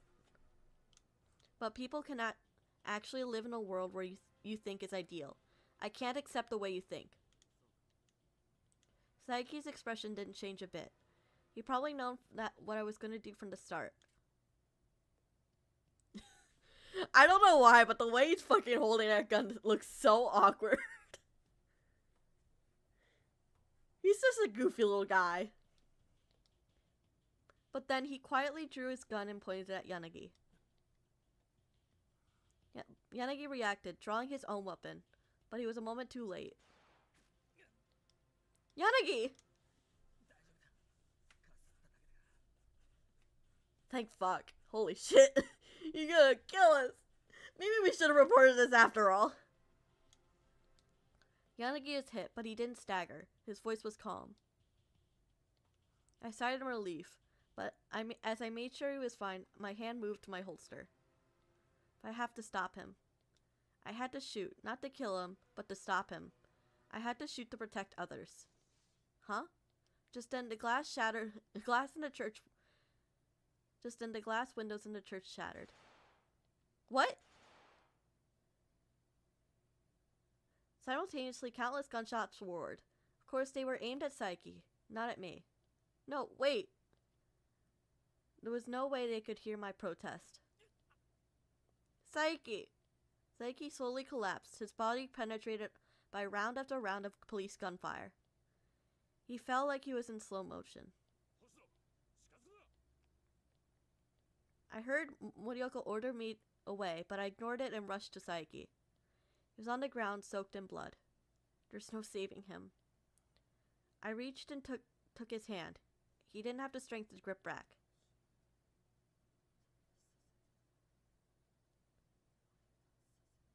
Shit. Shit. Should I have reported this? Oops.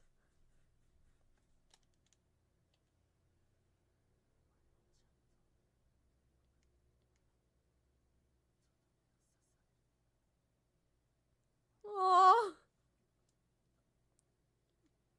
No, no. Still gripping his hand, I shook my head.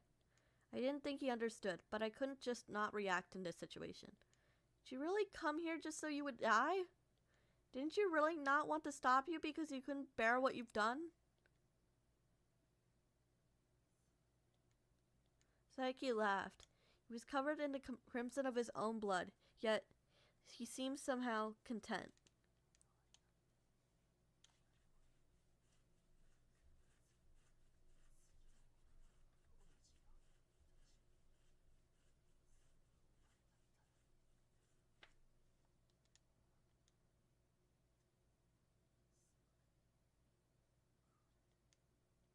Saiki. The fuck you mean by that? Wait, please, open your eyes.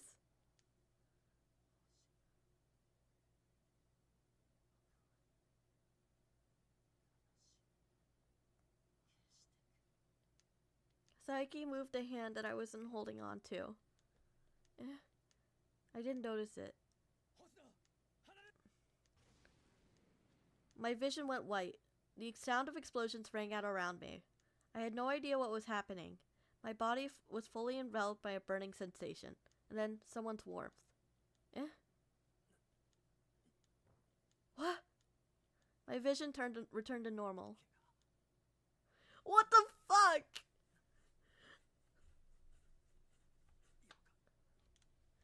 The strength had left Yanagi's body and slumped over me mid-sentence. Realizing what happened, I frantically tried to push him up. His body was soaked in red. Yanagi had used his body to shield me from an explosion. Yanagi? He didn't answer. I couldn't even hear him breathe. I fucking knew it. This is another bad ending. His hands and body are still warm, but...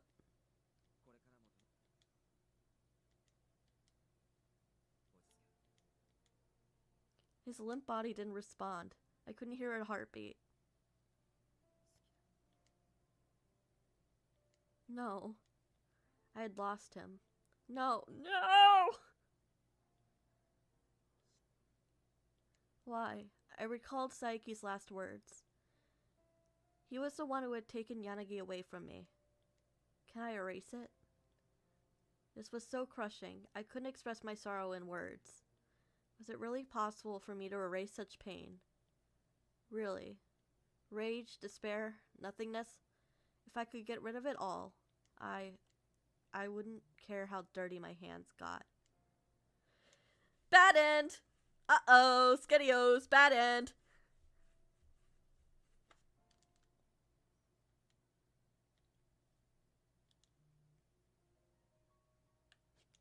Load.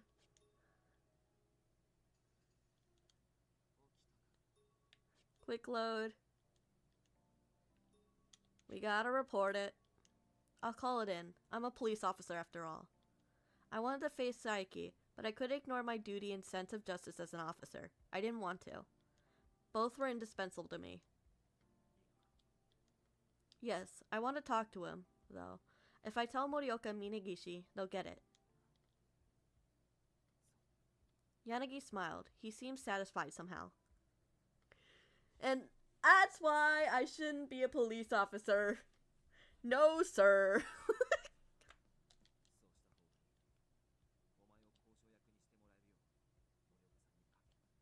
Okay.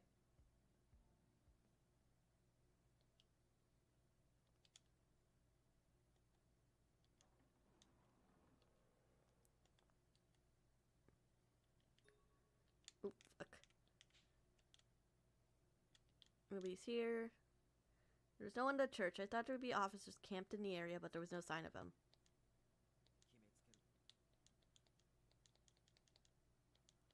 It's Saiki. Expressionless, I couldn't read him.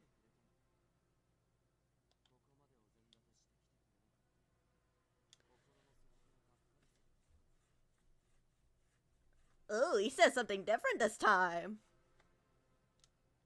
Why have you shown yourself? I was pretty sure I knew the answer, but I still had to ask. For you to show yourself after all this time, it's almost as though you wanted to be arrested. If you just ran, if you just hid yourself, X Day would happen for sure. So why do this? Saiki smiled weakly, and now I was certain.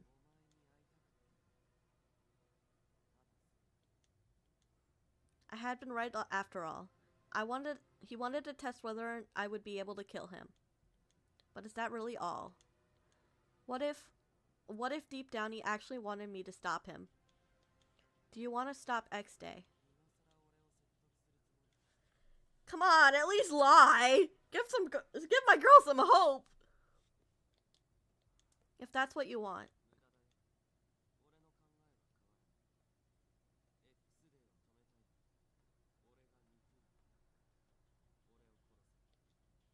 That's not gonna happen. I shook my head with strong conviction. I wouldn't dance to Saiki's tune. There would be no point if I killed you. This won't go the way you've planned. I won't let people kill each other. People have to live their lives, blah blah blah. Ugh. Saiki's expression didn't change a bit. He'd probably known what I was gonna do from the start. But he quietly drew a gun and pointed at Yanagi. Yanagi reacted, drawing his own weapon, but he was a moment too late. Yanagi!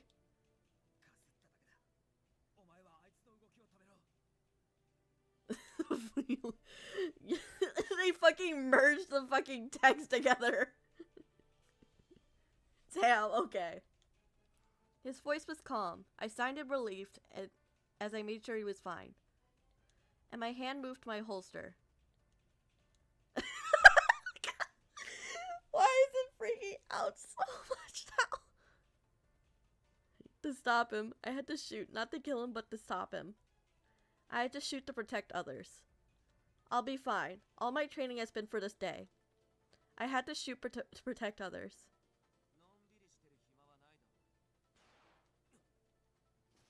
Saiki's bullet had missed Yanagi by a hair. To unsettle me and provoke me into killing himself, Saiki had targeted Yanagi. This was no time for hesitation. First, I'll have to make him drop his weapon. Let's go, let's go! I did it! Right on target, my shot had struck Saiki's wrist. The gun fell from his hand. Saiki seemed unfazed by the gunshot. His wounded hand reached for his wrist. Is he hiding a backup weapon? Oop. I couldn't let him draw that.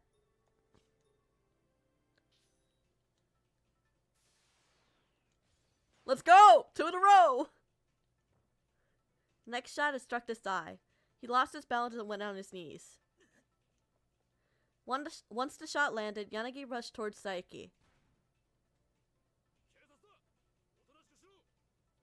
The SA team on standby stormed the compound. Maybe Yanagi had given them the signal. On his knees, Saeki pointed a gun at his own head. There was some distance between him and Yanagi. Yanagi wouldn't get there in time. I won't let you die. I say my aim. Let's go! My last shot struck Saeki's shoulder.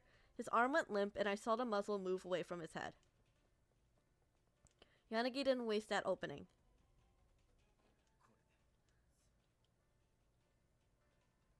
Saeki was disarmed of his weapon and then restrained. He didn't make any further attempts to resist. I closed down Saeki, gun still trained on him. As I approached, I holstered my weapon and took out a pair of handcuffs. Yuzuru Saeki, you're under arrest for murder and insurrection.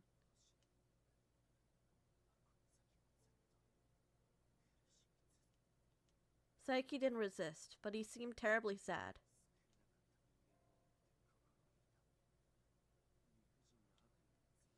Yeah, well, at least I didn't murder anyone. And at least I tried, unlike you.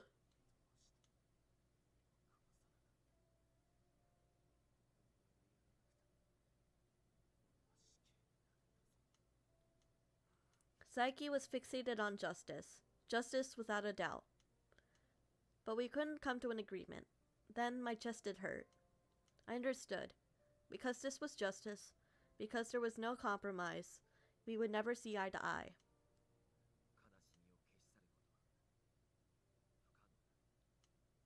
Yanagi's quiet words put an end to the bitter silence.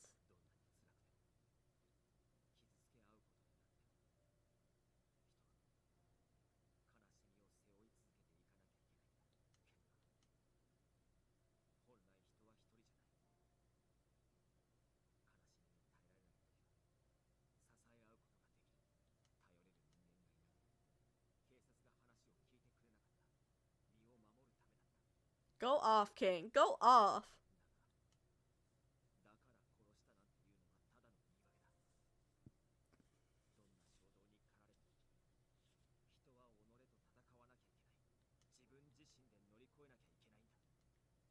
Yanagi had gone overboard once he couldn't rein in his feelings. He had the resolve to bear his sins for life. He decided to own them as long as he lived. It made me want to support him with all my might.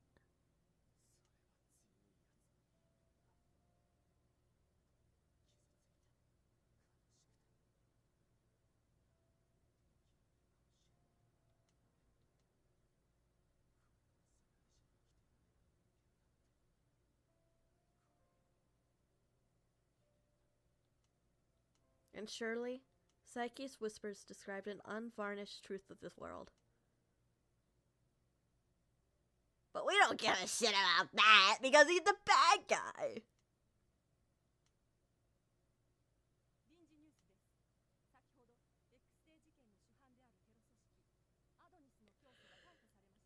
Hooray!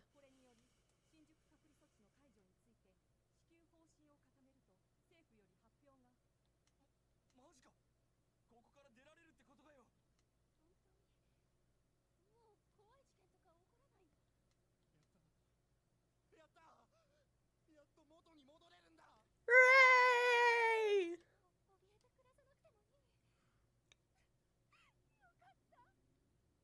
And just before the calendar rolled over, that happy news came. Shinjuku was a joyous place for the first time in a while. X Day didn't happen. Somehow we had saved Shinjuku. Hooray! Oh, is that all?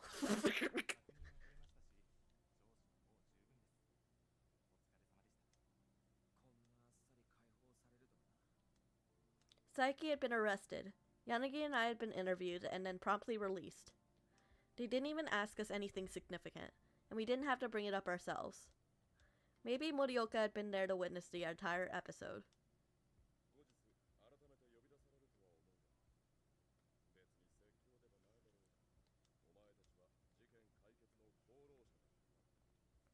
Hell yeah, we did!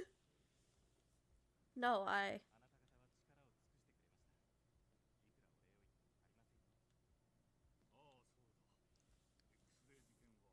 No thanks to you, bitch ass.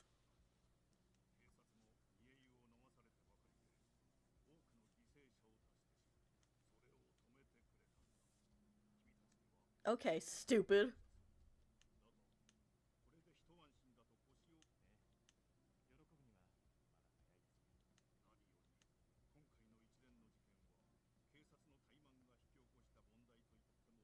Yeah, 'cause you're incompetent. Duh.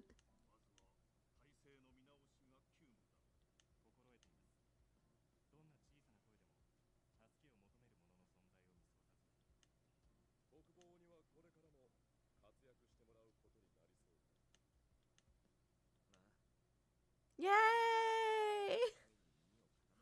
Hell yeah! RMC is a fucking badass, so I love her.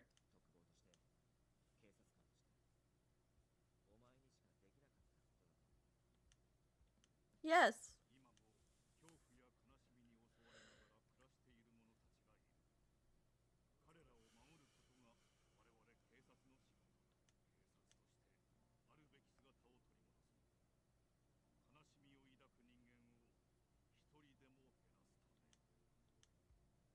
I was more impressed at the Superintendent General than I had ever been before, as you shouldn't be. Because he's a bitch.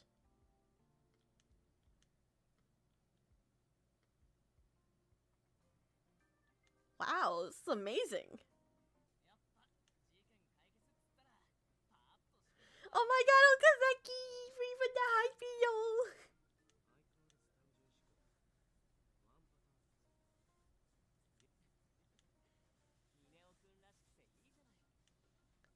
I went to the office and found Enomoto and Sasasuke there, as well as Okazaki.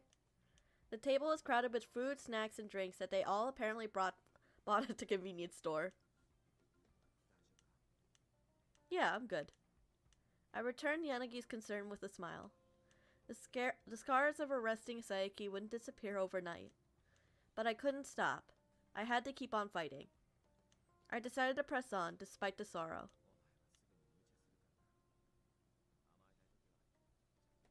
Aww. Okay. Yanagi's large hand stroked my head.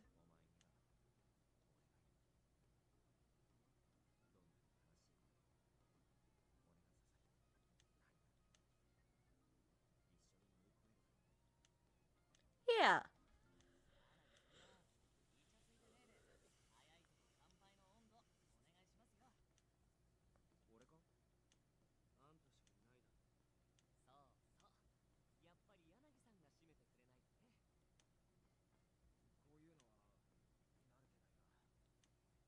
Yanagi stood up, sighing. He raised a glass and looked at all of us. His eyes were gentle.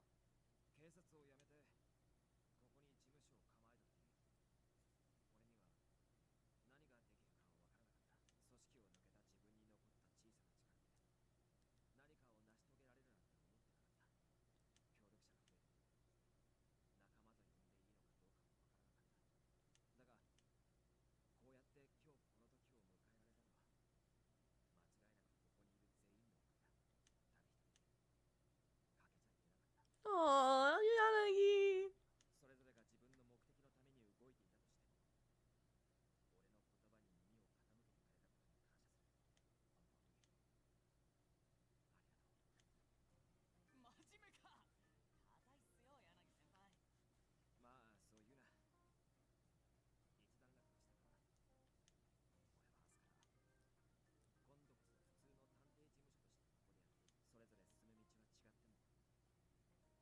Aww, Yanagi. Yeah.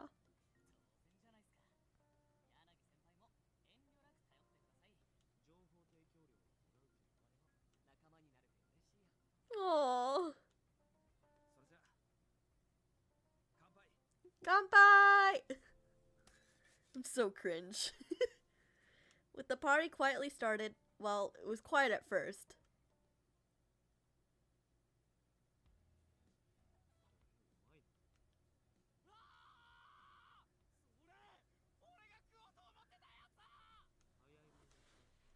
Damn. They're gonna fight again.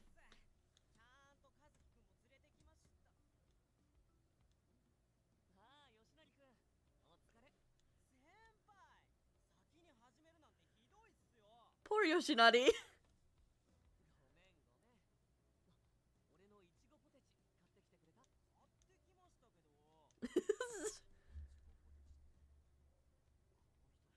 That's my husband.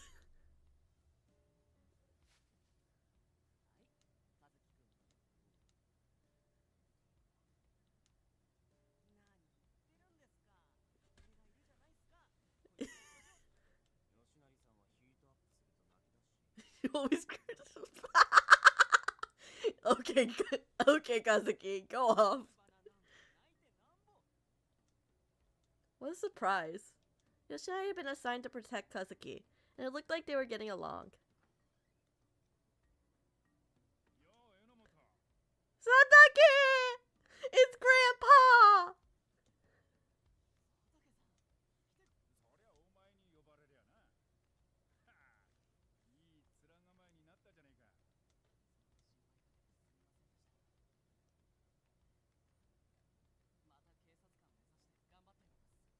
Aww.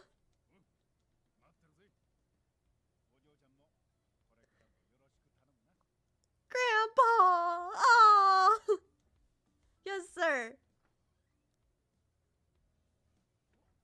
Sakuragawa! Muka and Mochida? Oh my god, it's the girlies and Mochida!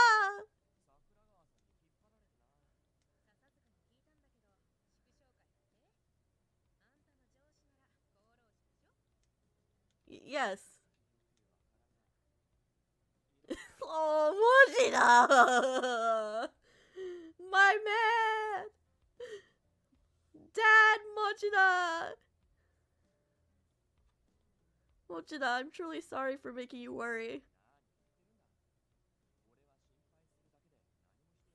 That's my... that's Dad, Mochida!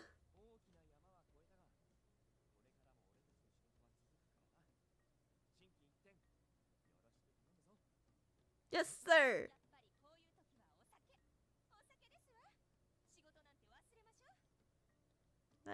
That itself sounds troubling.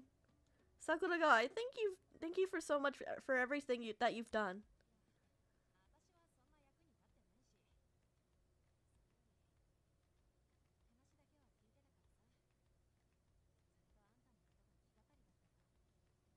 Sorry.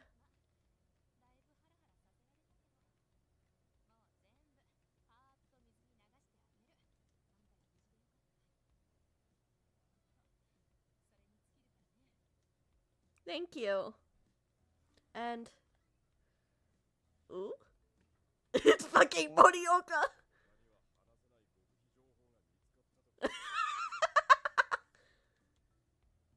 Minegishi too?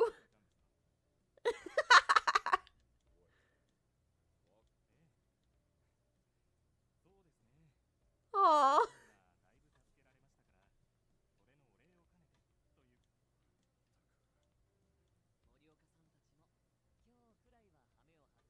Yeah, let loose, old man. On.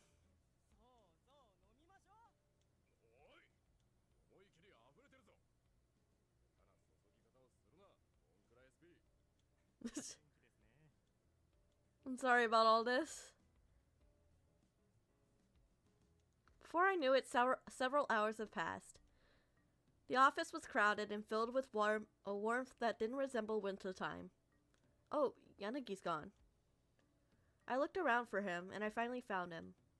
He had separated from the crowd and was trying to leave through the door. Another smoke break? How many cigarettes is that today? Snuck up behind him and Yanagi stood around. He had a slightly bitter smile on his face. Really? But I get it. Now that the job's over, you want to have a smoke, right?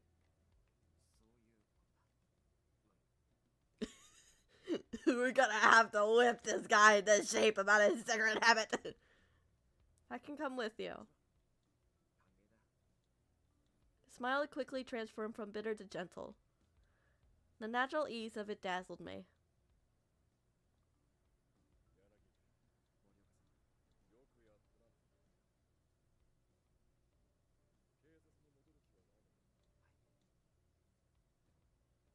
Aww.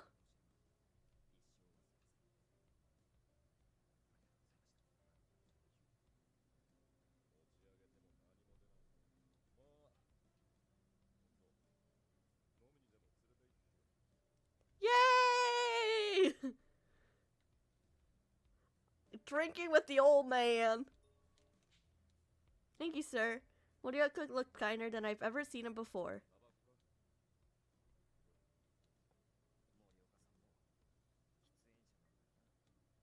Maybe Morioka was just trying to be considerate.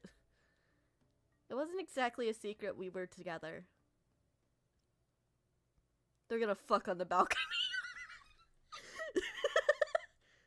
I'm kidding. On the roof, we discovered a guest. Eh? The fuck? How the fuck he get up here? Shiraishi hadn't changed a bit. I breathed a sigh of relief at that. But after relief, a flurry of doubts came rushing forth.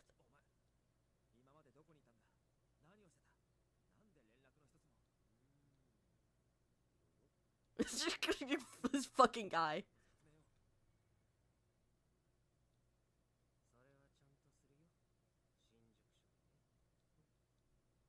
That meant you're turning yourself in?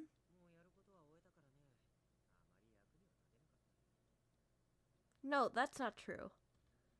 If not for Shiraishi's phone call, I wouldn't have figured out Saiki's true intent. Additionally, he helped me many times in the past to get me to that point. When I had been an emotional wreck after being collared, he gave me guidance and advice. Even if he was doing it for his own amusement, he'd probably saved my life.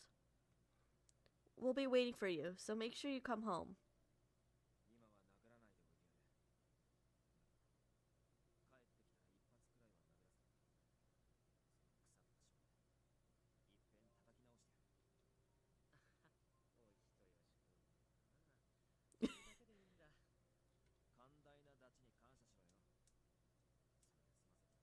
Aww. Shiraishi smiled. He looked like he was on the verge of tears. He looked nothing like an emotional stall. He was a true human being.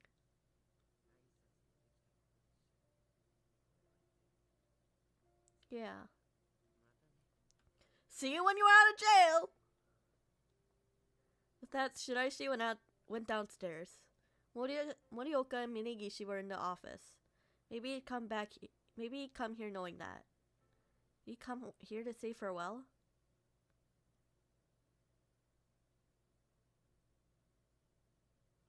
While we've been talking, the night sky had taken on the tint of sunrise.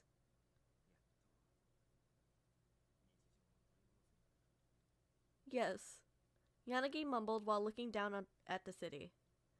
He wanted to reclaim normal life for Shinjuku. He could finally see that his dearest wish was within reach.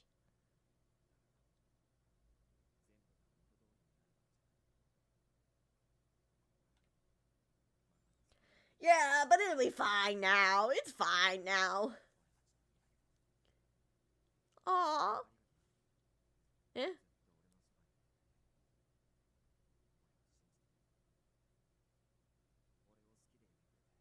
Aww. Yanagi looked straight into my eyes. He pulled me towards him by the shoulders. Yanagi. He embraced me, patting me on the back.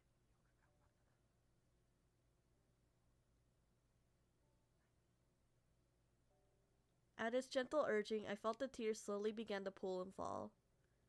Yanagi. When the memories welled up inside me, so many of them arrived in a chaotic surge that I couldn't describe them. But there was a sadness mixed among them, and a pain that so bad I dearly wanted to forget. Saiki said that he had to get rid of everything to erase the sorrow. It was an extreme philosophy, but it was still a real one. But it was unacceptable to me, no matter what. If none of those terrible things had happened, and everything had been erased, perhaps, I would never have met Yanagi. I might have never known this pain, but neither would I have known this happiness and warmth. The present exists because of what I overcame. That's why I disagreed with erasing things, even if there were sad memories. I love you, Yanagi. I channeled my emotions into those words. Thank you for staying with me. Thank you for trusting me.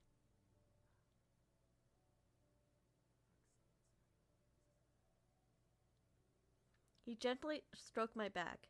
He soothed me until the tears gradually began to slow. I felt the warmth of his back through my palms as I shut my eyes. Then Yanagi stirred. His stick's hard. I noticed that he was reaching for something in his pocket.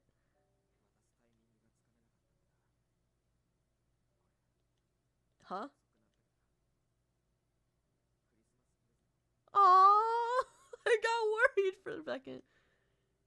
Wasn't expecting this, and as a result, I was speechless. A present. Thank you so much. Can I open it? Then... Oh, God.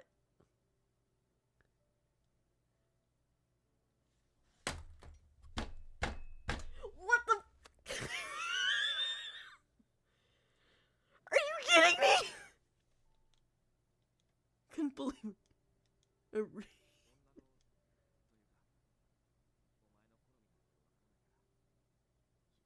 I'm sorry, they haven't even been dating for like a week. Yanagi looked away. I could tell he was embarrassed. He was also a little nervous. Not at all. I'm so happy. I'm so happy I don't even know what to think. On the other hand, I was pretty shocked and my reaction was pretty odd.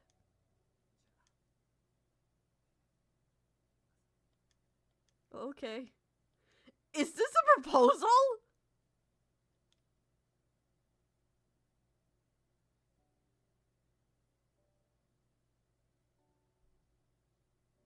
Yo!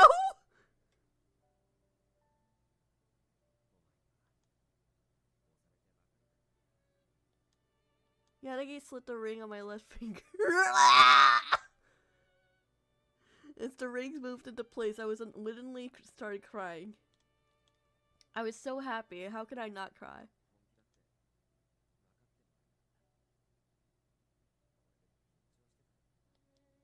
You nervous? Are you guys seeing this shit? Those words made me happy too.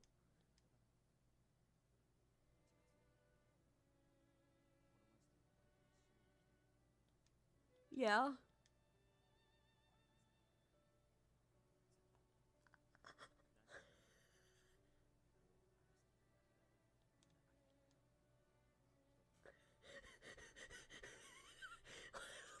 What the fuck is happening? What the fuck is happening?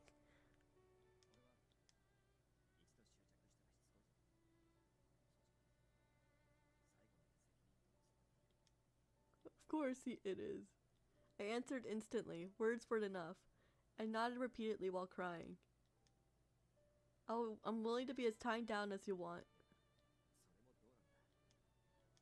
But I mean...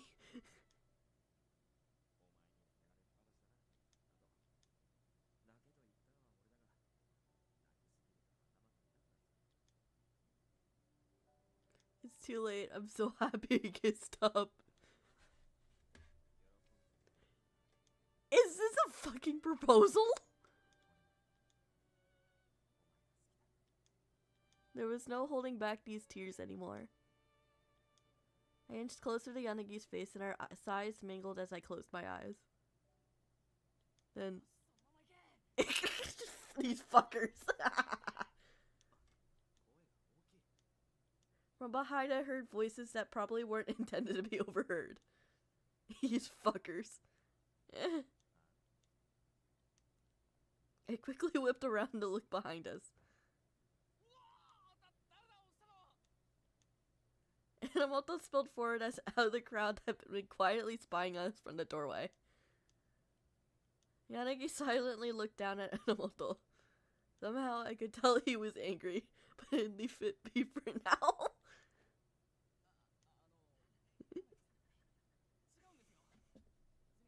Is this like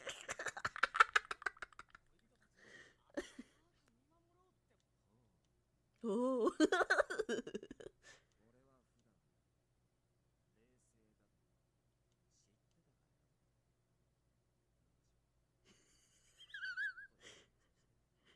Rest in peace, Enomoto.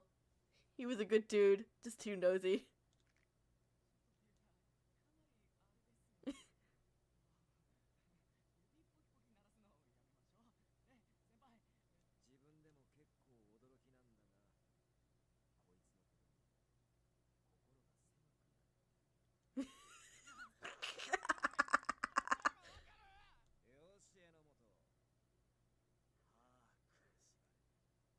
He's speaking like a fucking delinquent again.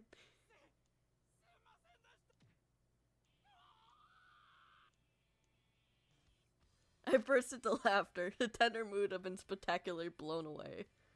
It probably wasn't right to laugh at Enomoto, but I doubted that Yanagi would do any permanent damage.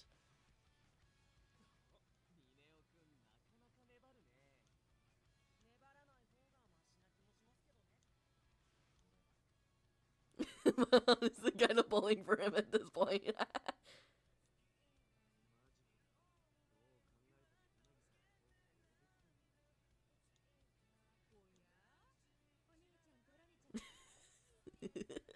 Oh, Kazuki!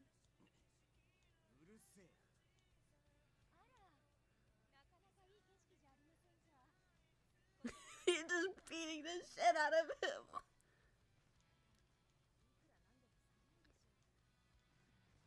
Poor Enomoto.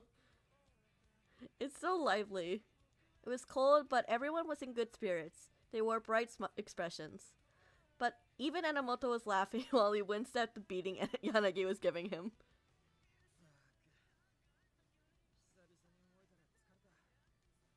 What do you mean? You looked like you were enjoying that.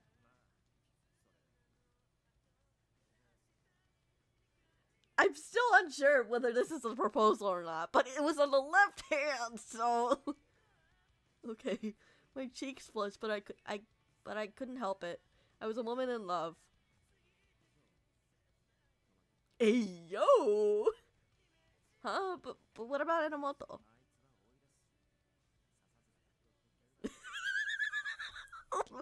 Man's got his dick up! Wow, Yanagi, it's cold. Please. Oh, damn. I softly intertwined my fingers with his, and we went to go watch our laughing friends. There's bound to be sorrow in the future, but I know that we can create an equal or greater amount of happiness and joy. I'm okay. I softly touched my neck. There was no hidden malice hidden here. Everyone has their own invisible collar. Betrayal, despair, frustration. Nobody knew when they might be attacked by an unfair malice. I guess you could say it's Collar X Malice! No matter how we tried to prepare for it, sorrow would suddenly strike sometimes. But you couldn't lose faith. People had to be strong and move on. Even if we can't erase all sorrow, I can give strength to someone else. Even if I wasn't purely just, or I felt like I would lose sight of my ideals. Everything will be fine if I'm with my love. I gripped Yanagi's hand tightly. Yay! Everyone has their own visible color attached. And then there's Collar X Malice, where they literally put a collar on you. Oh, fuck. We're skipping this sequence. February 15th. Shinjuku.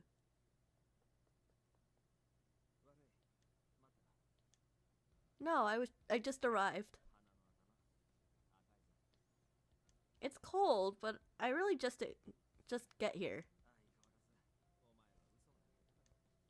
I had no intention of letting him know that I've been waiting here for over 10 minutes, but I'll set that aside for now. Can't help but be excited. We've been so busy with follow-up work that this was our first actual date. I thought that wanting to show up early for something like that was normal. Okay. I firmly took his offered hand. His warmth passed to my... His warmth passed to me through my hand, and I unwillingly felt my face grow warm. People had recently begun filing the streets. It was a sight that should be perfectly mundane, but I hadn't seen in ages. I was just thinking how happy I am.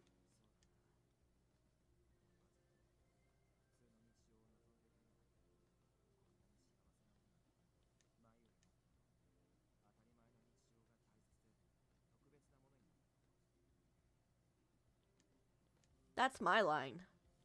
We walked through town smiling at each other. Ordinary life. I'd come to realize how much I loved it. Oh, by the way, I ran into Sasuke at the station yesterday. He's doing great. His colleagues seemed frustrated. Enomoto's working hard to get himself rehired too.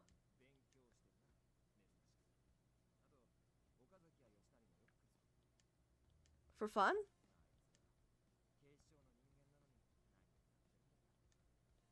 They just want to spend time with them. They just want you to spend time with them. Yanagi, you've been busy prepping the office for detective work. They must be lonely now. They might pet dogs or something. Shinjuku had been back to normal for 2 weeks. Everyone had gone back to their peaceful lives, moving towards the future. Kazuki and I went back to visit our family. We discussed the future with them. Our parents looked grim, but they accepted Kazuki's passion and would support his dream. In SRCPO, I continued to listen to people who lived in Shinjuku, as I'd been doing before. It was decided that SRCPO, which was created for the X-Day incidents, would continue. The top brass had recognized its importance. Sorry, what was it?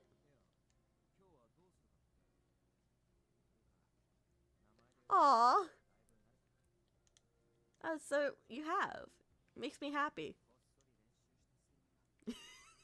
I can only imagine what that looked like.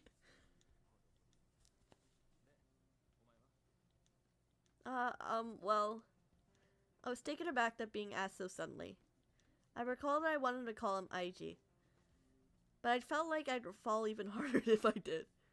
In response to his expectant eyes, I resigned myself and quietly murmured, Aiji-san. Aww. Oh, did that embarrass you? He's weak. He's weak. I even called you Aiji-san. I'll practice on my own too. He wants to change the subject so bad. What I want to do?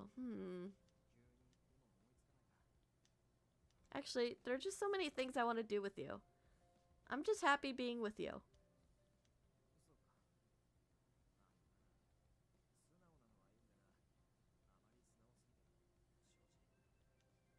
Did your heart skip a beat? Oh. Although it's absolutely adorable how Yanagi got embarrassed by banter like this. That said, I really did have trouble deciding what I wanted to do with him. I want to see a movie together, I want to go shopping together, I want to go to a cafe. I'd long for an ordinary date like that. Still, I've been blessed with just walking through town with him, hand in hand. I just remembered. Yanagi, have you eaten lunch yet? Then, do you want to come over to my place? Hey, yo! Inviting our boyfriend over, eh? Just have a seat for a minute. I'll get things ready. There was something I definitely wanted to do. I thought of this a while ago. I was gonna cook for Yanagi. I know that he's much better than me at cooking, though. Sakura-gawa and Mukai told me that a way to win a man's heart is through his stomach. Yanagi had treated me before, so I wanted to return the favor. Above all, I wanted to make him happy with my own cooking. Kazuki wouldn't be back from band practice until tonight, so we should be good on time.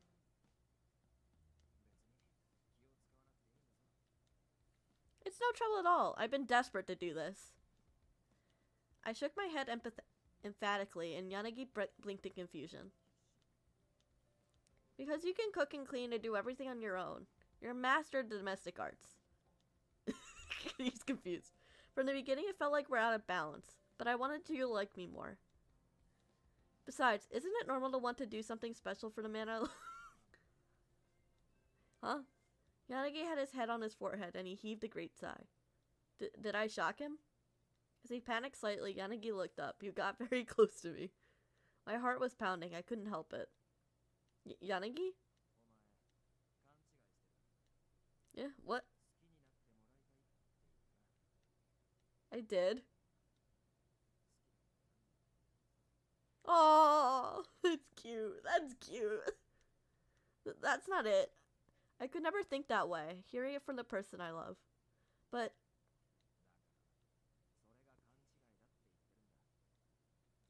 what's that? What's that supposed to mean? I've never seen Yanagi this spirited, but when I didn't follow, he sighed again and stood up.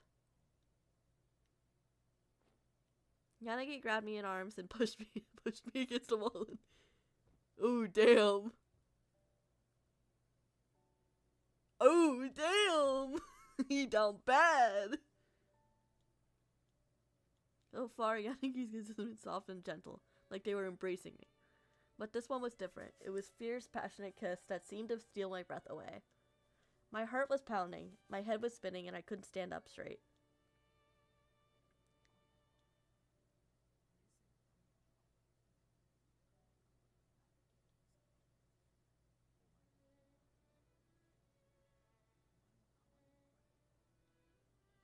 I could feel my ears flushing. I couldn't deny that I was happy.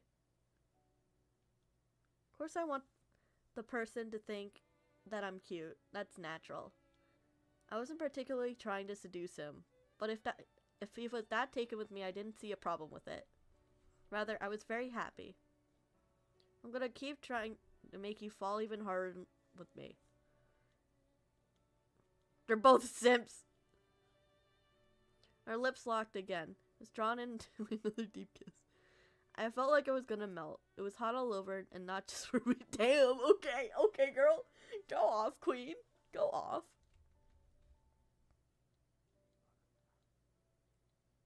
I watched Yanagi in a daze. This felt like a dream. But with an added side of back pain, I clung to Yanagi's shirt. Yo! Now that I wanted to see. It would definitely be adorable. But it wouldn't do to simply make him express his feelings so honestly. If I told you I understood, would that make you stop kissing me? Shared another deep and gentle kiss. While savoring the dreamlike sensation, I suddenly came to my senses.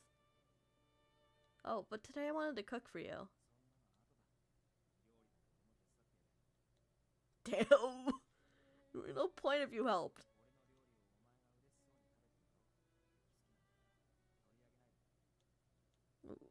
Oh, damn. He didn't lie when he said it was clean.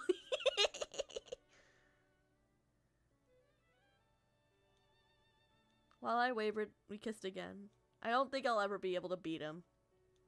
But that was fine. I was happy to give in. I still wanted to be with him forever. With all those feelings in mind, I kissed Yanagi. Over and over, so we would share her feelings. God damn! We finally finished. Fuck. It's late. We're switching over.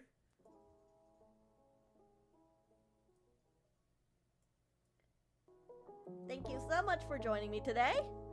I apologize for the on and off streams. I promise it will be more consistent as of next week. But for now, I'll see you guys next time. Bye!